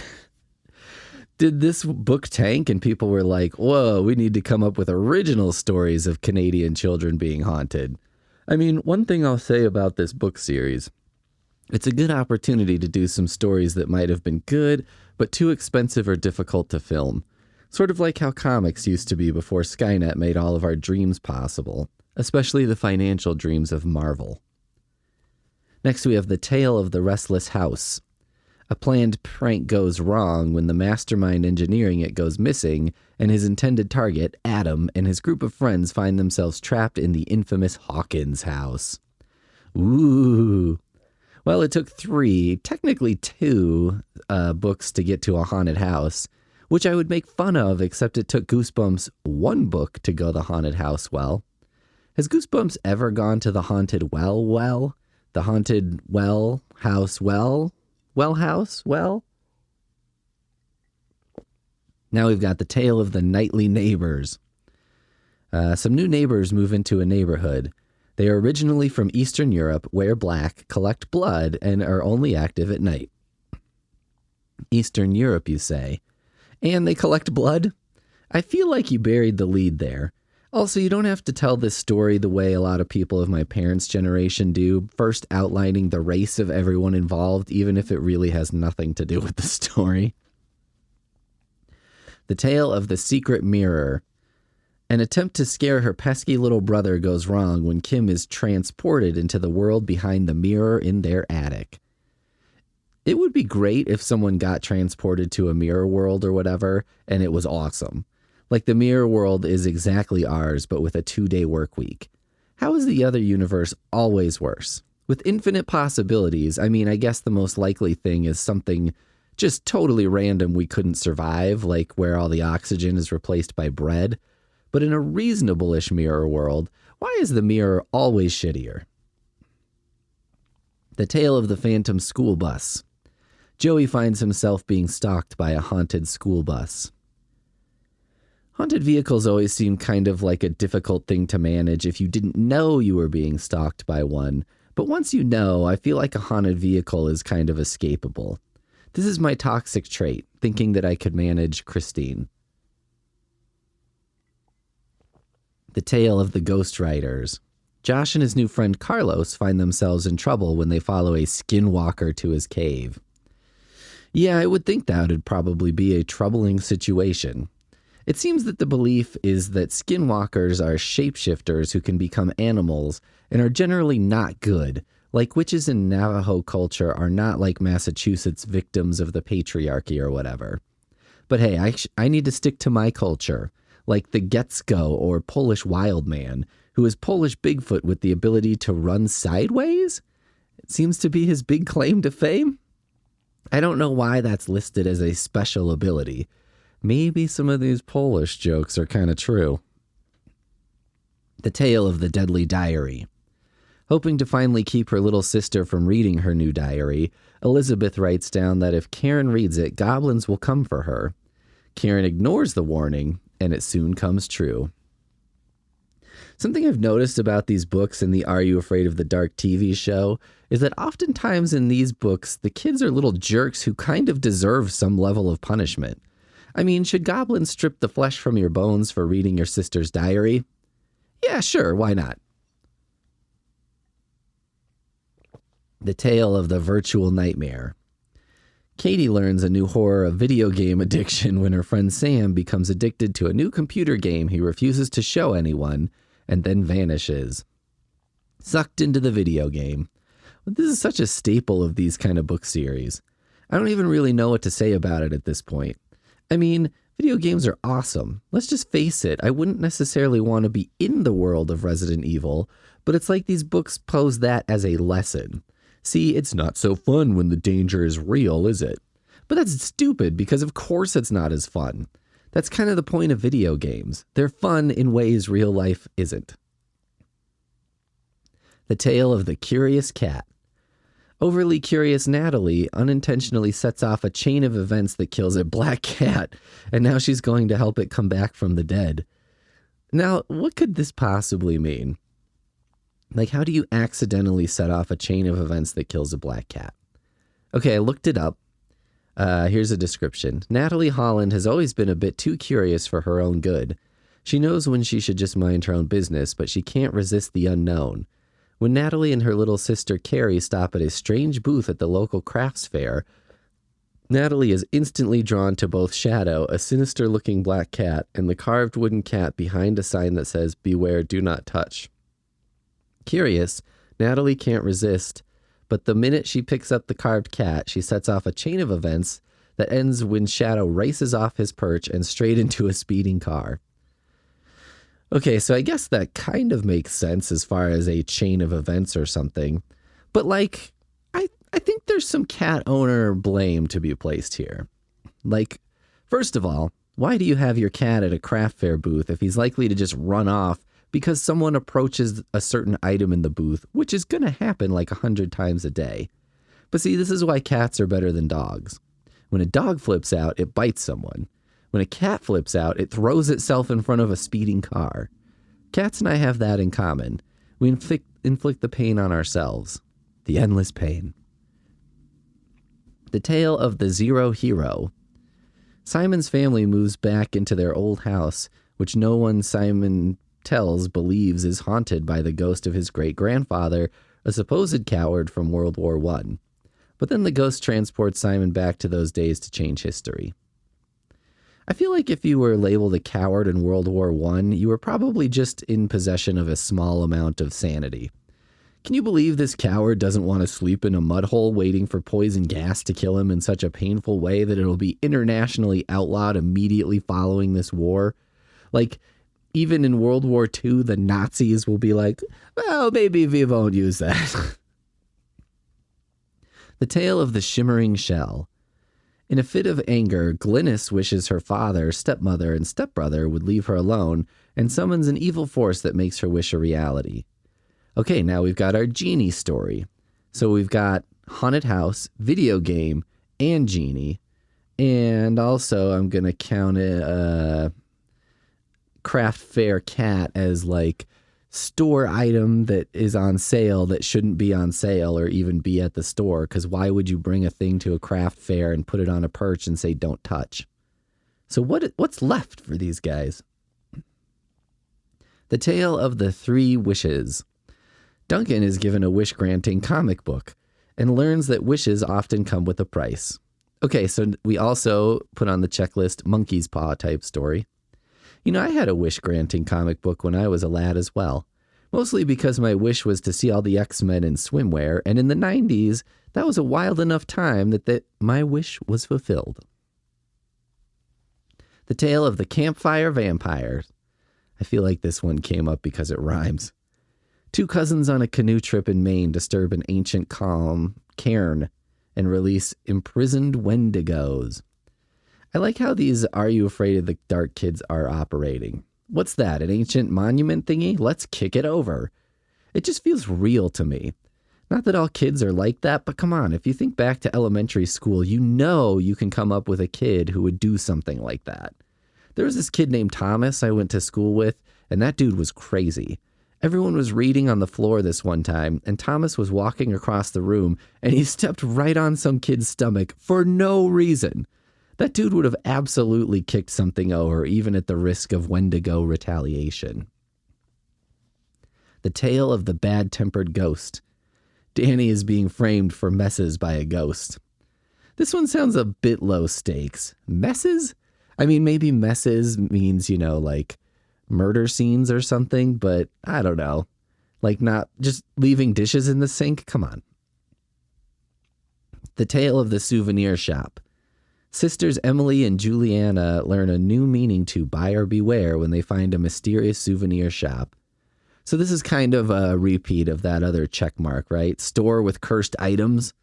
It's kind of funny that it's a souvenir shop, though. Like, I bought a snow globe with my name on it, and now I'm cursed. Are all the Bort license plates cursed? What's going on? The tale of the ghost cruise. While on a cruise on his great-uncle's yacht, Norris meets a girl named Merle who claims there's a ghost on board. A girl named Merle. And wait, he's on his great-uncle's yacht and just meets some strange girl? What is a young girl doing on some old man's yacht? I do not like where this is starting out. Then we've got the tale of the pulsating gate.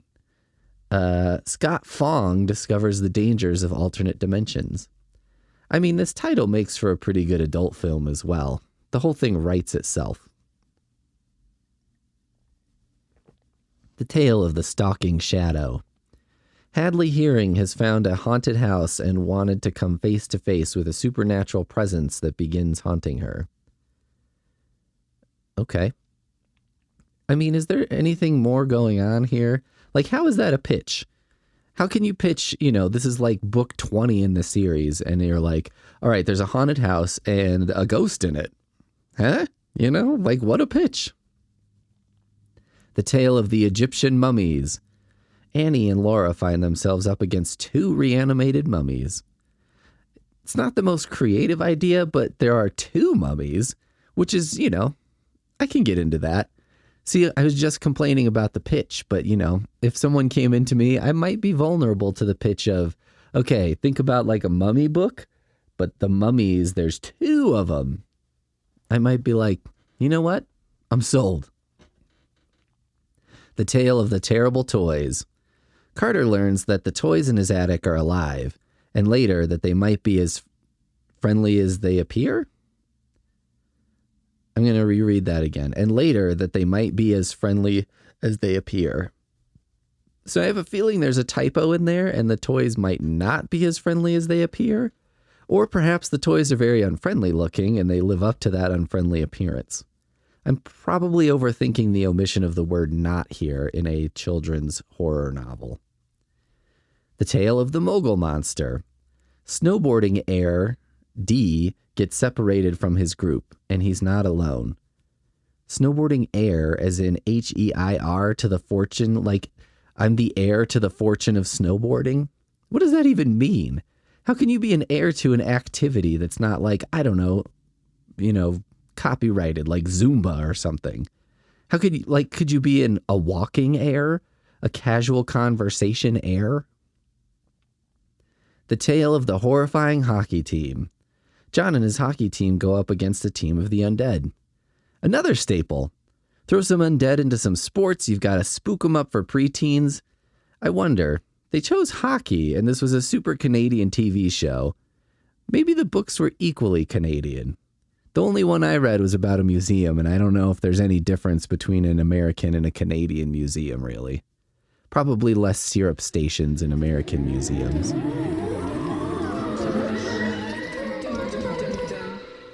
Okay, today we have another bump-off series. So there's a series called Spine Tinglers.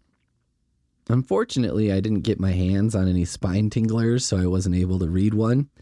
But I've got the full list here, so we're going to give it a go. This is a long-ass series. It's weird because, a lot of these other ones, like Are You Afraid of the Dark or whatever, I'm like, I kind of get why they're not super common in the thrift stores and everything.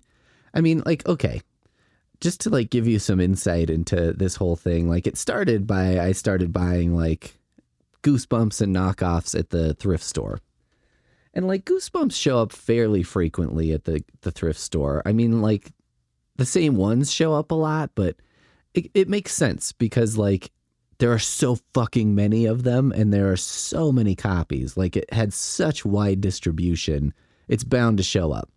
And then, you got some like outliers like The Snowman by R.L. Stine or The Strange Matter book or whatever.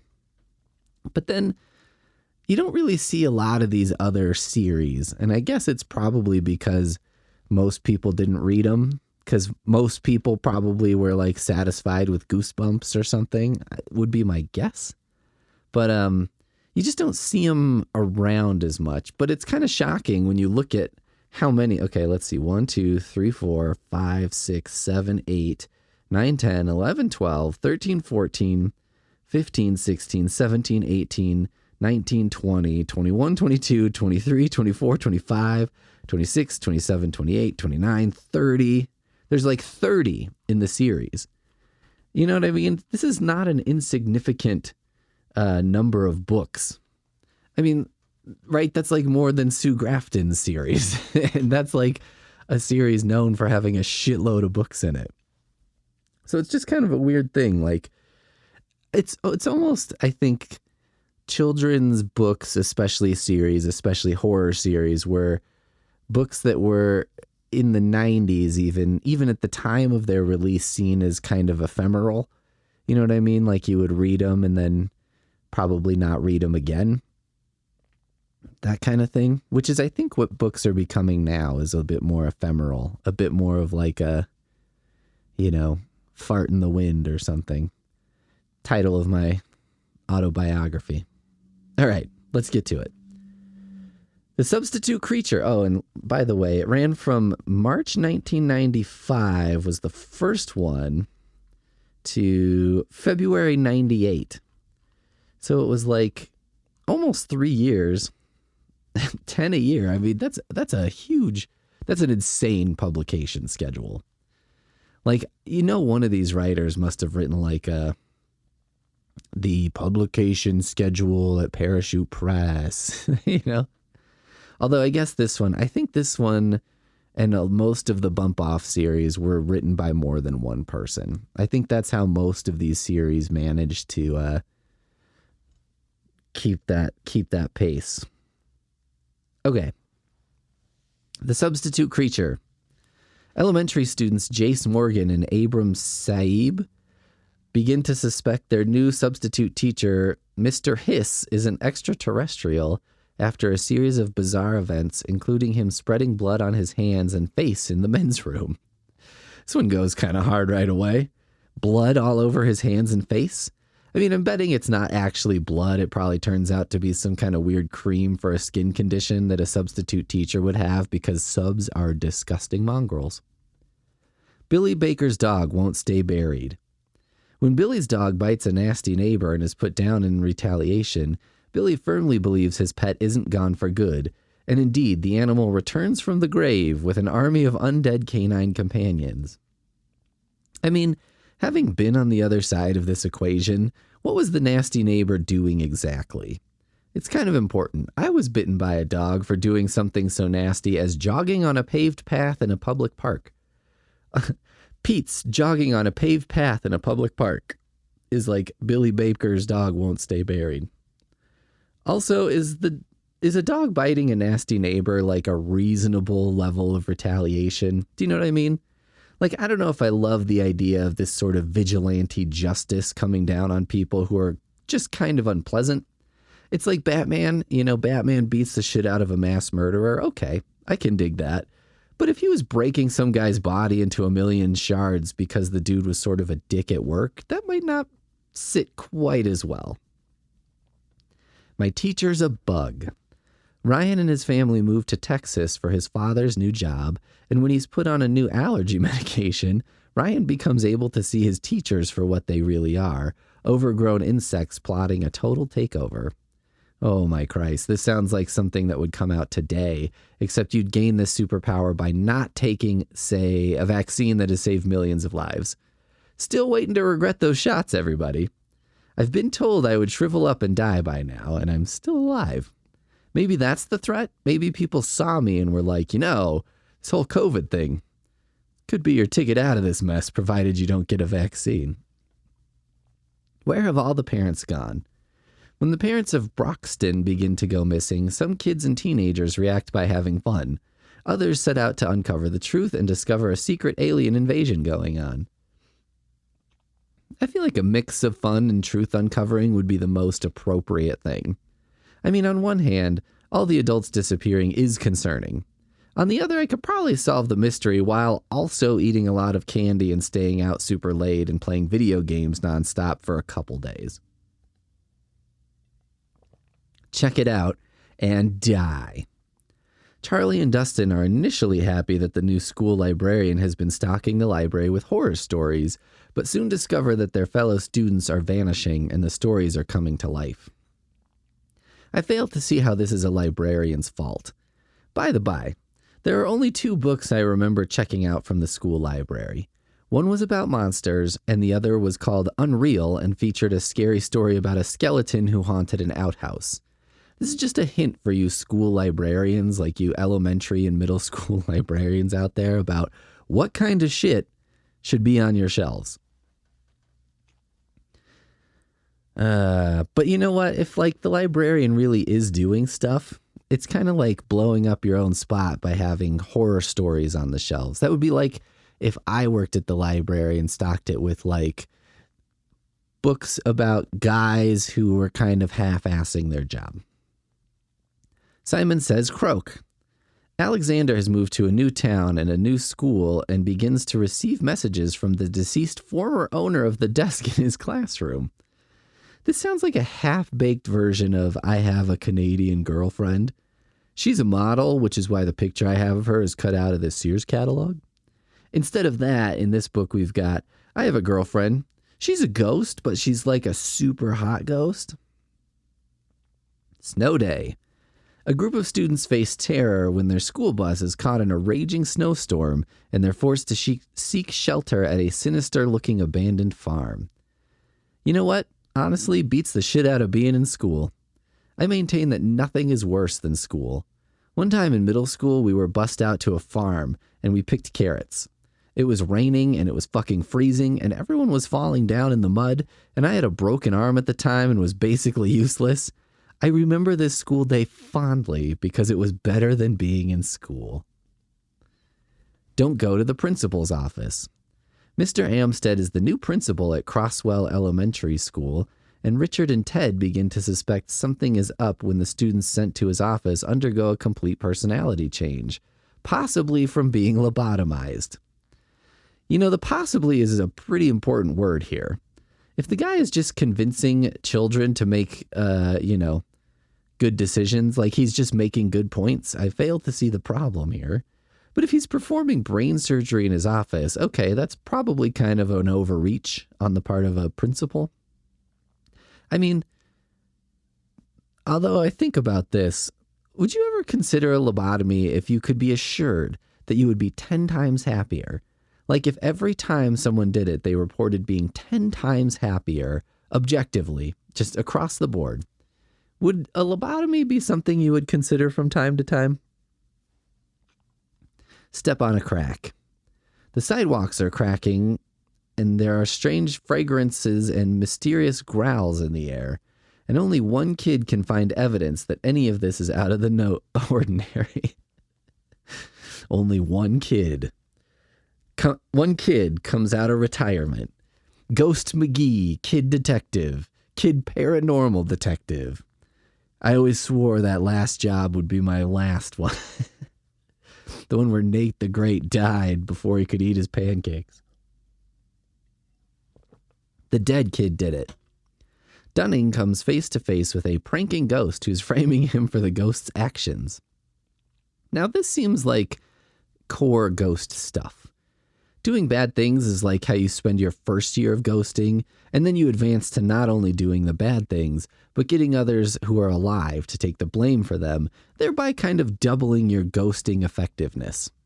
You know, I kind of miss the days when ghosting wasn't just about efficiency, but at the same time, I don't know, there's something to be said for it. Fly by night. The crows in town are acting strangely, and Ty believes old Mrs. Crow may know something about it. How would a crow have to behave to make you suspect it was behaving strangely? Like hanging upside down from tree branches or something, drooling blood, smoking? As in smoke coming out of its body, not smoking a cigarette. I could kind of believe a crow could be taught to smoke cigarettes. Would smoking be a problem for wild animals who are almost certainly going to die in some violent way as opposed to living to a ripe old age anyway? You know what I mean? Like, I feel like wild animals all die in the equivalent of their early 20s. I don't know. Killer computer. Jenny and her younger brother Brian, hey Brian, encounter a monstrous creature that wants to escape from cyberspace and into the real world, bringing its deadly games with it. Jesus Christ, here we go again. I wonder if modern horror writers are as obsessed with this idea as writers were back in the day. Like maybe growing up with video games has taught my generation that they're fine. New generations of video games are annoying and stupid and not as cool as ours, but they're not like dangerous. You know what I mean? Ryu from Ninja Gaiden's not going to come out and kick my ass. Pet store. Amber, what a title. Amber and her family move to a new town, but Amber soon finds out the dogs are really in charge while the humans are their pets. This is the sort of thing you should really look into before you move somewhere. Maybe look at Google Streets and see if there are dogs walking on their hind legs and wearing little uniforms and stuff. Actually, now that I say it, if I saw that, I would probably put all my shit on the curb and move there immediately. I'd take the risk. I have to be the pet? All right, Blood Red 8-Ball. Craig gets pulled into a pool-themed virtual reality game where he soon finds that the 8-ball isn't like normal ones. It's evil. No! Another video game virtual reality gone wrong, huh? And this is in a pool game like billiards? No kids liked playing pool on the Nintendo. That was something your dad had or something. The cover would just have some babe on it, but then you put the game in and it just looks like you're interacting with a geometry textbook. Escape from the Haunted Museum. Trapped in a museum overnight, Tony and his friends discover that the exhibits come to life during the late hours. If I curated a museum, do you think I'd be able to keep my job if I put up a glass case with crazy-looking laser guns in it that said, in case of exhibits coming to life, break glass? Like if that was the only thing in the whole museum that was just, a big gag, do you think I could get away with that? Like maybe that's the kind of thing you have to work there for 10 years and build up a reputation, and then they're like, all right, you can do it. We wish you a scary Christmas. A pair of kids discover that their neighbors are holding an amnesiac Santa Claus in their home.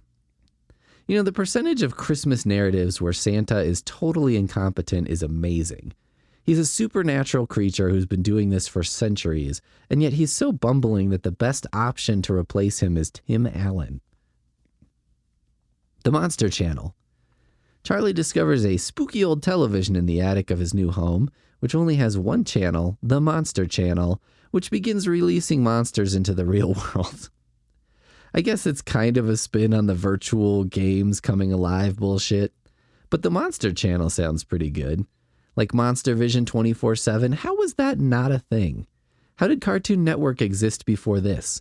They could have just rotated through everything Charles Band and Roger Corman made, throw some Godzilla in there, and they wouldn't have to repeat anything for like 4 months at a time. Mirror, mirror. Jake thinks it's great that the reflection in his spoon can talk to him, but he soon finds out that the reflection is an evil creature. I might be getting too focused on one detail of this description, but is it just the reflection in the spoon, or is it all reflections? Like, is the reflection in the spoon the same guy as in the mirror, or is it different for every object? If it's just the spoon, this seems like a solvable thing. Destroying something like a giant sarcophagus or like a huge pyramid seems tough for a kid, but a spoon? I think a kid could manage to dispose of a single spoon. Boogie's back for blood. When he finds a mysterious old tome, Mike Jacobs accidentally reawakens the evil boogeyman from his 4-century slumber. You know what? Right about now, a 4-century slumber sounds amazing. You're getting old when you think of Rip Van Winkle, and your first take on it is how amazing that nap must have been. Like, what'd be really fucked up is that I would sleep for 4 centuries. I'd be awake for 5 hours and then be like, guys, this is going to sound crazy, but I think I'm going to go lay down. Lights, camera, die. Mr. Faust runs the Oddly Theater, playing horror films day and night, but it soon turns out he's trapping kids invited as special guests in the movies. So I guess this is kind of a Last Action Hero, or, the first part of it, a reversal of the virtual coming into the real world. If I had to be trapped in a horror movie, I'm trying to think of which ones had the best outcomes for the largest number of people. The Ring would probably be a good choice for most people, but I do a lot of thrifting, and I feel like my chances of coming across that cursed VHS on the thrift store shelves would be kind of high, and I don't know if I'd be able to resist the urge to get it. Camp Crocodile.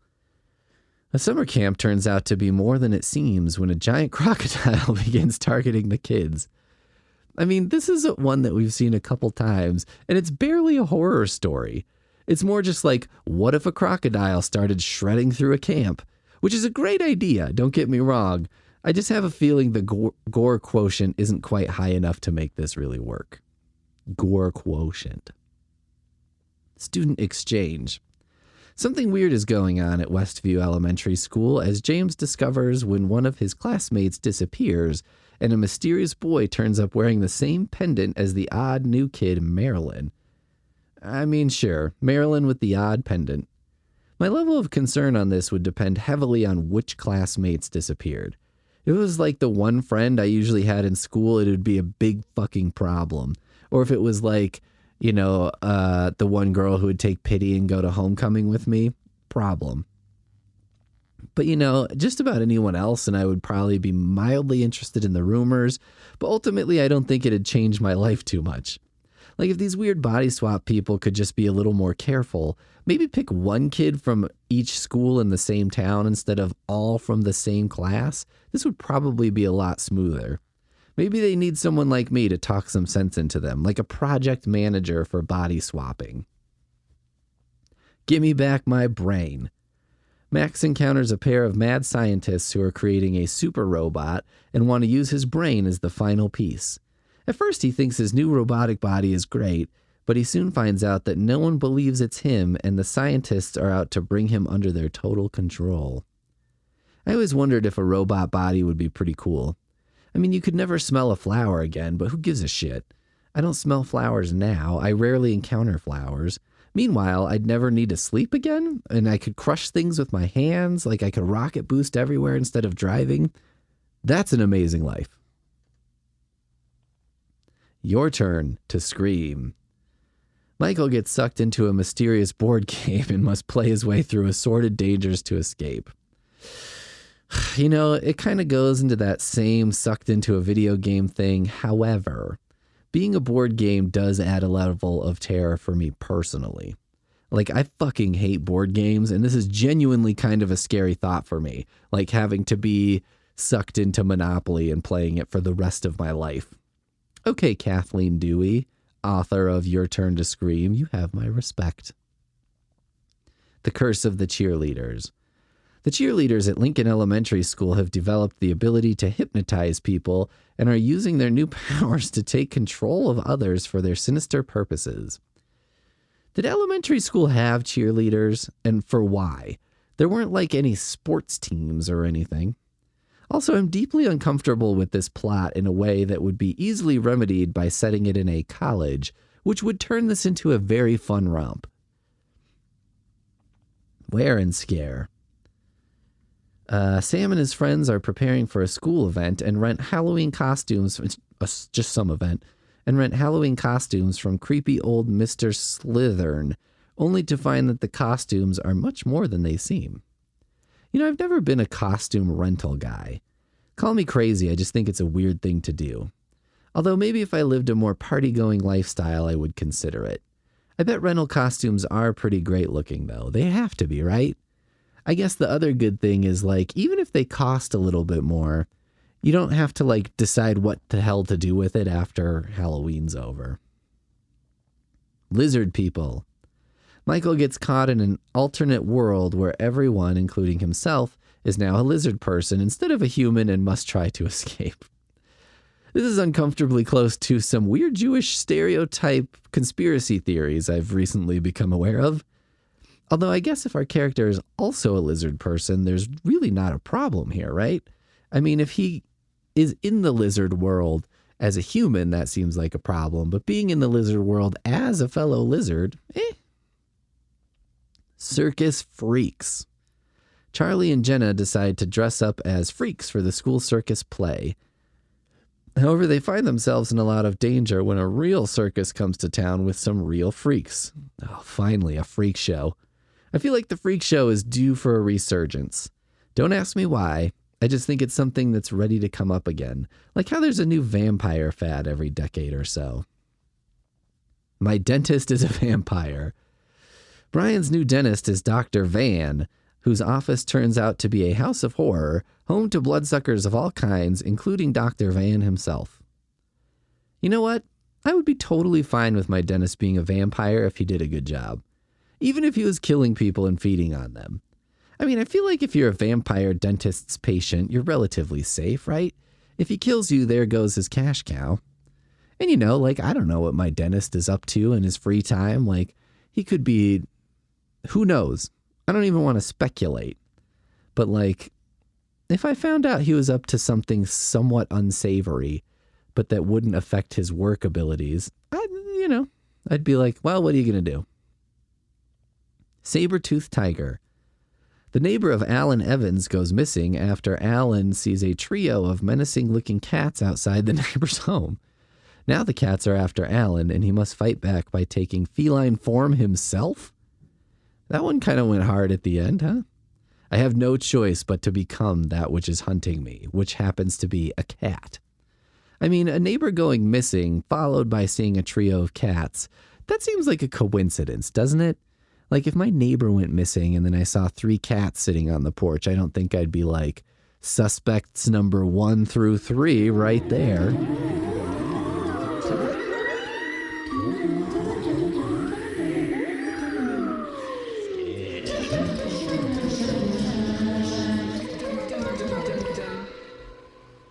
Do you enjoy being frightened? Would you rather have nightmares instead of sweet dreams? Are you only happy when shaking with fear? Congratulations! 4 exclamation points. You've made a wise choice. This book is the doorway to all that may frighten you. Get ready for cold, clammy shivers running up and down your spine. Now open the door if you dare. So that's the opening of Ghostwriter, Book 3 in the Shivers series by M.D. Spencer. Shivers is another bump-off series, and I picked Ghostwriter because I always fantasize about having a ghostwriter. Like, I know that doesn't seem very artistic and integrity-having of me, but, like, it's kind of the best. Because if you have a ghostwriter, it means that, like, your books are making a boatload of money. And also, if your books aren't that good when you use a ghostwriter, everyone's like, well, it's because he's using a ghostwriter. So they're calling you lazy but talented, which is probably a better life than being untalented but hardworking. At least that's how it seems to me, as I would put myself in that category. No one can accuse somebody who does 31 podcasts in October as being lazy, but 31 shitty podcasts can certainly come from someone without talent. Anyway, Ghostwriter was bad, like real bad.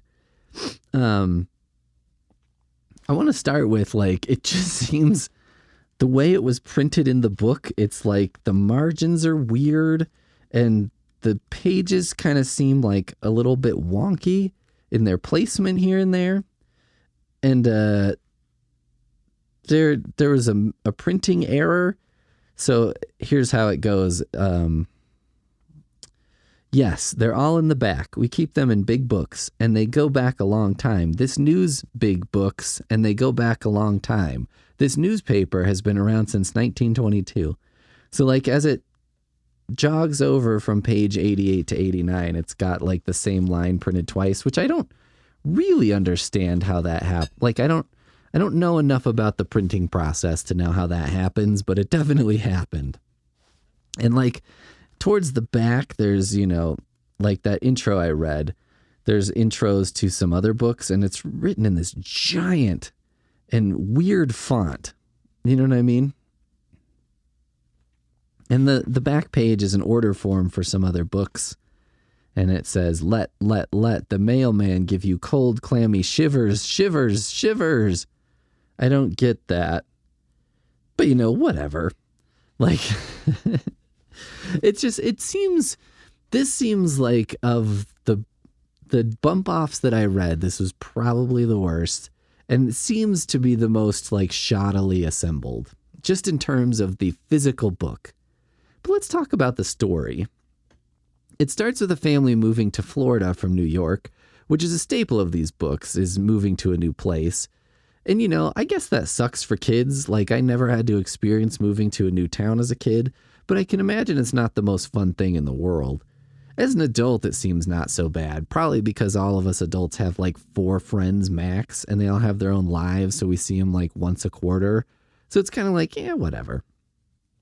In Ghost Rider, the reason for the move is that the dad was mugged in New York, and the book goes so far as to describe the gun pressed to the dad's back, which seems to be going a bit far, especially considering that the rest of the book is pretty tame horror-wise.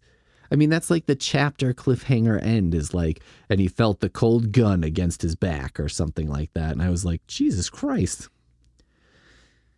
And when they arrive in Florida, the moving company calls the sheriff's office looking for the homeowners, the family we're following. And the sheriff is like, well, we don't have moving vans coming to these parts much. I didn't know what the guy was talking about. Seriously? Like, somebody calls and says, hi, I'm from a moving company. It's the 90s, so I don't have GPS. And there's someone moving into your very small town. I have an address, but I can't seem to find it. And I was wondering if you could help me out.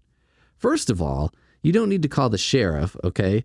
But secondly, this is, what about that is incomprehensible to the sheriff? Like the moving van part or like what? It's like, oh, us small backwoods folks don't understand your fancy ways. We just move things on, we attach it to a mule and let him drag it down the road. Ghost Rider is one of those ghost stories where a ghost wants something vague and for some reason can't communicate what it wants until it can, which happens near the end of the story. I guess it takes a little bit of narrative tension that, allows the ghost to release its power and share its info with the world. Basically, there were these two women. One fell or was maybe pushed into a river and she drowned. Everyone blames the ghost's sister, but it turns out the sister didn't push her in. Nobody did. And the boy the two sisters were fighting over accidentally pushed the girl in the river while trying to calm her down or something. Point being, nobody is really to blame for a death that happened like 50 years ago, so it's a bit unclear what the ghost is up to. The problem with Ghost Rider is that there isn't much spooky stuff going on throughout. It's all kind of pushed to the book's end where we finally have a confrontation with the ghost. Also, the kids don't even really need to be in the book. They're just kind of witnesses to the ghostly events instead of being directly involved in the way they are in Goosebumps. Oh, and the whole Ghost Rider title? It's because the ghost tries to communicate via super cryptic letters. Is that what it's like to be a ghost? Like, should we examine this phenomenon here? When you're a ghost, is it like being in a constant NyQuil hangover where you just feel slow and confused all the time? Is that why ghosts can't communicate clearly?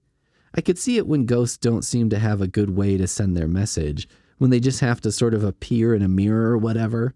In that type of story, you can chalk it up to the ghost not being able to use human communication styles, and therefore there's a miscommunication or challenge on the ghost's end.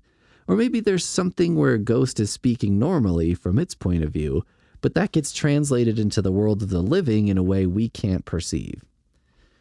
That's the most compelling argument for the existence of ghosts, in my opinion. If ghosts exist, perhaps they are existing in a way or on a plane we can't perceive.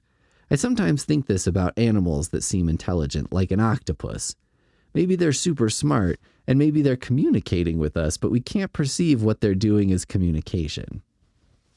Anyway, maybe the issue is that the ghost is only somewhat existent, or maybe it's confused, or maybe it's a relatively new ghost. Maybe we only tend to hear about sightings of very old ghosts because it takes ghosts a very long time to figure out how to even make brief appearances. Like ghosts have to do a sort of supernatural Duolingo for decades before they can even begin to make appearances in our world. And we know that's impossible. Nobody can keep a 10-year streak going on that shit. I can't even do 10 days. Duolingo is so annoying. It's proof that even with amazing teaching tools available for free, carryable in our pockets, we still won't learn a language because learning sucks.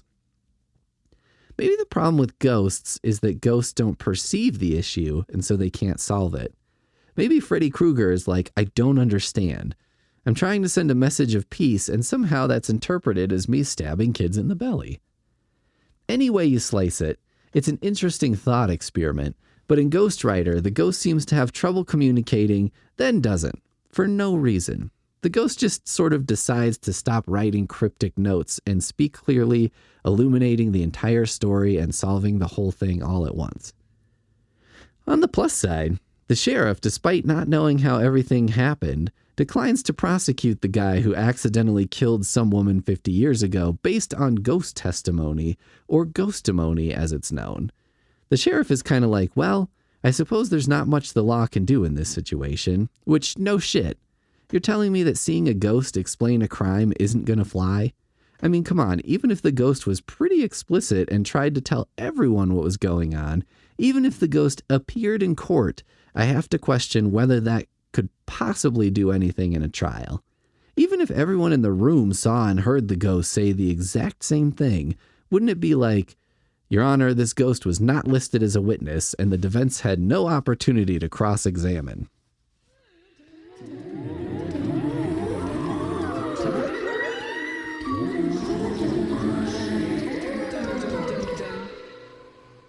All right, so this episode, we're going to go through the rest of the Shivers series, which we talked about Book 3, Ghostwriter, last time. And guys, this is a long one. There are 36 books in this fucking series. So here we go. 1, The Enchanted Attic. When they move into an old house, two sisters begin to realize something sinister lies in the old attic. They must find out what it is before it's too late.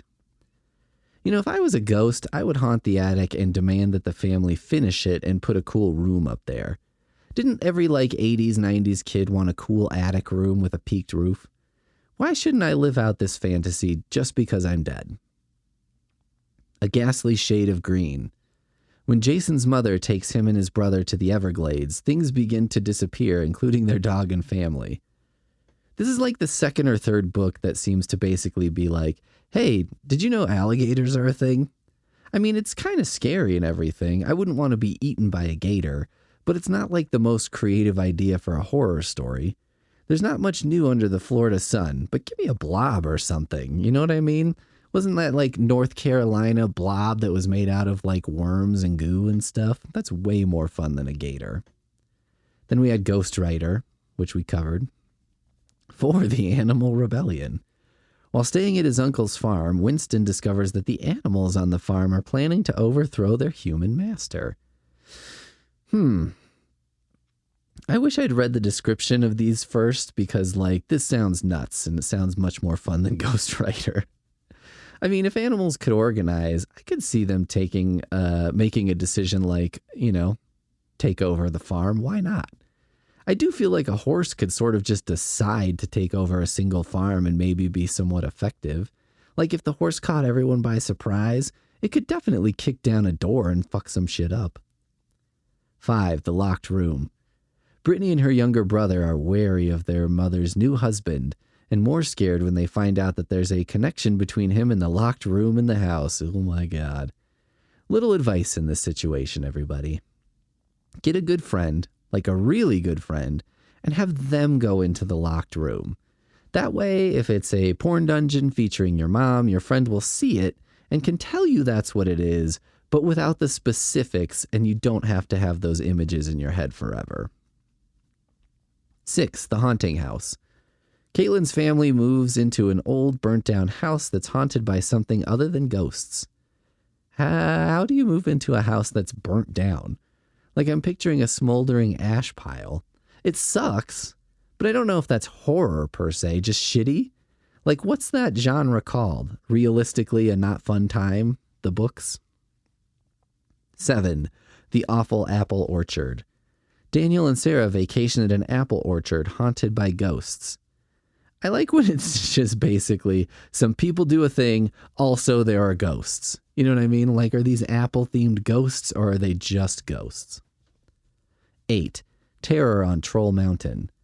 Paul explores the cliffs of Italy and finds a troll who feeds on children. This takes me back to an idea I had once. There's this author, Charles Hinton, who wrote 2 terrible books in the Agent Coldbeer series, and in one Agent Coldbeer goes to Japan. I wonder if it's possible that this could be done as a tax write-off.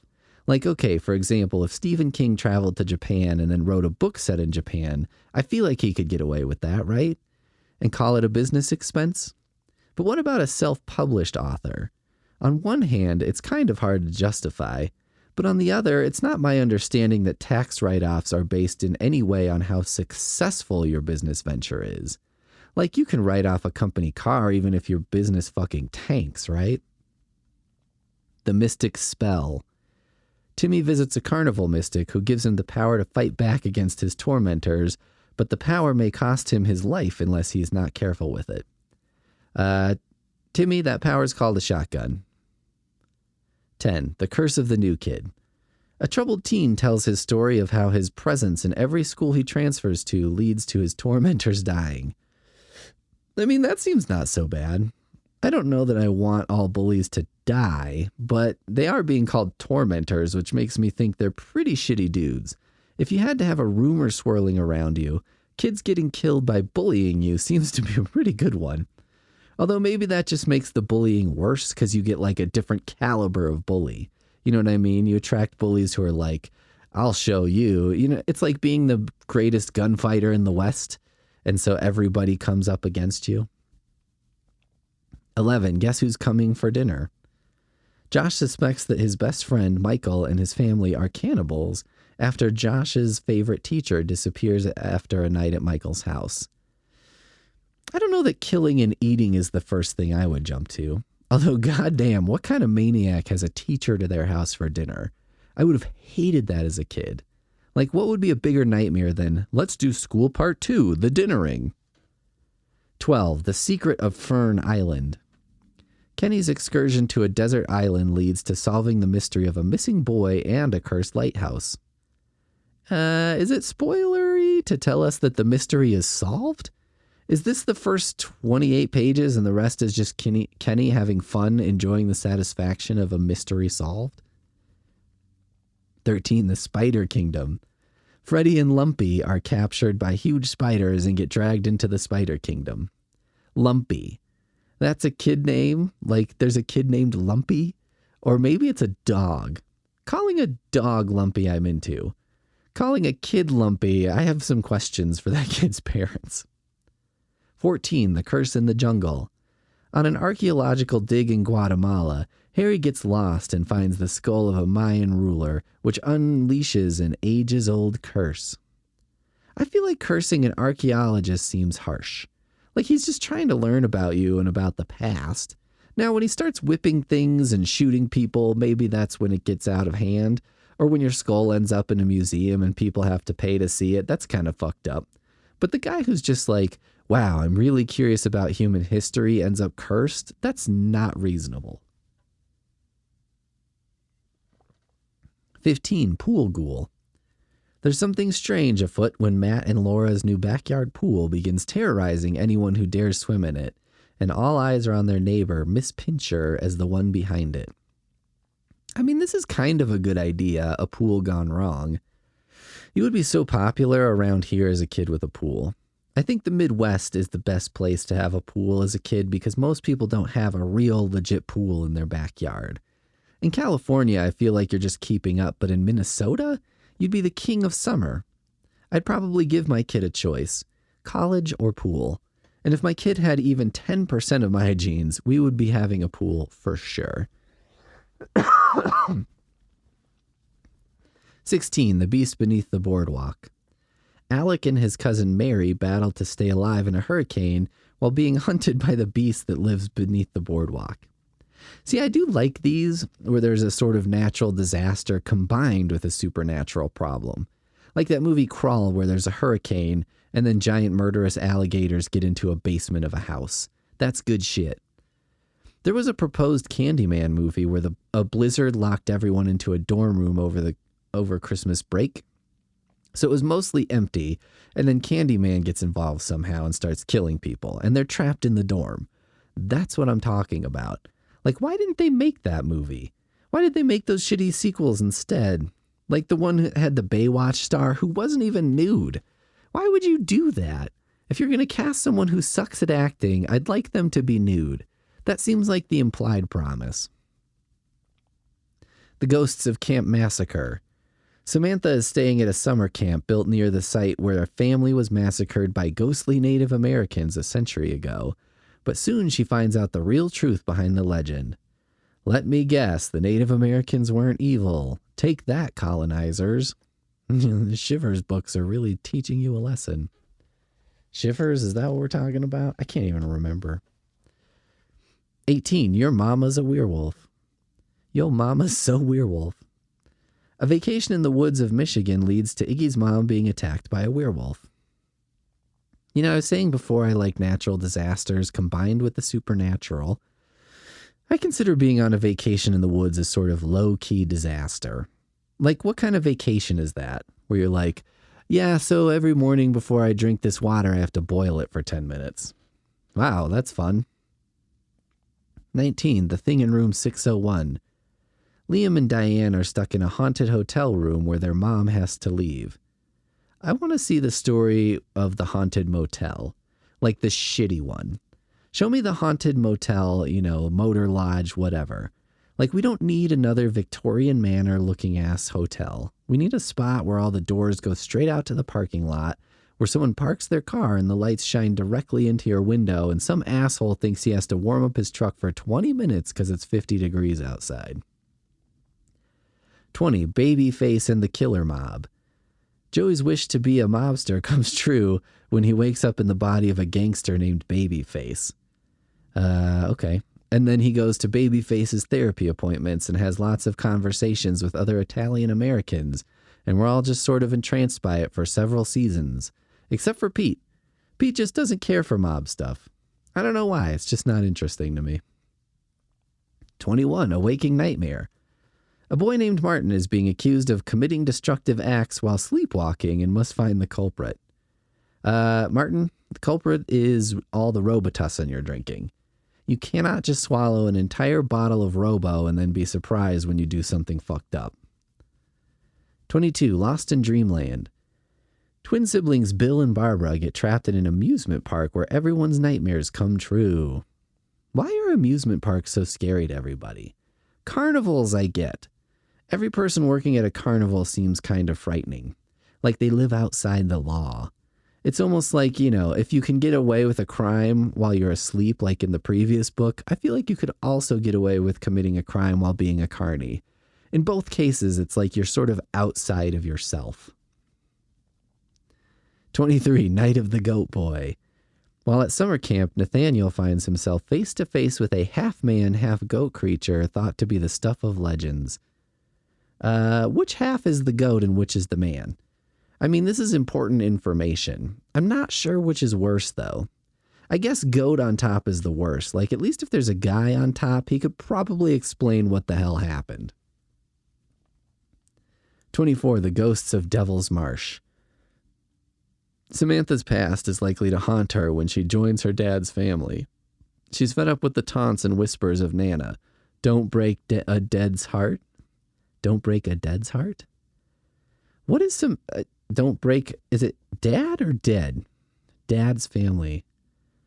What is Samantha doing when she hears this? Like, can you imagine if your dead grandmother's ghost showed up every time you were about to jerk off? That could not end well. That's not going to be a life well lived. 25, A Ghostly Playmate. Virginia has a new friend, a ghost who also plays games with her and won't let her quit. The ghost wants her as a playmate forever. I mean, the ghost is probably bored, Virginia. Have some sympathy. 26, One Foot in the Grave. When she and her family move to France for her dad's job, Bubby meets a boy named Jean-Luc, and together they unleash a phantom. This is like almost like a romance, eat, pray, love thing. Now I tell you the story of the whirlwind summer when I met a Frenchy French boy and we unleashed a phantom. Ah, to be young again. 27, Camp Fear. Jane and her friends take the rocky road and soon learn that camping can be very hazardous to their health. Somewhere out in the wilderness, they join their class for a 3-day camping adventure. Their camp was once part of a magnificent, mysterious estate. Now all around the sound of crying can be heard. I mean, this is probably just a story about Lyme disease, right? Which sucks, but you know, I don't know. Slow motion, shitty disease isn't exactly the most thrilling story. 28, Watch 'em Kill.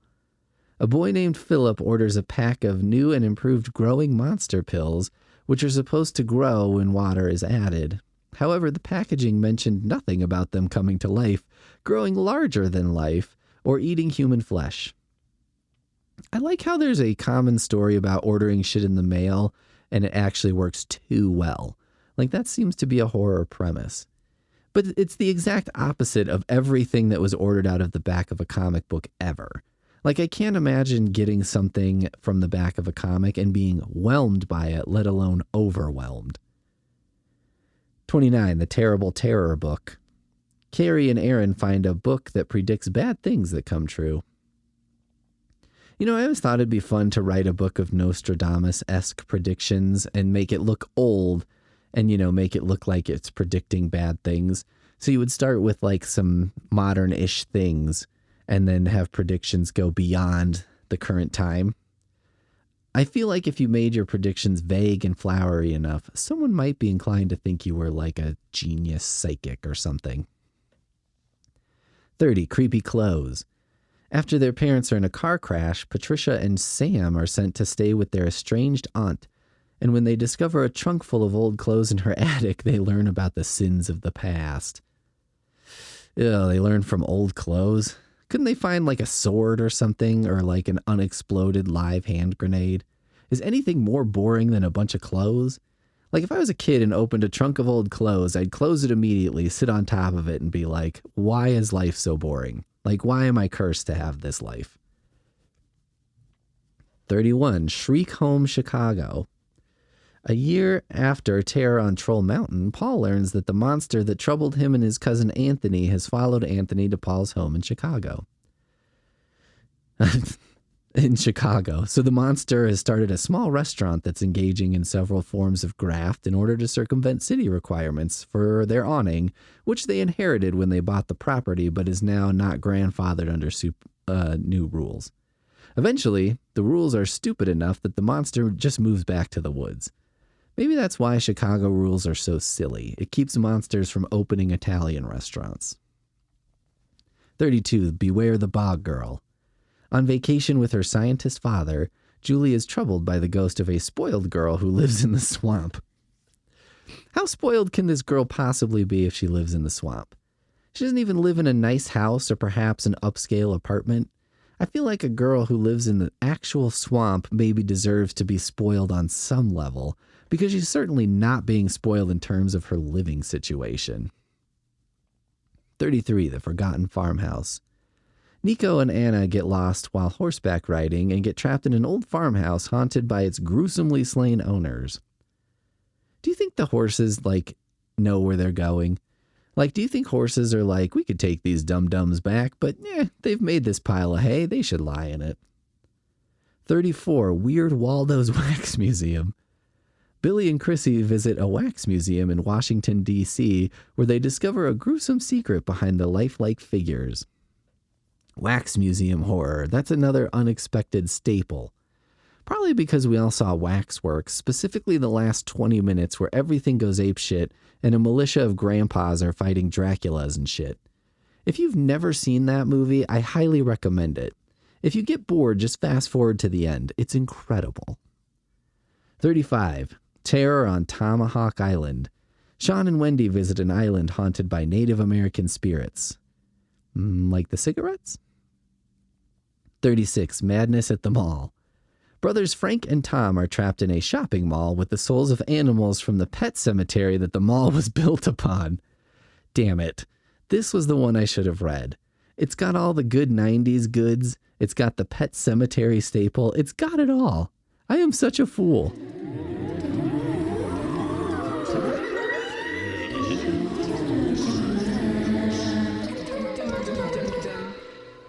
Okay, today we've got a little bit of a more modern Goosebumps book. Give Yourself Goosebumps number 16, Secret Agent Grandma. I had to pick a Give Yourself Goosebumps title, and I picked Secret Agent Grandma. I did read the artist for that series, which is different from the normal Goosebumps series. Doesn't really like the cover he made for that particular book, and he said it was because the subject matter, didn't strike him as very interesting. Which, in fairness to him, Secret Agent Grandma's not exactly. It's perfect for this specific thing that I'm doing and doesn't seem like, the most compelling plot. So it's only a matter of time until Goosebumps went the choose your own adventure route, right? Why not combine the books kids ostensibly love, Choose Your Own Adventure, with the books kids actually love, Goosebumps? Sure to have an amazing outcome. I say kids ostensibly love Choose Your Own Adventure books because it's been my experience that these books are extremely unfair and obtuse.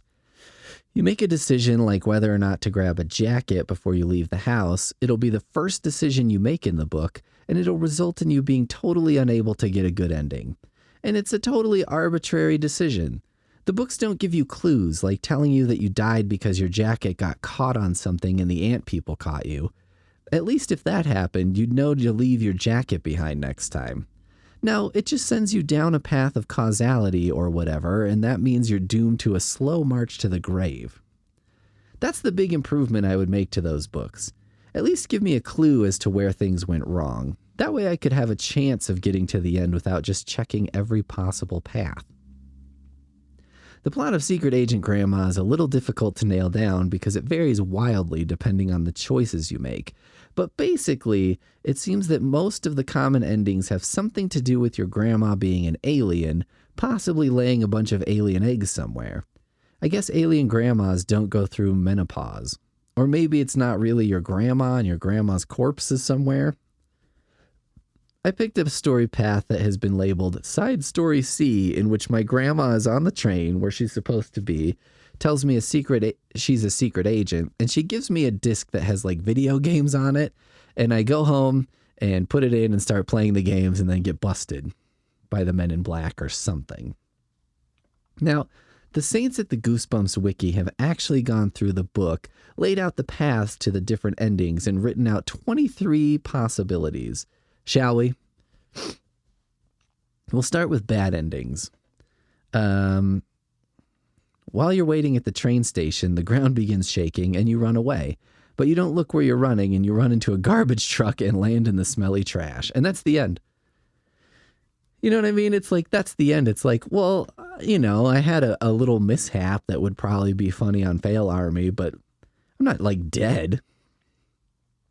You, Sophie, and Andrew go to Andrew's house to tell his parents about the alien invasion, but Sophie, Andrew, and his parents are the same type of aliens your grandmother is. Andrew fishes a baby alien out of his pocket, places it on you, and tells it to eat you. It starts to munch on your ear. See, that's better. That's an ending. And you're like, oh, fuck. Turns out everyone's an alien but me. But see, doesn't that seem like an ending where it's like, well, there were no choices I could make? Another thing that bothers me about Choose Your Own Adventure, as like a comic book reader and continuity guy, it's like, well, if you make these bad choices, everyone is an alien. But if you make these good choices, not everyone is an alien. So it's like the fabric of the reality changes. It's not just a matter of like you navigated. It's like you're navigating a maze, but the walls are moving all the time. You and Andrew and Sophie are snooping in your grandmother's bedroom. Not a good activity choice, guys. And have found evidence that she is an alien. When you hear her coming, you hide under the bed, but she knows you're there. She turns into her alien form and spits acid all over you and your friends, and you melt away from the acid. Now that's an ending. Also, gives you the lesson. Don't snoop under grandma's bed. You're not going to like what you find. You'll probably wish that she would melt your eyes with acid.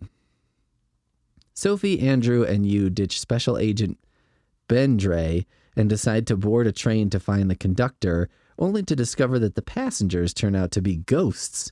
It's implied that you and your friends end up riding the ghost train for all eternity. That would suck. Be like, I couldn't have been on a ghost luxury train. Like, if I'd known I was going to be on ghost train, would have bought the sleeper cabin ticket. You know what I mean? Just as you, Andrew, and Sophie are about to blast spider-like aliens with water guns, one of them tells you that your grandma was keeping them captive and that they are eternally grateful to you for freeing them. Special Agent Bendre tells you that they took the alien granny into custody and dashes off before you can even speak to him. You wonder what to do about the alien creatures. That doesn't seem like such a bad ending. It's like you freed alien creatures from, your evil grandma. I mean, I guess it sucks that your grandma sucks, but we all have different grandmas. It was a different time. During the meteor shower, Special Agent Bendry suddenly transforms in front of you, Sophie, and Andrew. It turns out that he was an alien being who investigated humans. 3 more aliens just like Bendry drag you and your friends inside the train car. Presumably, you end up dead. Presumably. I mean, it's not as specific as being melted into a puddle by acid, but, presumably. Your grandmother ostensibly defeats the aliens and is interviewed for the news, but then Grandma transforms into an alien.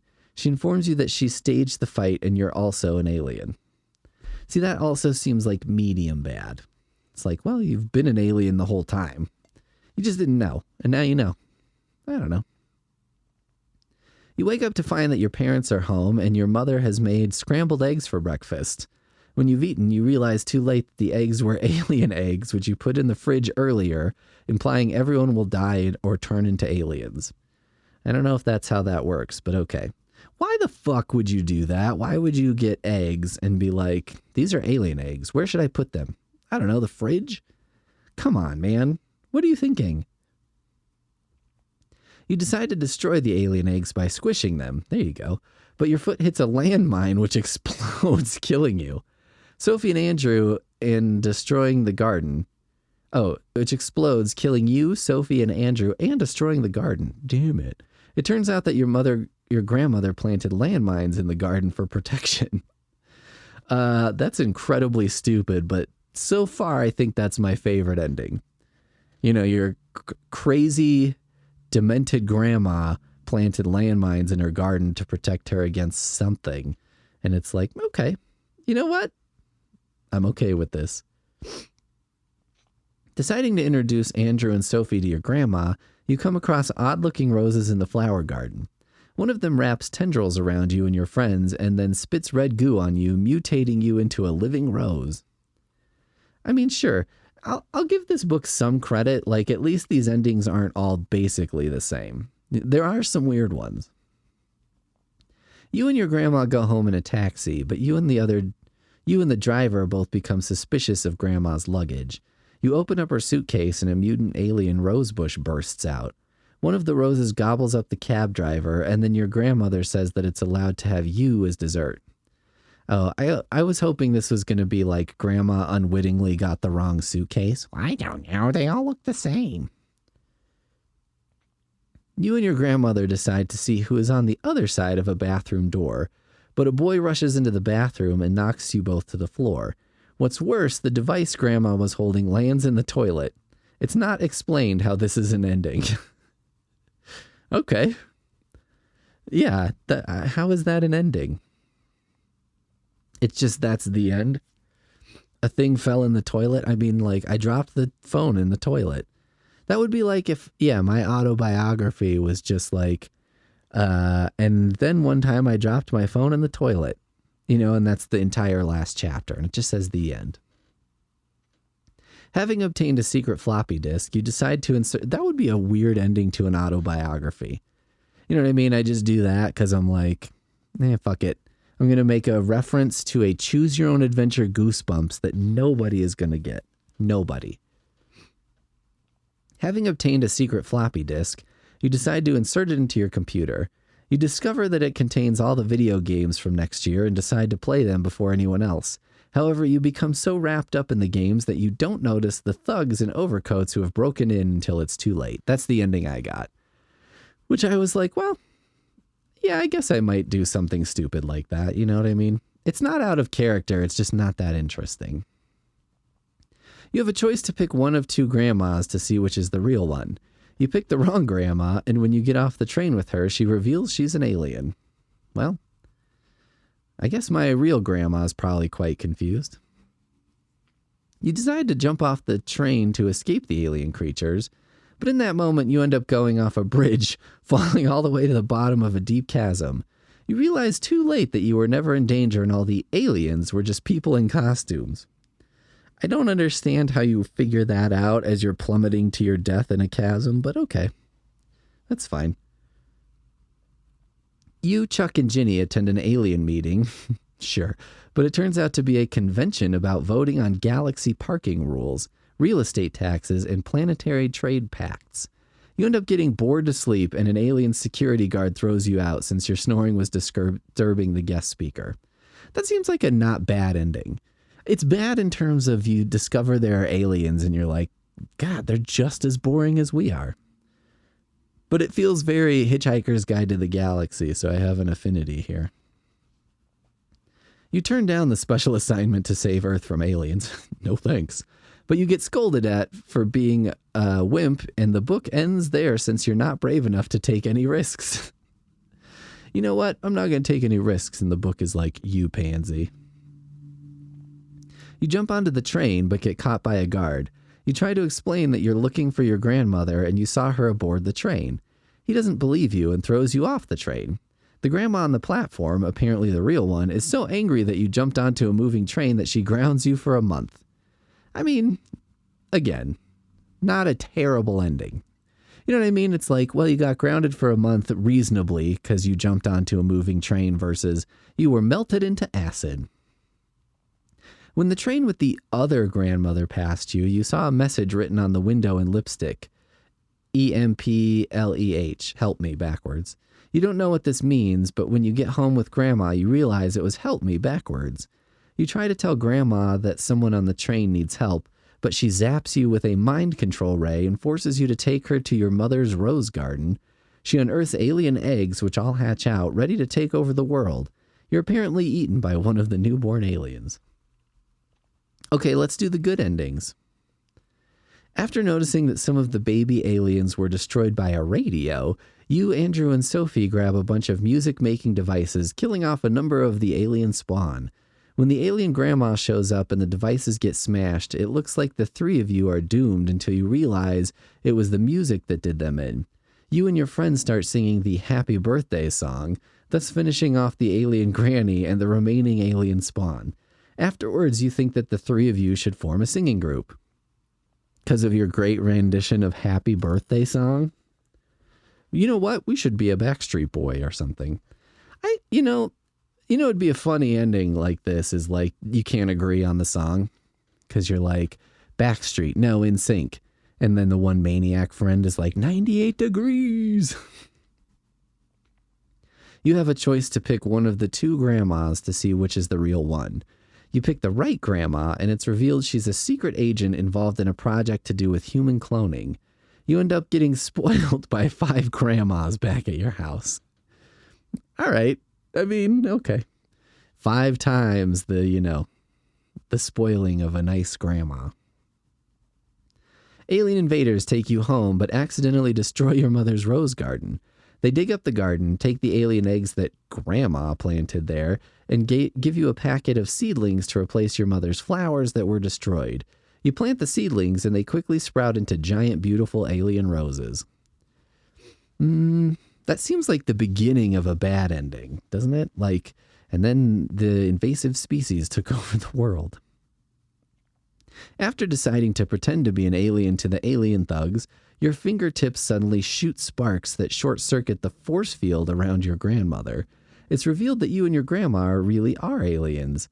Together you make the world yours, put Ginny and Chuck in charge of their own solar systems, and make the thugs your galactic chauffeurs. It's a kind of a evil heel turn, but, not a bad ending for you personally, I guess? Okay, those are the endings. Let's play a little game. That was 23 endings. How many, were you keeping track of how many are good endings? It was 4. Fucking 4. I mean, come on, that's worse than 1 in 5 chance of making it to a good ending. Can't we get like a 50-50 or something like that? And also, I looked at a chart of this book, and you can blow it on the first decision you make. Like, how is that anywhere near fair? There are so many dead-end paths, it's unreal. On one hand, I always thought writing choose-your-own-adventure books would be kind of easy, because the narrative and writing really don't have to be all that tight. It doesn't have to make a ton of sense. You don't really have to develop characters and stuff. On the other hand, it would be a pain in the ass, because I'd be writing a dead-end path that I know is going nowhere, and I'd be thinking, like, why am I doing this?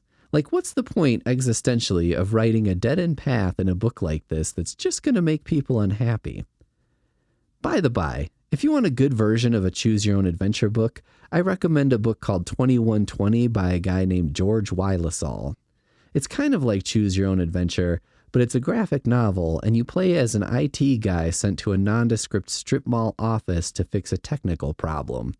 It quickly devolves into light horror, that sort of liminal space backroom stuff, but what I really like about it is that you don't run into a bunch of bad paths that kill you. You're actually encouraged to explore, which should be the point of this stuff, and you have to do things like find clues, which then lead you into new areas, or let you unlock doors, or what have you. It's super fun, and it's like the much better version of the whole choose your own adventure thing.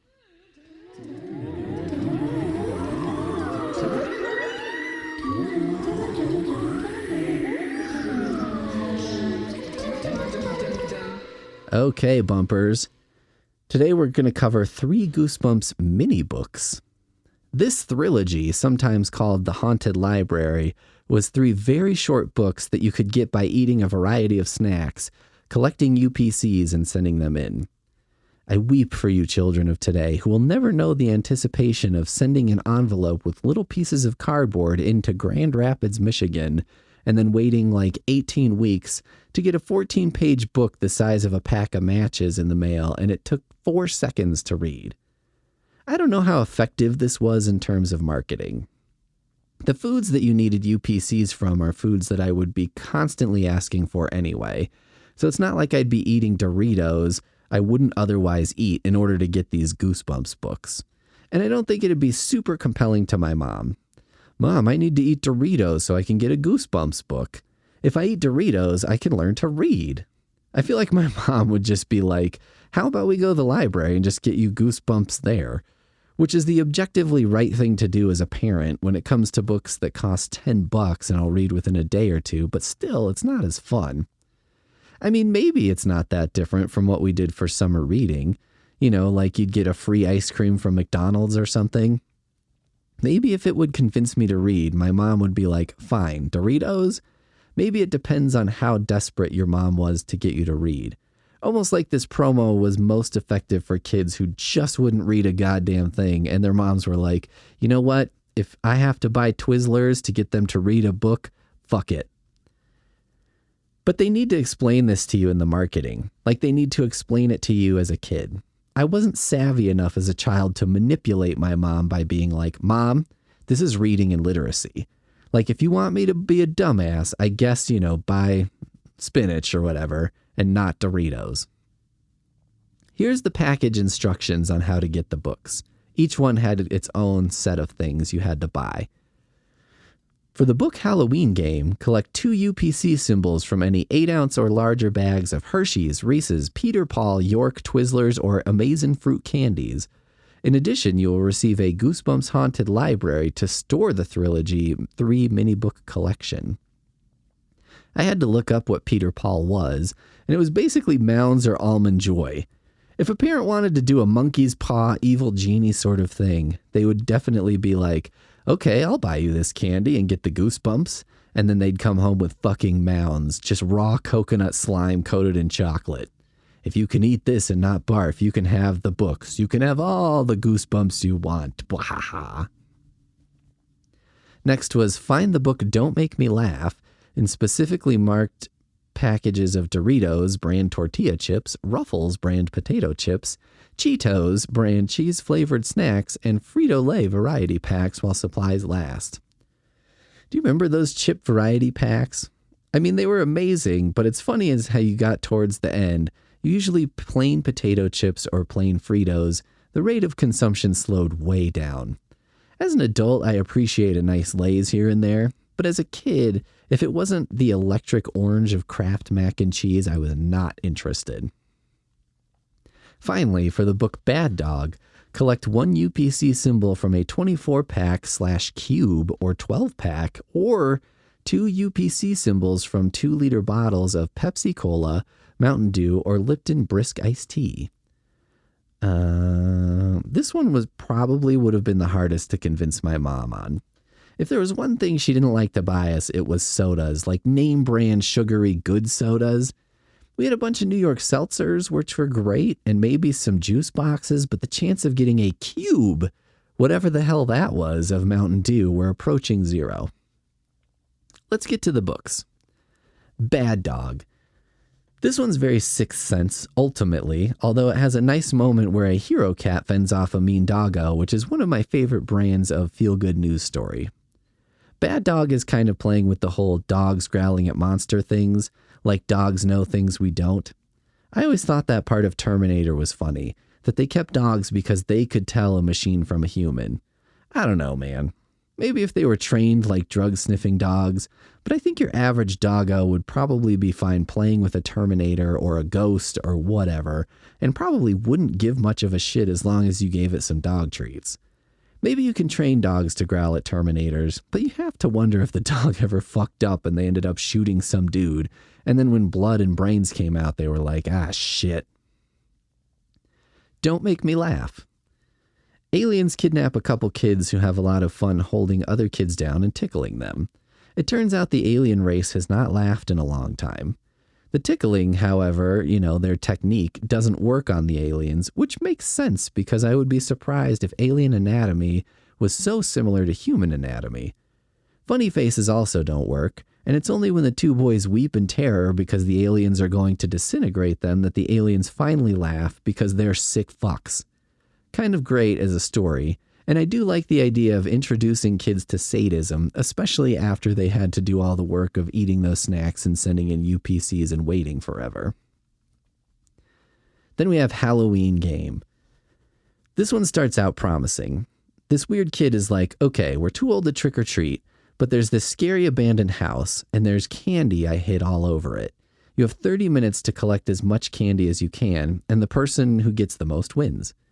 Which is honestly kind of a great idea for a Halloween party at any age. You could replace candy with mini liquor bottles if you were of the adult persuasion. Then things go off the rails, however. There's a dragon, there's weird shadow people, just a bunch of nonsense pops up. Then we sort of zoom out, and it turns out this is all a CD-ROM game someone is showing to corporate masters or whatever, so the characters we were following are just like the 100 million Ninja Gaiden Ryus I've killed over the years. There's kind of a twist on it was all a dream and the video game sort of stories we've been seeing at the same time, but dare I say that the twist is they made it even lazier.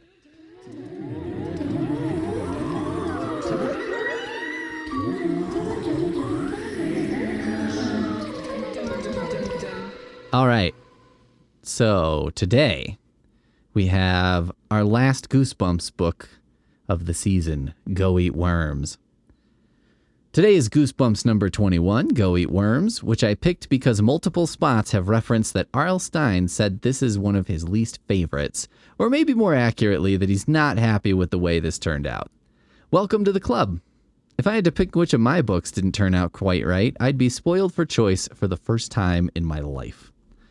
Go Eat Worms follows this creep kid who collects worms, I guess. He's got a big aquarium with a lid that he keeps them in. It seems like an odd thing to collect. It's not like there's a ton of different worms, right? I mean, I'm sure there are. I'm sure some dumbass on the internet is about to tell me that there are thousands of species of worms. I get it, okay? And I guess now that I think about it a little more, I'd collect comic books if I had the money, and if I had the space and the desire to be on eBay all the time. And I'm sure lots of people would look at those and be like, they all look the same to me. And I'd have to be like, that's because you're a fucking idiot with no respect for foil variants. Maybe worm collecting isn't such a bad thing for the worms, at least. I mean, you put them in an aquarium full of dirt. Does the worm even know the difference between being in an aquarium and being in a backyard? I looked up worm facts to find out if I could, discover anything along those lines. There isn't a lot of agreement in the world of worm facts, but it would seem that a bunch of worms in a big aquarium would probably have what they needed to be just fine. Plus no birds, early or otherwise, to fuck up their day. Anyway, we begin the tale with a science fair, and our hero, Todd, is presenting his worm farm. But then this other kid brings a worm skyscraper, which everyone thinks is super cool. Todd knows he's going to lose, however.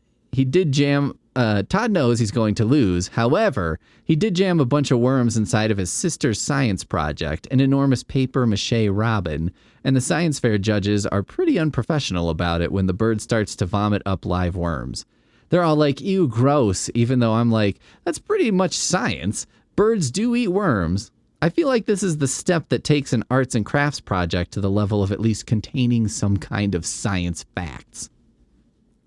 In a twist suitable for, well, R.L. Stine, some dumbass who made a balloon model of the solar system wins the science fair, defying the odds and beating the various worm-related projects, which are honestly kind of stupid.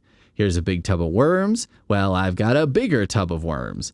Can you imagine? An elementary school all gets together and every student is like, let's just all do a tub of worms. They can't fail everyone, right?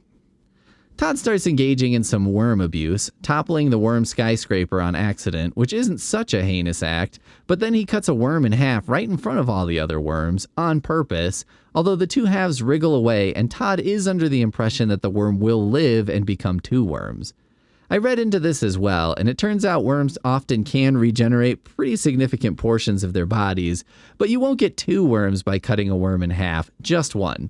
Probably for the best. I feel like worms are confusing enough without cloning. Did you know worms have both male and female sex organs, but also require a second worm to reproduce? How does that even work? So then worms start showing up in weird places. In Todd's backpack, then his cereal, in his Raiders hat that he wears to school all the time, and probably worst of all, in his PB&J, where he finds half a worm after apparently eating the other half.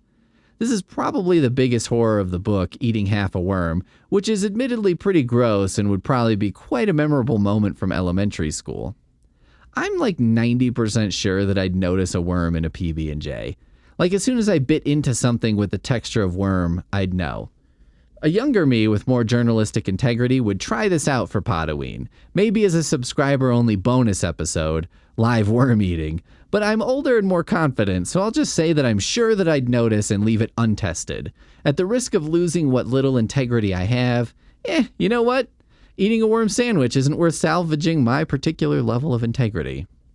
There's also a sequence where Todd is tortured by getting into bed and finding it absolutely full of worms, after which he changes his pajamas but turns down a shower. Which, I don't know, I think bed full of worms is kind of a start over, shower-worthy situation.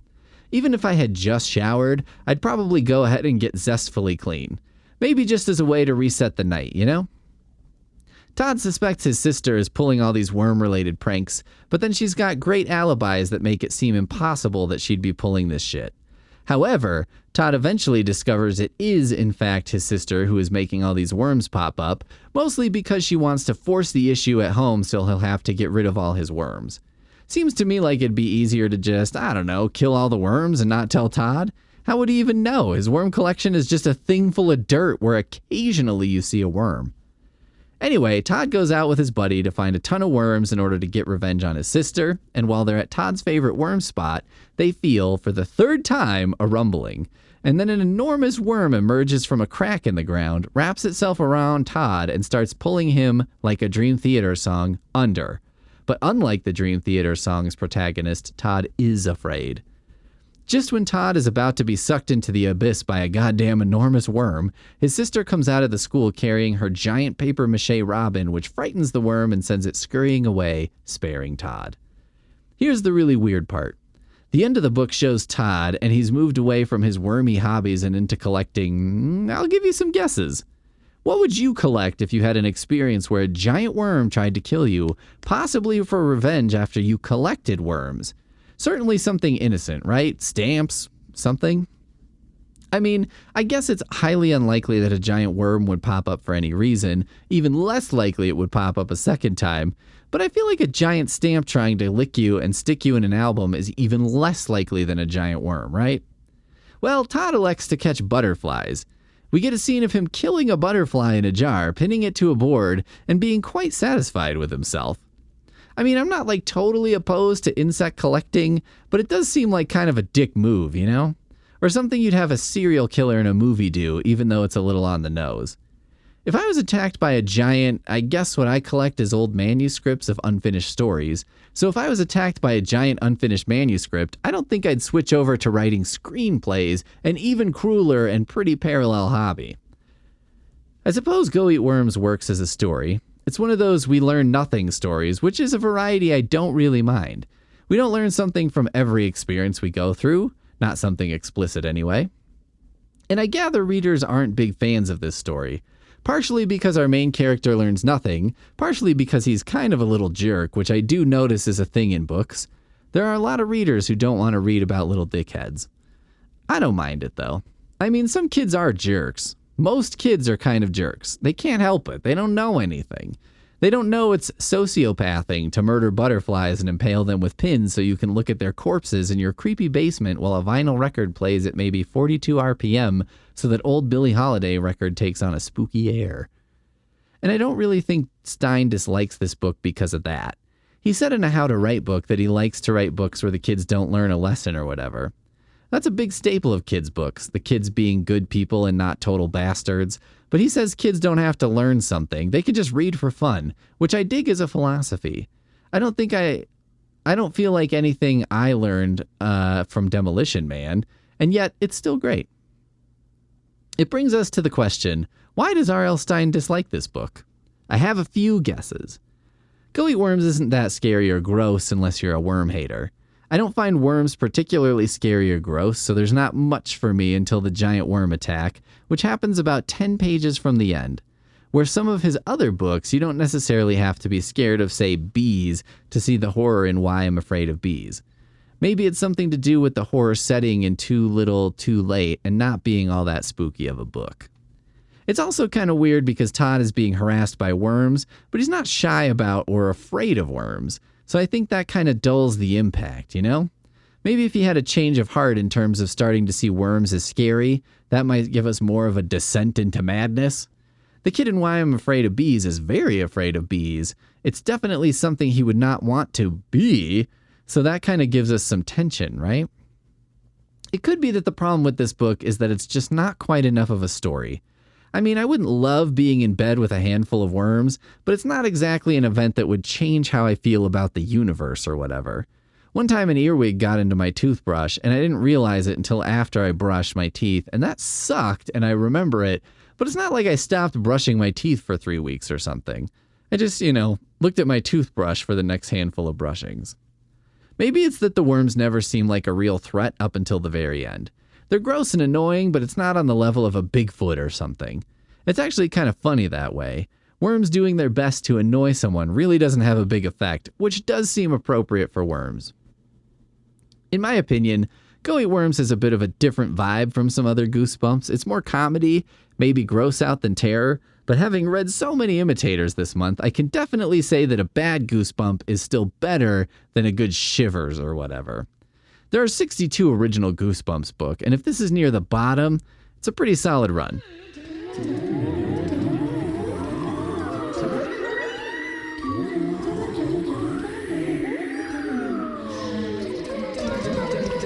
Okay, I'm giving everybody a bonus because, I did the work for it already. I actually did 2 more episodes than I needed for this month's Podoween because I'm bad at math. This is the horror of being bad at math, kids. So what we're going to do to cap this all off is we're going to cover briefly all of the Goosebumps we didn't get to from the original 62 in the series, which is a lot of books, so let's just get into it. Number 5, Curse of the Mummy's Tomb. Gabe Hassad is spending Christmas vacation in Egypt with his Uncle Ben, Uncle Ben's, they never turn out well, and cousin Sari. He is invited to explore a tomb by his Uncle Ben, an excursion on which he gets lost and encounters some of its ancient residents in the form of mummies. I kind of still can't believe from that episode where I read reviews of this book that someone used it in a curriculum for Egypt. I can't be totally sure, but I have a feeling the finer historical details here are a bit, let's call them, elastic. Number 6, let's get invisible. Max and his brother, Lefty, find a mirror in the attic that can turn its users invisible, but the more Max, Lefty, and their friends use it, the harder it becomes to return. This has a great title, and I can't help but sing it like the Let's Get Dangerous theme from Darkwing Duck. I mean, being invisible forever wouldn't be great sometimes, but overall, I don't know. I think you could get on disability. And as a person who doesn't traffic in his looks, and for whom this situation of not trafficking in his looks gets further and further from even possible the farther time goes, being invisible might actually be to my benefit at some point. 7. Night of the Living Dummy.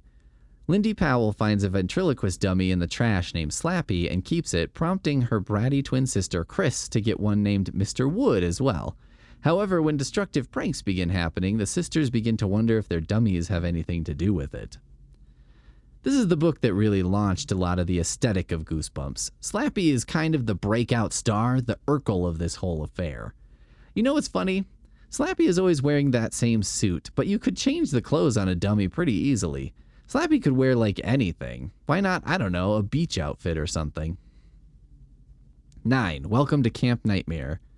Billy Harlan is staying at Camp Night Moon. Billy Harlan is staying at Camp Night Moon, turns to horror when word of the monster Saber lurking in the woods crops up, followed by a series of events leaving campers injured and missing. Camp is definitely the classic horror setting, probably because there are like a million summer camps, and if you shoot in like April, you can have a whole run of the place, right, for your movie. Is that why Jason haunts camps? Because it's the cheapest place to film since someone invented the woods? 10. The Ghost Next Door. Hannah Fairchild is startled to wake up from a horrific nightmare of her house burning to find that the empty house next door has suddenly been sold as if overnight, and the son of the family somehow has the ability to survive a series of near-fatal accidents. After she investigates, Hannah discovers to her shock that Danny Anderson might be a ghost. A mysterious shadow follows her throughout the story.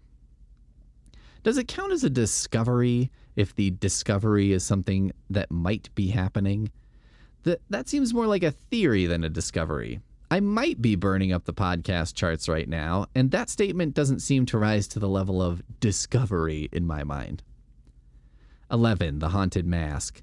Sick of being the butt of everyone's practical jokes and appalled that her mother made her a lame duck costume for Halloween, Carly Beth Caldwell decides to buy a mask from a strange costume shop.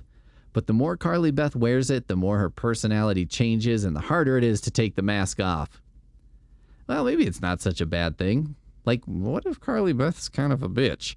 I know the message of kids' books is be yourself most of the time, but like if yourself sucks, maybe being the haunted mask is a better option for everyone involved. More murders, but like less, nitpicking. 13. Piano lessons can be murder. Jerry Hawkins and his parents, Mr. and Mrs. Hawkins. I'm going to assume that Jerry Hawkins' parents both have his same last name, unless you tell me otherwise. Have just moved into a new house where Jerry finds an old piano in the attic. Mr. and Mrs. Hawkins decide to put the piano to good use by making Jerry take lessons, but Jerry discovers a disturbing truth about the piano and the insane piano teacher who just loves Jerry's hands. I was planning to read this one and ran out of time, mostly because I took piano lessons, and they did, in fact, suck. I read that R.L. Stine was originally intending this book to be about guitar lessons, but piano is by far the better choice. It's a stupider thing to take lessons for. Not because it's stupider, you probably have to learn more music to take piano, but because what kid in his right mind is going to take piano lessons? You'll never get a kid to enjoy that, so you might as well at least throw a guitar his way and maybe he'll get some chicks or something. He probably won't, though. I feel like guitars are kind of like expensive cars. They really only attract other dudes who are into expensive cars. 14. The Werewolf of Fever Swamp. Grady Tucker and his sister Emily Tucker, again, do I need the last name? Have moved to a rural area in Florida near a swamp notorious for werewolf sightings. When a strange dog becomes Grady's new pet, the entire town suspects the dog of being the werewolf that is terrorizing the swamp. The name Fever Swamp is very questionable, but I recently found out there's a Popelick Creek in Kentucky, which houses a Popelick monster, so what the hell do I know? 15. You Can't Scare Me. Two pranksters team up to scare a fearless girl named Courtney in the town of Muddy Creek. When all of their pranks backfire, they decide to use the local swamp, said to be the cursed burial ground for the town's original settlers who died in a mudslide and were reborn as mud monsters. Muddy Creek is a better creek name than Pope Lick, at least.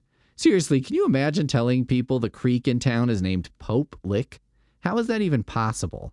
If I ever achieve my dream of making a book tour up for myself that goes to the stupidest named places I can find, you can bet Pope Lick is on the list.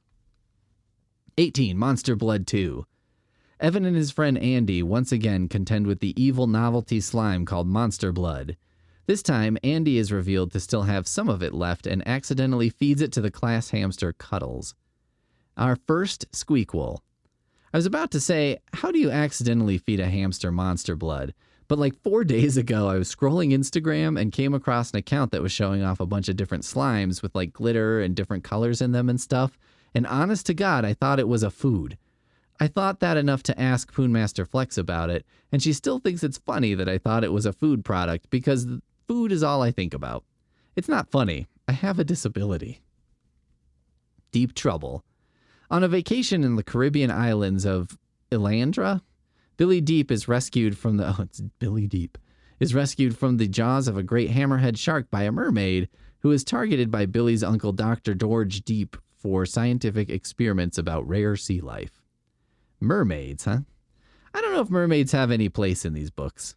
They're little, from what I understand, and just want to be a part of our world. But it's generally not like a big problem or whatever. Are mermaids evil anywhere in fiction other than in pirate stories? And let's face it, if mermaids were killing pirates, they're kind of doing positive vigilante work on the seas, right? Is killing pirates, luring them to their deaths? Isn't that kind of just like, being a sea cop or something? 20. The Scarecrow Walks at Midnight. While visiting their grandparents' home on the farm, Jody and her brother Mark discover that the farm is haunted by demonic scarecrows brought to life by a farmhand's black magic. If a scarecrow is scaring people, does it become a scare man? Surely someone has made this joke before, but have you heard it before? That's the real question. In the internet age, you can Google just about any joke and probably find it. But if you're the first person to hear it, and you hear it from me, I get the credit. That's the new rule. 22. Ghost Beach. The Sadler siblings, Jerry and Terry, try to solve the mystery of the ghostly resident living in a mountain cave near the beach. Calling your beach Ghost Beach would be a good way to make a beautiful place sound less attractive. Like, they should have called the most beautiful neighborhoods in California shit like Fever Swamp and Shithole Swamps and just plain The Swamp. 23. Return of the Mummy. A year after his previous encounter with mummies, Gabe flies back to Egypt to attend the grand public opening of the pyramid his Uncle Ben was excavating last year. Gabe and his cousin Sari soon find themselves trapped in the pyramid, and the news reporter they trusted named Neela soon reveals that she is not who she seems as she wants to awaken the mummy of Prince Koru. Do pyramids have grand openings? I'm sure that if one were discovered, it could eventually open to the public, but do they have like a ribbon cutting? A mummy wrap cutting? People with pyramidal balloons? A sheet cake? 4 sheet cakes leaned in on each other to make a pyramid? You know what? Now that I'm thinking about it, I think I could throw a pretty good pyramid grand opening. 24. Phantom of the Auditorium. Brooke Rogers and Zeke Matthews were chosen to play Esmeralda and the Phantom in their school's version of the Phantom of the Opera, but a chain of accidents impede production and threatened to have Zeke kicked off the cast. There's an entire musical and album based on this book, and I considered listening to it for this month, but I just don't have the tolerance for that kind of thing. I mean, we're just replacing opera with auditorium. What kind of uncreative person would just do a send-up of Phantom of the Opera for a book or for like a month-long Podoween? 25. Attack of the Mutant. Comic book addict Bradley Skipper Matthews finds out his favorite comic book supervillain, the Masked Mutant, is real, but a visit through the lair has Skipper losing his grip on reality after seeing comic book panels with himself as the hero. Yeah, no, I mean, let me tell you, I read a lot of comics as a kid, and I never confused myself with a comic book superhero. That's not a thing that happens, because if it was going to happen, it would have happened to me. I was the prime candidate for that sort of thing. I was the kid on the beach getting sand kicked in his face. 26. My Hairiest Adventure. Larry Boyd freaks out when his hands become hairy, presumably as a result of expired tanning lotion. Things get weirder when his friends begin to disappear and dogs who share their physical features appear in their place. Very obviously about that old rumor regarding jerking off, bumping the old goose, as they say. You know what's funny about that rumor? If it were true, everyone would just have hairy hands. And not everyone does, so therefore it can't be true. In fact, wouldn't you know someone who had hairy palms if this was true? Like, if this was true, wouldn't one fuck-up who couldn't resist have hairy palms? 27. A Night in Terror Tower. Eddie and his sister Sue were vacationing in London, England, when they become lost in a medieval torture chamber called Terror Tower and have to run from the Lord High Executioner. Things get weirder when they begin losing their money and their memories. You know, of losing money and memories, one is a lot more concerning. Money being a physical object you could just sort of lose, memories indicating a brain problem.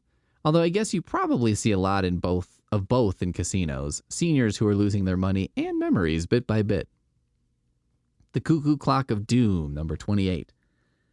To get back at his bratty sister Tara for ruining his party, Michael vandalizes his father's new cuckoo clock by twisting the bird's head backwards so Tara will get blamed for it.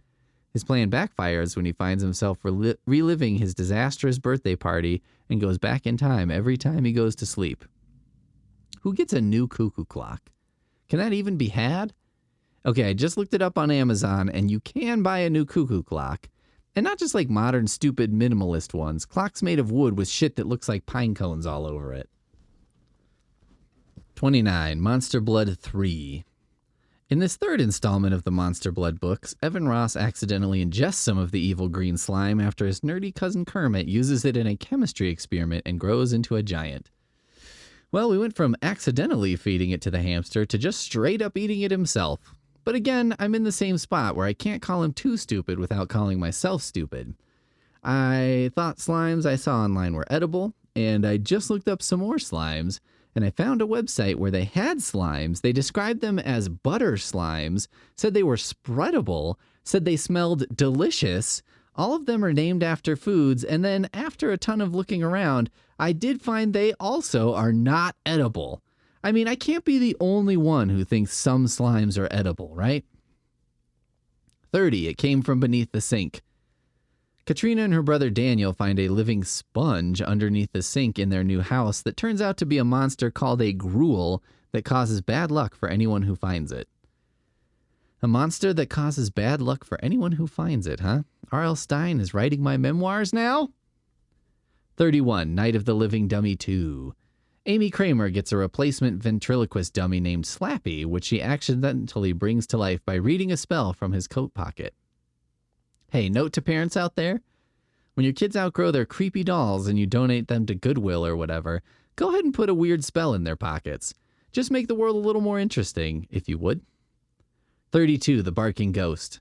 Cooper Holmes and his new friend Fergalicious are stalked by two ghost dogs who haunt the woods and produce a bone-chilling bark. R.L. Stine said this was also one of his least favorite books, along with Go Eat Worms. Maybe he turned it into two dogs because it wasn't working, and he figured, well, I'll just double up the dogs. Everything might work out. It's honestly not the worst idea. Book not working? Just double whatever the threat is. The Horror at Camp Jelly Jam, 33. While on a road trip with their parents, Wendy and her brother Elliot get inside their parents' trailer and crash into a sports camp called King Jelly Jam Sports Camp. The two decide to stay and participate in the activities until their parents can come for them, but while Elliot is enjoying the competitive spirit, Wendy finds it all too bizarre, especially when the winners end up missing. One of the counselors survives a bone-crushing hit to his chest. Everyone is disappointed in Wendy, who is not sharing their obsessive competitive spirit, and the ground begins to shake at night. You know, ending up in a sports camp is a nightmare to begin with. You don't really need to take it any further than that. Especially because if I ended up in a sports camp, it wouldn't be like a movie where the jocks ended up liking me and sort of adopting me even as a mascot. My best hope would be it would end up with me not being made fun of constantly, just sort of ignored, and then when we were all back in school together, we could just all pretend like we'd never met. 34. Revenge of the Lawn Gnomes. Joe Burton's father, Mr. Burton, buys two garden... Mr. Burton's my father. Buys two garden gnomes named Hap and Chip. But Joe and his sister Mindy discover that the garden gnomes were alive and caused destruction at night. I feel like garden gnomes would be very productive when it comes to destruction. I don't know why, I just feel like they'd be hardworking. It's just unfortunate that their work is to fuck shit up. 35, a shocker on Shock Street. Aaron Wright and her friend Marty were big friends of a series of horror movies made under the Shock Street banner and are picked by Aaron's father, Mr. Wright, as the first kids to tour his new Shock Street theme park ride. But while the two were on the ride, all the animatronic creatures like the giant praying mantis, Wolf Boy, Wolf Girl, and other creatures start to get out of control and try to kill them.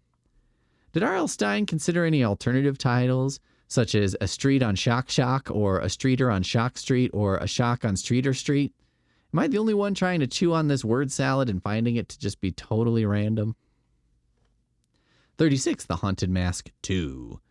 Steve Boswell goes to the mask shop that Carly Beth went to in the first book and buys an old man mask to scare the little kids he's forced to coach in school as punishment for a prank from before. And much like Carly Beth in the first book, Steve finds out that the mask he bought is bent on warping the personality of anyone who wears it for too long.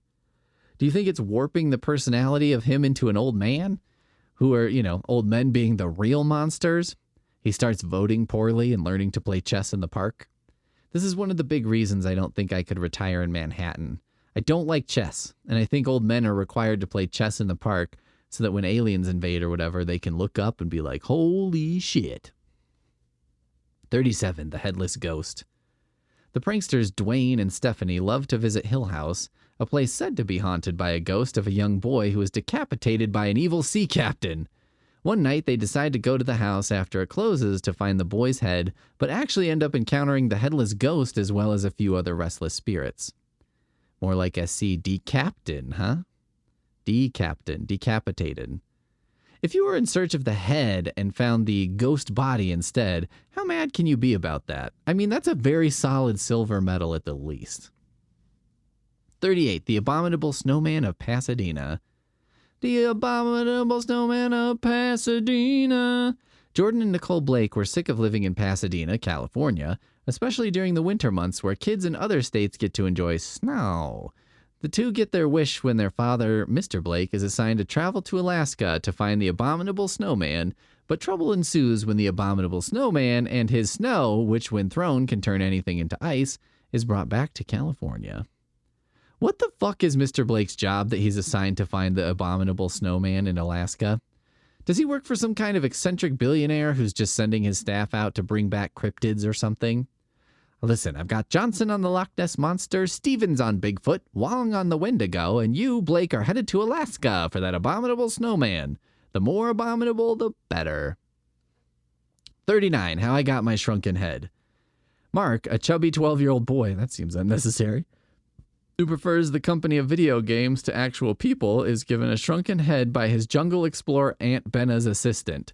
I mean, maybe Mark's experiences with people giving him things like shrunken heads is part of the problem here. The assistant suggests that Mark be brought down to the jungle island of Balladora to visit his Aunt Benna, but soon discovers that the assistant Dr. Richard Hollins, Carolyn Hollins, and their daughter Kareen are plotting to shake Mark down for information on the jungle magic the shrunken head possesses. Okay, I read up a little bit about shrunken heads. First of all, they do exist. It's a real thing. If you peel the skin off of a head and boil it, it'll shrink down to about the size of a fist, so that's cool. Then I was reading about the efforts to return shrunken heads to the peoples they were taken from, which, well, this feels a little more complicated than returning like a clay pot. Because, I mean, if the shrunken head is authentic, it was taken from an enemy warrior. So, like, does the tribe that had the shrunken head and got it taken from them, do they really own that head? Is it better for them to have it than for a museum to have it? I guess it was in the course of war, but if I found, say, a finger from a Japanese guy that a relative took from World War II, and then a museum came and took it, I don't know if I'd be too hot on trying to claim that that finger was my property. 40, Night of the Living Dummy 3. Trina Odell's father, Mr. Odell, used to be a famous ventriloquist, but now he only collects and refurnishes old ventriloquist dolls in his spare time. That's not weird at all. He finds Slappy in the trash and adds him to his collection. After reading the words that come with Slappy, not only does the evil dummy come to life, but so does his entire collection. I mean, if you collect ventriloquist dummies, I think you have to accept the risk that they're going to come to life. That's part of the game, baby. You want the fast-paced life of doll collecting? You're going to have to risk getting some evil possessed dolls in the mix. 41, Bad Hair Day. Amateur magician Tim sneaks out to a midnight show held by his idol Amazo. After Amazo puts Tim in a box, he drops backstage and stumbles upon Amazo's dressing room. Tim steals Amazo's magic bag and finds that Amazo's magic is more than he can handle. Tim needs to work on a better magician name than Amateur Magician Tim. Maybe the semi-amazing Tim, the competent Tim, the Tim who will make good use of your time, won't blow your mind, but you'll ultimately enjoy the show, Tim. 42, Egg Monsters from Mars. During a disastrous Easter egg hunt in the backyard, Dana Johnson finds a strange blue-veined egg and keeps it. When it hatches, Dana discovers a pile of scrambled eggs with eyes known as an egg monster. Dana shows it to a scientist, but the scientist ends up imprisoning Dana with his discovery. Eggs definitely qualify as a food that I'm like, who decided to eat this? I watched a bird poop out this ball, and I'm going to crack this shell and then swallow the slime inside. That's pretty fucked up. I guess I understand eating, say, a lobster, because if it's alive, it's probably got something edible inside, right? But even knowing what we know about eggs, I feel like it's a questionable food stuff. 43, The Beast from the East. Ginger Wald, a former nature camp survivor, and her twin brothers, Nat and Pat, end up lost in the woods where beaver bear-like monsters calling themselves beasts challenge them to a dangerous game of tag called Beast from the East. Nature camp survivor is how this character is described. Is this code for concentration camp? Like, is the concentration camp in the Goosebumps world called that instead? Because I wouldn't call myself a camp survivor having been to a summer camp. It's like calling yourself a vacation survivor, or not a marathon finisher, but a marathon survivor. Say cheese and die. Again, 44. To prove to his English teacher, Mr. Sauer, that the camera he found in the summer is real so he can raise his failing grade on a class assignment, Greg goes back to the abandoned house to retrieve the camera and finds that it still works, but after accidental snapshots, he finds as Sherry becomes skinnier and skinnier, Greg goes fatter and fatter. High school students are such assholes. They would do anything to prove a teacher wrong, even refinding a stupid haunted camera that almost got them killed. 45. Ghost Camp. Harry Altman and his brother Alex Altman go to a Camp Spirit Moon, where the campers turn out to be ghosts who want to use Harry and Alex's body to escape. That's reasonable. I mean, couldn't we die at the mall or something instead of some stupid camp? Ooh, or in a movie theater. That would be a great place to be a ghost. When there are good movies, you just watch the movies, and when there are crappy movies, you do ghost stuff. 46. How to Kill a Monster. While at their grandparents' house at Swamp in Georgia, Gretchen and her stepbrother Clark decide to put their differences aside when they find themselves trapped in the house with a swamp monster. It's nice of these kids to stop arguing about whatever the fuck kids argue about long enough to try and not die. I'm trying to remember what sorts of stuff I'd argue with my brother about when we were kids. Probably stuff like what constituted one turn on Nintendo. I feel like we could at least put that aside if we were faced with a seriously dangerous scenario. Like, at least for the duration of that scenario. I'm not saying we'd get along famously forever, but for that day, I think we'd be cool. 47. Legend of the Lost Legend. Marissa and Justin, the kids of the famous writer and storyteller Richard Clark, decide to help their father find an ancient parchment called The Lost Legend, and soon find themselves in the wood of Brovania. That sounds like a gym. Home to silver-coated dogs, thousands of mice, and Vikings thought to have been dead long ago. So is the parchment called The Lost Legend, which does that mean it was written and then lost on purpose? But also, a country being home to thousands of mice doesn't seem that impressive. The estimate of rats in New York City is 3 million. If anything, maybe I'm supposed to be concerned because, thousands of mice seems like a relatively small number, and I should be wondering, what happened to all those little mousies? 48. Attack of the Jack-o'-lanterns. To get payback on two bad kids who always ruin her Halloween, Drew and her friend Walker recruit the help of twins Shane and Shana, but But instead of the twins, 2 pumpkin-headed monsters appear and force all 4 of them to trick-or-treat all night so they can be fattened up for eating. I mean, if I'm going to be killed by a supernatural beast, trick-or-treating like mad and eating all the candy is how I want to go out. Okay? Even today at age 40. If I was 12, I might be inclined to go for that like as a deal, like to agree to it as a business proposition. There's a downside, death and all, but there's a definite upside. 49, vampire breath. During an air hockey game, Freddy and his best friend Kara accidentally knock over a china cabinet and find a secret room housing a coffin and a bottle labeled vampire breath, which brings to life vampire named Count Nightwing in search of his fanged dentures. Alright, that's legitimately funny. I need my vampire dentures before I can go on my reign of terror. That A+. 50, calling all creeps. After getting kicked off the school newspaper club, Ricky pulls a prank on newspaper head Tasha by putting a message for all creeps to call Tasha after midnight in the next issue of the school paper. However, Tasha shows that she is wise to his trick, probably because she works on the school newspaper, and puts Ricky's name in the message instead, leading to Ricky being stalked by lizard-like creatures posing as the school's bullies who'd need Ricky to plant metamorphosis seeds to enslave all of humanity.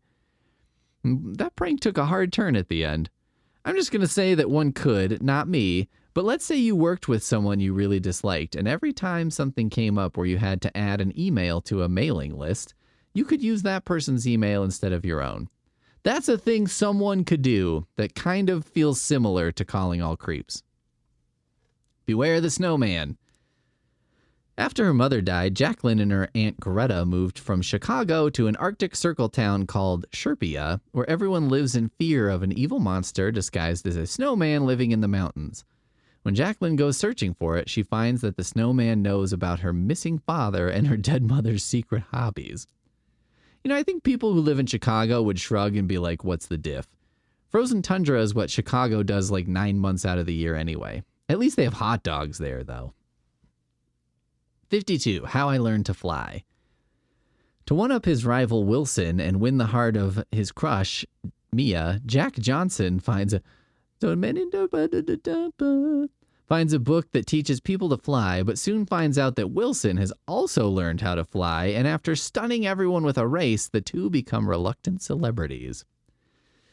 You know, I think as a human, anyone would be impressed by flight. But romantically, I'm not sure that flight would convince me to be in a relationship with someone. Like if it was someone I wasn't into before and then they were like, oh yeah, watch this, and flew around a bit, I would be stunned. But I don't think that translates to romance. However, these are like middle schoolers, so I can kind of see it. I mean, middle school boys offer almost nothing, so flight would put you on at least some level. 53. Chicken. The farm girl Crystal and her brother Cole find themselves out of luck when a mysterious woman in black named Vanessa shrieks, Chicken, after the two accidentally knock her down in front of a grocery store while walking home, and the siblings begin growing feathers and beaks. So thinner, but chicken instead. I guess I suppose I'd rather be thinner than a chicken man. Given these 2 options thus far, I feel like there are probably others on the table. These mysterious curse women really should give you a menu of options. You're going to turn me into something. None of them are good, but can't you at least give me a choice? I mean, my body, my choice, right? That's what that means? 54. Don't go to sleep. Despite his mother's admonitions, Matt spends the night in the empty guest room of his house and ends up waking up in a new world and on the run from a police force bent on stopping those who warp reality. So wait, what? He warps reality by sleeping in an empty guest room. This feels like how you would warp reality, though, by doing something very minor that wouldn't have any effect whatsoever, you would think, right? You pick a certain bag of chips off the shelf, turn left instead of right to put them in your shopping cart, and boom, you're in another dimension, which probably involves Hitler in some way. That seems to be what it always involves. 55. The blob that ate everyone. The aspiring writer Zach is given a typewriter. You know, I'm going to give props to R.L. Stine for resisting a writer character until 55. He's given a typewriter and a pen by a woman whose shop was destroyed in a lightning storm. The typewriter is just what Zach needs to finish his story about a mysterious blob, but Zach and his best friend Alex soon discover that life has a horrifying way of imitating art. I read in R.L. Stine's memoir that he types all of his book with his pointer fingers. This has stuck with me for some reason. I guess because it's weird and funny. I wonder if R.L. Stine had known what his career would look like if he would have gone ahead and learned to type faster at some point. You know what I mean? If he was like, I'm still going to be doing this in, several decades, he probably would save years of his life at this point. The Curse of Camp Cold Lake, number 56. Sarah Mass hates Camp Cold Lake because of the apathetic campers and the myriad safety rules, so she pretends to drown herself to win friends. Unfortunately, the plan backfires. Who could have seen that coming? When Sarah has a near-death experience and meets a ghost girl named Della, who will stop at nothing to make Sarah her friend in the afterlife, even if it means killing her. I'm going to assume this bid to win friends is explained in more detail in the book, because I'm not totally sure how this works. I guess I haven't made a friend in decades, so maybe I'm the fool here and should throw myself in front of a bus or something. My best friend is invisible, 57. After visiting an abandoned house said to be haunted, Sammy Jacobs soon gets a new friend, a boy named Brent, who no one, not even Sammy, can see. Based on the description, it's possible this is an allegory about race or something, but I'm pretty sure it's just going to be a ghosty. 58. Deep Trouble 2. Billy and his sister Sheena Deep were back on summer vacation with their uncle Dr. George Deep in the Caribbean. When the two go swimming, they discover an evil plot to breed mutant sea life and end world hunger. Well, that doesn't seem so bad. But I mean, having a story called Deep Trouble 2, starring someone named Sheena Deep, that sounds very adult if you know what I mean. And you do know what I mean. I know you know. I'm winking. If you can hear that, that's the sound of me winking like mad. 59. The Haunted School. During a dance at his new school, Tommy Frazier and his new best friend Ben go into an elevator in search of banner paper and find themselves in a black and white world where most of the school's missing class of 1947 now resides, thanks to an evil photographer named Mr. Chameleon's magic camera, while the rest of them have descended into madness and started a cult bent on ridding the world of color. There's a lot going on here. I wonder if Stine knew the series was ending and was like, fuck it, I'm going to clear the docket of ideas. Haunted camera, time travel, sucking the color out of the world, cults, all of it madness. I kind of love it, though. It seems like easily enough story for 120 pages. 60. Werewolf Skin. Aspiring photographer Alex goes in search of werewolves in his aunt and uncle's small town and discovers that these werewolves are closer to him than they think. What is it with movies and books thinking kids are aspiring photographers? I never knew a single kid who was an aspiring photographer. I knew kids who aspired to drink Mountain Dew and jump on trampolines. 61. I Live in Your Basement. Sick of his overprotective mother keeping him from having fun, Marco sneaks off to play baseball and gets hit in the head. While recuperating at home, Marco begins getting strange calls from someone named Keith, who wants someone to take care of him, and the more Keith is around Marco, the more Marco's reality becomes warped. Stine's most horrifying scene was in Say Cheese and Die, and when that kid gets hit in the head with a baseball, that was the most frightening thing I read this whole month. It's good enough that I'll allow a repeat of getting hit in the head with a baseball. I don't know if I care about the rest of this book, but it's a damn good start. It would be hilarious to, next time I get hit in the head, introduce a new person into my life and pretend like we were best friends or something, a Keith, if you will. If anyone wants to do that to me, /for me, I'm giving you pre-permission. Monster Blood 4, number 62. Evan, Andy, Kermit, and Conan once again battle the monstrous slime, but they soon discover that this monster blood is an excessively thirsty, purplish blue slug-like creature that can multiply by feeding on water.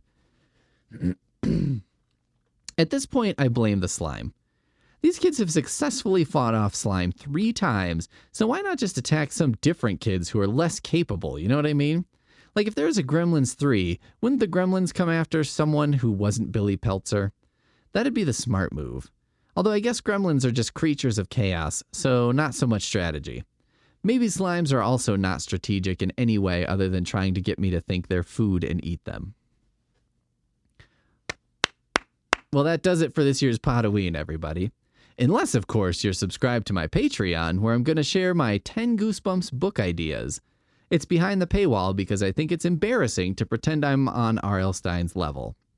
I close the month with the huge respect for R.L. Stine. He seems like a genuinely nice guy, he seems to really enjoy entertaining young people, and I think he enjoys doing what he does. I mean, my boy's a millionaire and he still writes. One of the things I like in the realm of books is books that gets people who might normally not read to become readers, even if it's just for a book or two. I think Stine has probably done that for a lot more people than just about anyone else. And when I was reading his How to Write book, he said that he liked writing Goosebumps where the kids are punks or don't learn a lesson because adults can read books that are just for funsies and kids have the same right. And I did really love that. R.L. Stine has done a really great thing for the world. And even though I poked some fun at Goosebumps this month, it is all with love. And because this is helpful, Snowman, here's my recommendation. Goosebumps books are great to read while you're on the crapper. Seriously, the chapters are short, you can keep track of the stories pretty easily, they're simple enough. As another book pointed out, everyone destroys the bowl now and then, so if you're looking for a little entertainment while you lighten your load, I can't recommend Goosebumps enough. This might not sound like a very good endorsement, but I assure you, from this podcast, from this host, it's the highest of praise to say these are good to read while you take a dump. Thanks for being with me this October.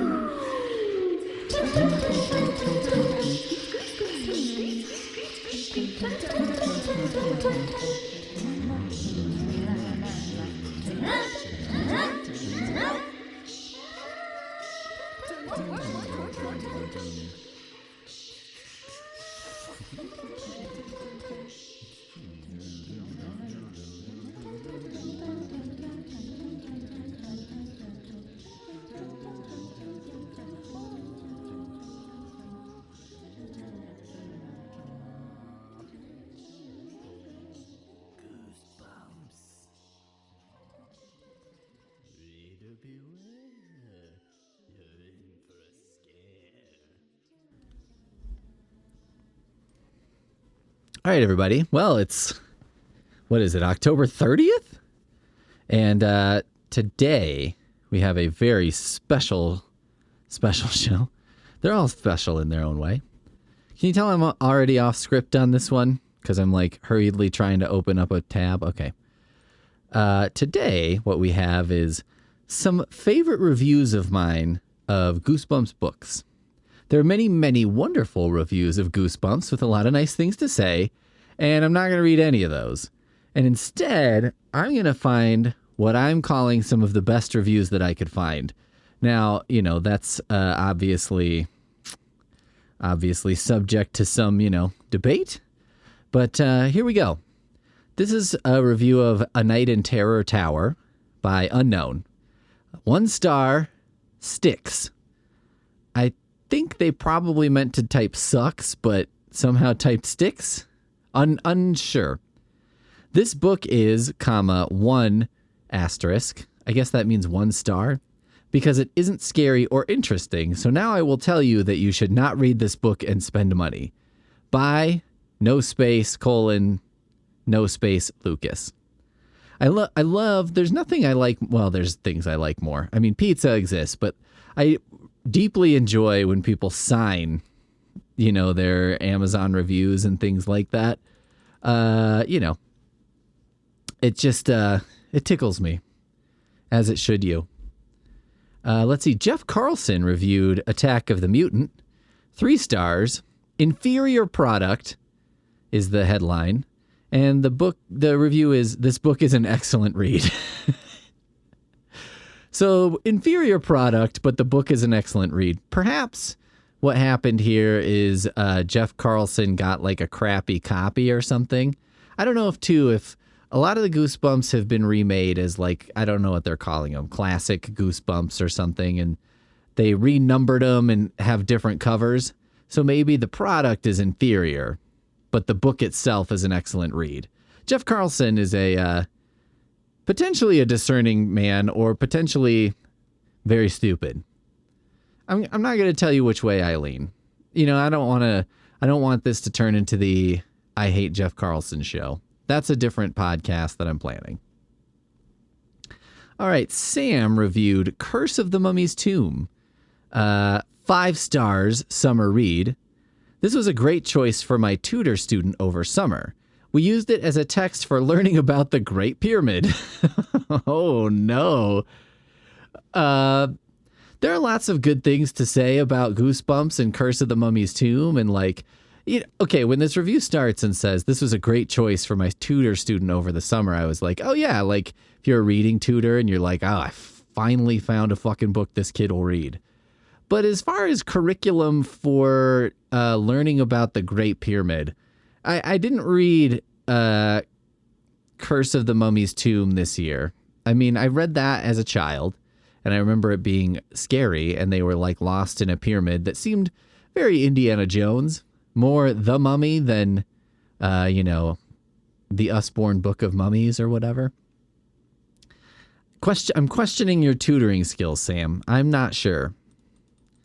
Okay, General Zombie reviewed Deep Trouble, which has a shark on the cover. 1 star. It's about frickin' mermaids. I remember when I was little and I liked Goosebumps' books, and there was a new one and it had a shark on it, and it was going to be sweet, because I liked sharks too. But then I read it and it was about frickin' mermaids. I was so pissed off. In fact, thinking about it now, I'm still pissed off. This is probably a pain that General Zombie has been carrying for at least 10 years. A decade of pain. I kind of, want to shit on it because I'm like, well, who cares if it's about mermaids instead of sharks? Because to be honest, not a ton of like evil mermaid fiction out there. I know there's some, but compared to evil shark fiction, and evil mermaid fiction, in my opinion, is probably more interesting. Because like evil shark is sort of like, well, it peaked at Deep Blue Sea when they were like, so we were doing like Alzheimer's research, and in order to do that, we had to basically give sharks steroids and make their brains 10 times smarter. And you're like, okay, no one thought there might be a problem with that. Also, we made them more aggressive and gave them machine guns. That's when it peaked for me. But like sharks, I'm like, I don't know how far you go. And the other thing is, I think like the first shark thing that everyone thinks of is Jaws, and it was good. Like that's the definitive shark thing. So I don't know. Do we need, how many sharks attacking people do we need? You know what I mean? Give me a mermaid. That would be a good, actually, I would enjoy a movie where it was like, it looked like we were getting a shark attack movie and then it turned out to be a mermaid attack. That would be pretty great. Okay, Go Eat Worms was reviewed by Fruity Girl. 2 stars, Go Eat Worms is the headline. Okay. Yuck. Well, it was so boring book, sorry, but I hate H8 worms and gross stuff like that. Just wasted my money and time reading that book. Oh, book. B-U-K, book. But R-E-A-L-L-I, if you like L-Y-K worms, I think you will like it. I can't tell if the Fruity Girl is like writing a, is this like a literary, are we watching a, oh man, what's that guy's name? He wrote that memoir supposedly by death that has words in it that I can't say. Anyway, is Fruity Girl a literary genius who's like taking on this persona? Or is Fruity Girl, is this really what this person thinks? This is a good example too of sometimes a book, like by reading a bunch of the reviews, there's someone who reviewed a story that I wrote, and the person was like, he should have focused more on character development and less on the gore.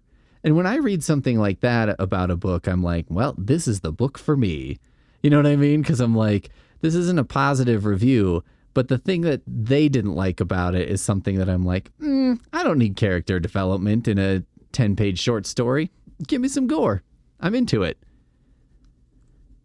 All right, let's see. This is of the Haunted Mask. I'm going to do my best to read this phonetically. 1 star. WWW, worst story ever. Thumbs down, thumbs down, thumbs down. Nast Bach, so ugly, nor even scary. Forgivey, kagigni, higike, kovjabub, hinimajum, vivum, baboonum. I fucknit need no more wires, betijich. So, a couple things could have happened here. I'm going to share with you some theories. Amazon became sentient on November 1st, 2017, when this review happened. And we're witnessing the nascent first words of Amazon's artificial intelligence. Or, some dummy sat on his keyboard and basically typed this out. Or maybe this was an orally dictated thing. I fucking need no more wires, but did you? And, it was trying to understand him, and that's the best it could do. Any way you slice it, it's funny to me when someone is like, this is the worst story ever, and then their review is like, not even something I can comprehend. It just makes me wonder, like, how qualified are you to, evaluate the worst story ever? I'm not sure. I'm not so sure. All right, here's a review from Grimm of Let's Get Invisible. 3 stars, it was okay. I really liked the ending of this one, but overall it was a bit repetitive, and I had to slog through the rest to get there. The ending saved it from being a 2-star, honestly. The writing wasn't bad, especially compared to other Goosebumps that I've read, but there was one phrase that was boggling my mind the whole time. Get invisible. Not turn invisible or be invisible or become invisible. Get invisible. I've never heard get used with invisible before, especially not in the sentences this phrase was used in. It was really pulling me away from the story because I squinted every time it was used. I don't know if it was a tongue-in-cheek move to quote the title, which also doesn't make sense, or what, but it was driving me bonkers. There was also a retcon in the middle of the story. The way the kids use the mirror. I couldn't unsee the retcon throughout the rest of the story, but that seems to happen a lot in these stories. The solution being right there in the kids' hands, and then they completely blank it out as a solution. I mean, if the phrase "let's get invisible" is a problem for you, I don't think Goosebumps are your speed, my friend. You know what I mean? Like, if you're like a grammar person who's like, I don't know, bad grammar throws me, or like kid lingo I don't understand or whatever, let's get invisible, baby. Let's get invisible, visible, ta-na-na. Ta-na-na, na-na-na, ta-na-na. Okay. This is also a review from Grimm for Monster Blood. How is this the same person? I got 2 reviews from the same person and didn't even realize it. 2 stars, disappointing for Monster Blood. First and foremost, there's continuity problems with this one. It did not make sense after what we learned in the first one. Heck, it didn't make sense that it even continued or what a twist is at the end of this one. Doesn't make sense that there's going to be more Monster Bloods in the future either. I don't know if Stein was encouraged to make more and retcon some things in the first one or what, but it bothered me that certain things were ignored. There's also nothing spooky about this story, just kids being dumb. Andy is acting different than the first book, and naturally there's yet another bully Evan has to deal with. This was more about bullies and troubles at a new school than it really had anything to do with Monster Blood, and when it did get around to that part, I was already annoyed and already squinting at the illogical reasoning for Monster Blood being back to enjoy it. The only reason why I'm giving it 2 stars is for certain scenes I enjoyed, if I ignore the logistics of it. Real shame about the Monster Blood series. I feel like my star rating will continue to drop for the next ones. Good thing I'm taking a break from Monster Blood to read Say Cheese and Die instead. Grimm is really caught up in continuity and, all that stuff, this is like classic nerd stuff. People don't really probably remember the days of, at a Comic-Con would be like, okay, I would read Wizard, the comics magazine, and people would write in letters to Wizard, and the Wizard, it'd be like a gotcha letter, and it would be like, excuse me, or like into the letters pages at Marvel, right? And they'd be like, how can Wolverine in Uncanny X-Men 345 be in outer space when in Wolverine number 27, which came out the same month, he's clearly on Earth in Japan. And, it would just be like, they would try and sort of answer it and not, alienate a fan while also just sort of, you could tell they're dying inside. You know what I mean? That they're just like, oh my God, shut the fuck up. Could you just shut the fuck up? Like, nobody cares about that. You know what I mean? That's not really a question. Also, I find it interesting that Grimm is always like squinting when they're like, I'm not enjoying this story. I'm going to begin my squinting, which is my disapproval. Okay, then we've got 2 reviews of My Hairiest Adventure. Manoj Kumar, 1 star, waste of time and money. This is a very bad book. I feel head pain when I see/read this book. One person found this helpful, by the way. One person found it helpful that Manoj was like, it hurts me when I see this book. Just when I see it on my shelf, it hurts my head. Manoj, if you're out there, maybe see a doctor. You know what I mean? It could be that you're just making an amusing thing, but if your head does actually hurt when you see this object, do it. V Sivaraman says 1 star, rejected book. Rejected book, some page collapsed to binding. Total book is scraped book. Yep. Pretty deep there. It's one of the things that bothers me about Amazon. Okay. If you order a pair of headphones and they're of terrible quality, please tell me about it. You know what I mean? Or if they arrive broken.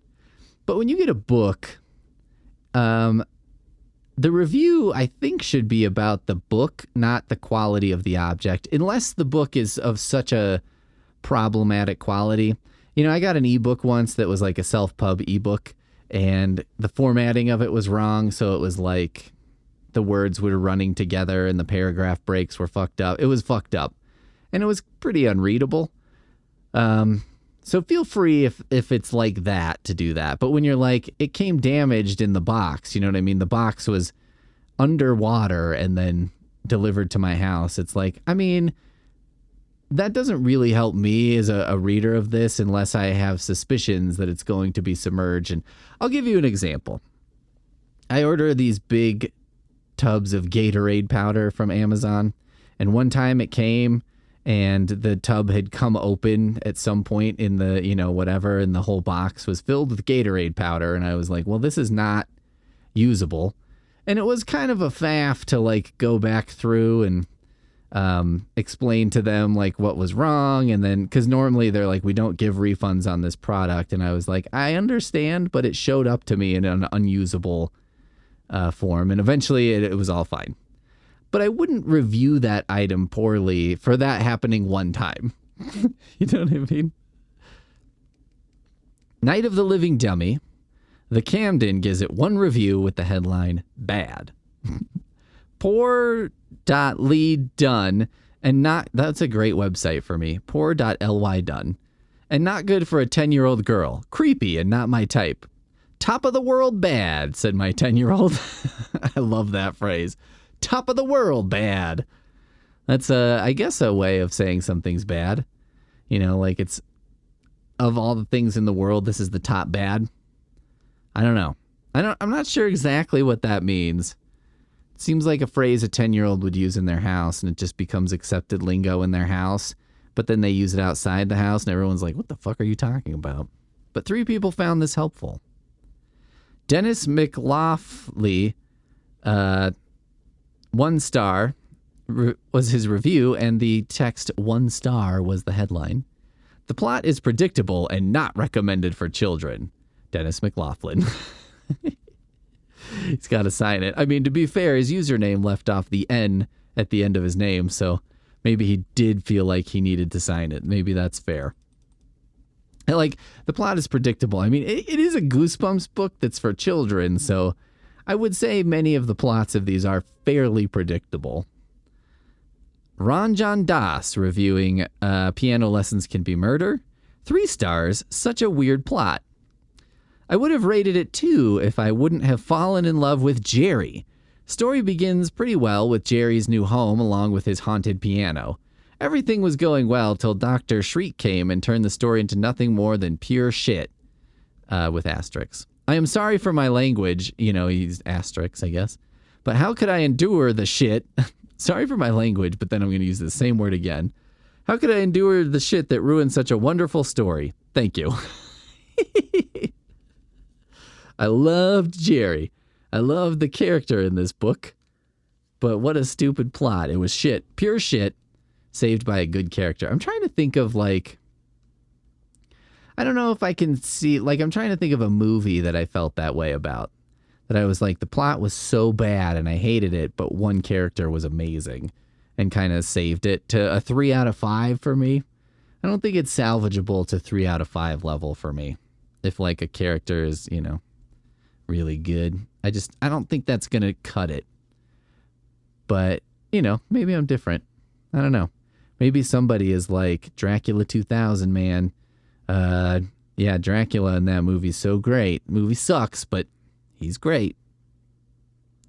This is a review of Scarecrow Walks at Midnight by P. Diddles. Oh my god, okay. This is from 2001 too. It's like they knew. 1 star, Night of the Mummy's Tomb was great. I love this book. R.L. Stinney did a super job. He should write other books besides this one. He'd be really successful and good. I liked the part where Angela and her sister Nan cut open the turkey. I was so scared. Bad Angela, bad girl, you deserve a spanking. And so does everyone else who doesn't read this book.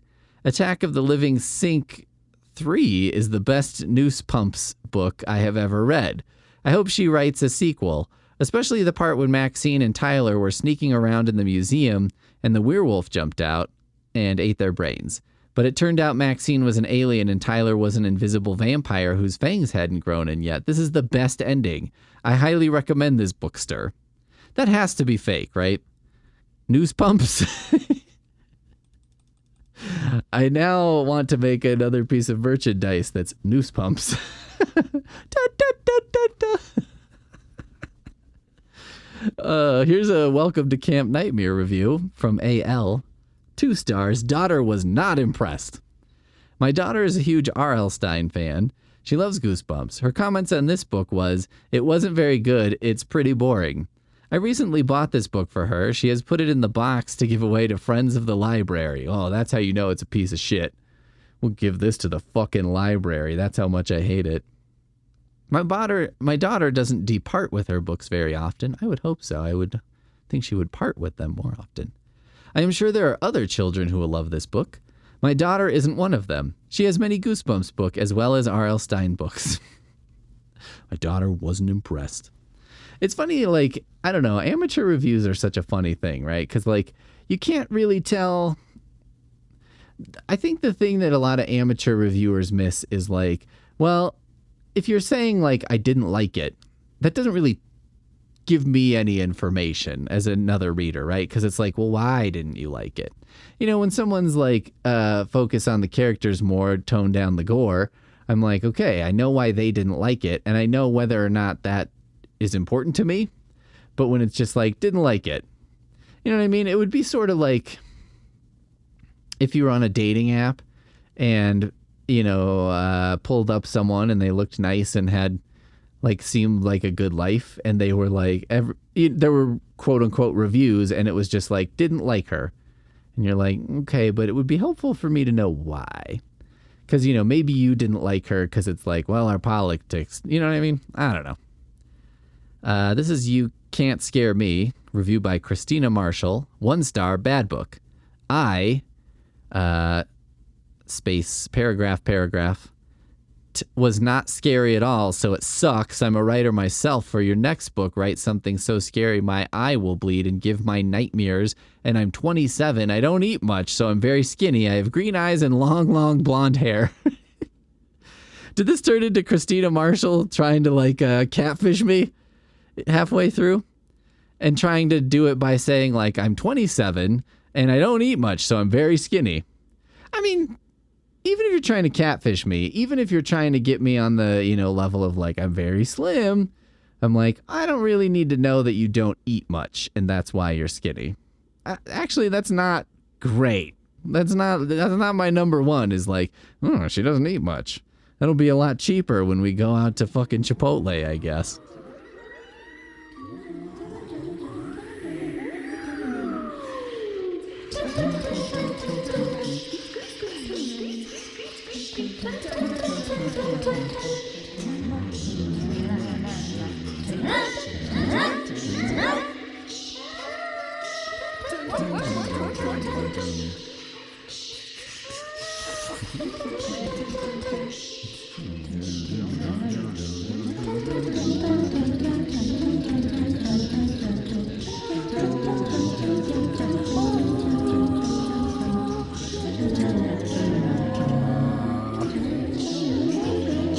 Goosebumps. Reader beware. You're in for a scare.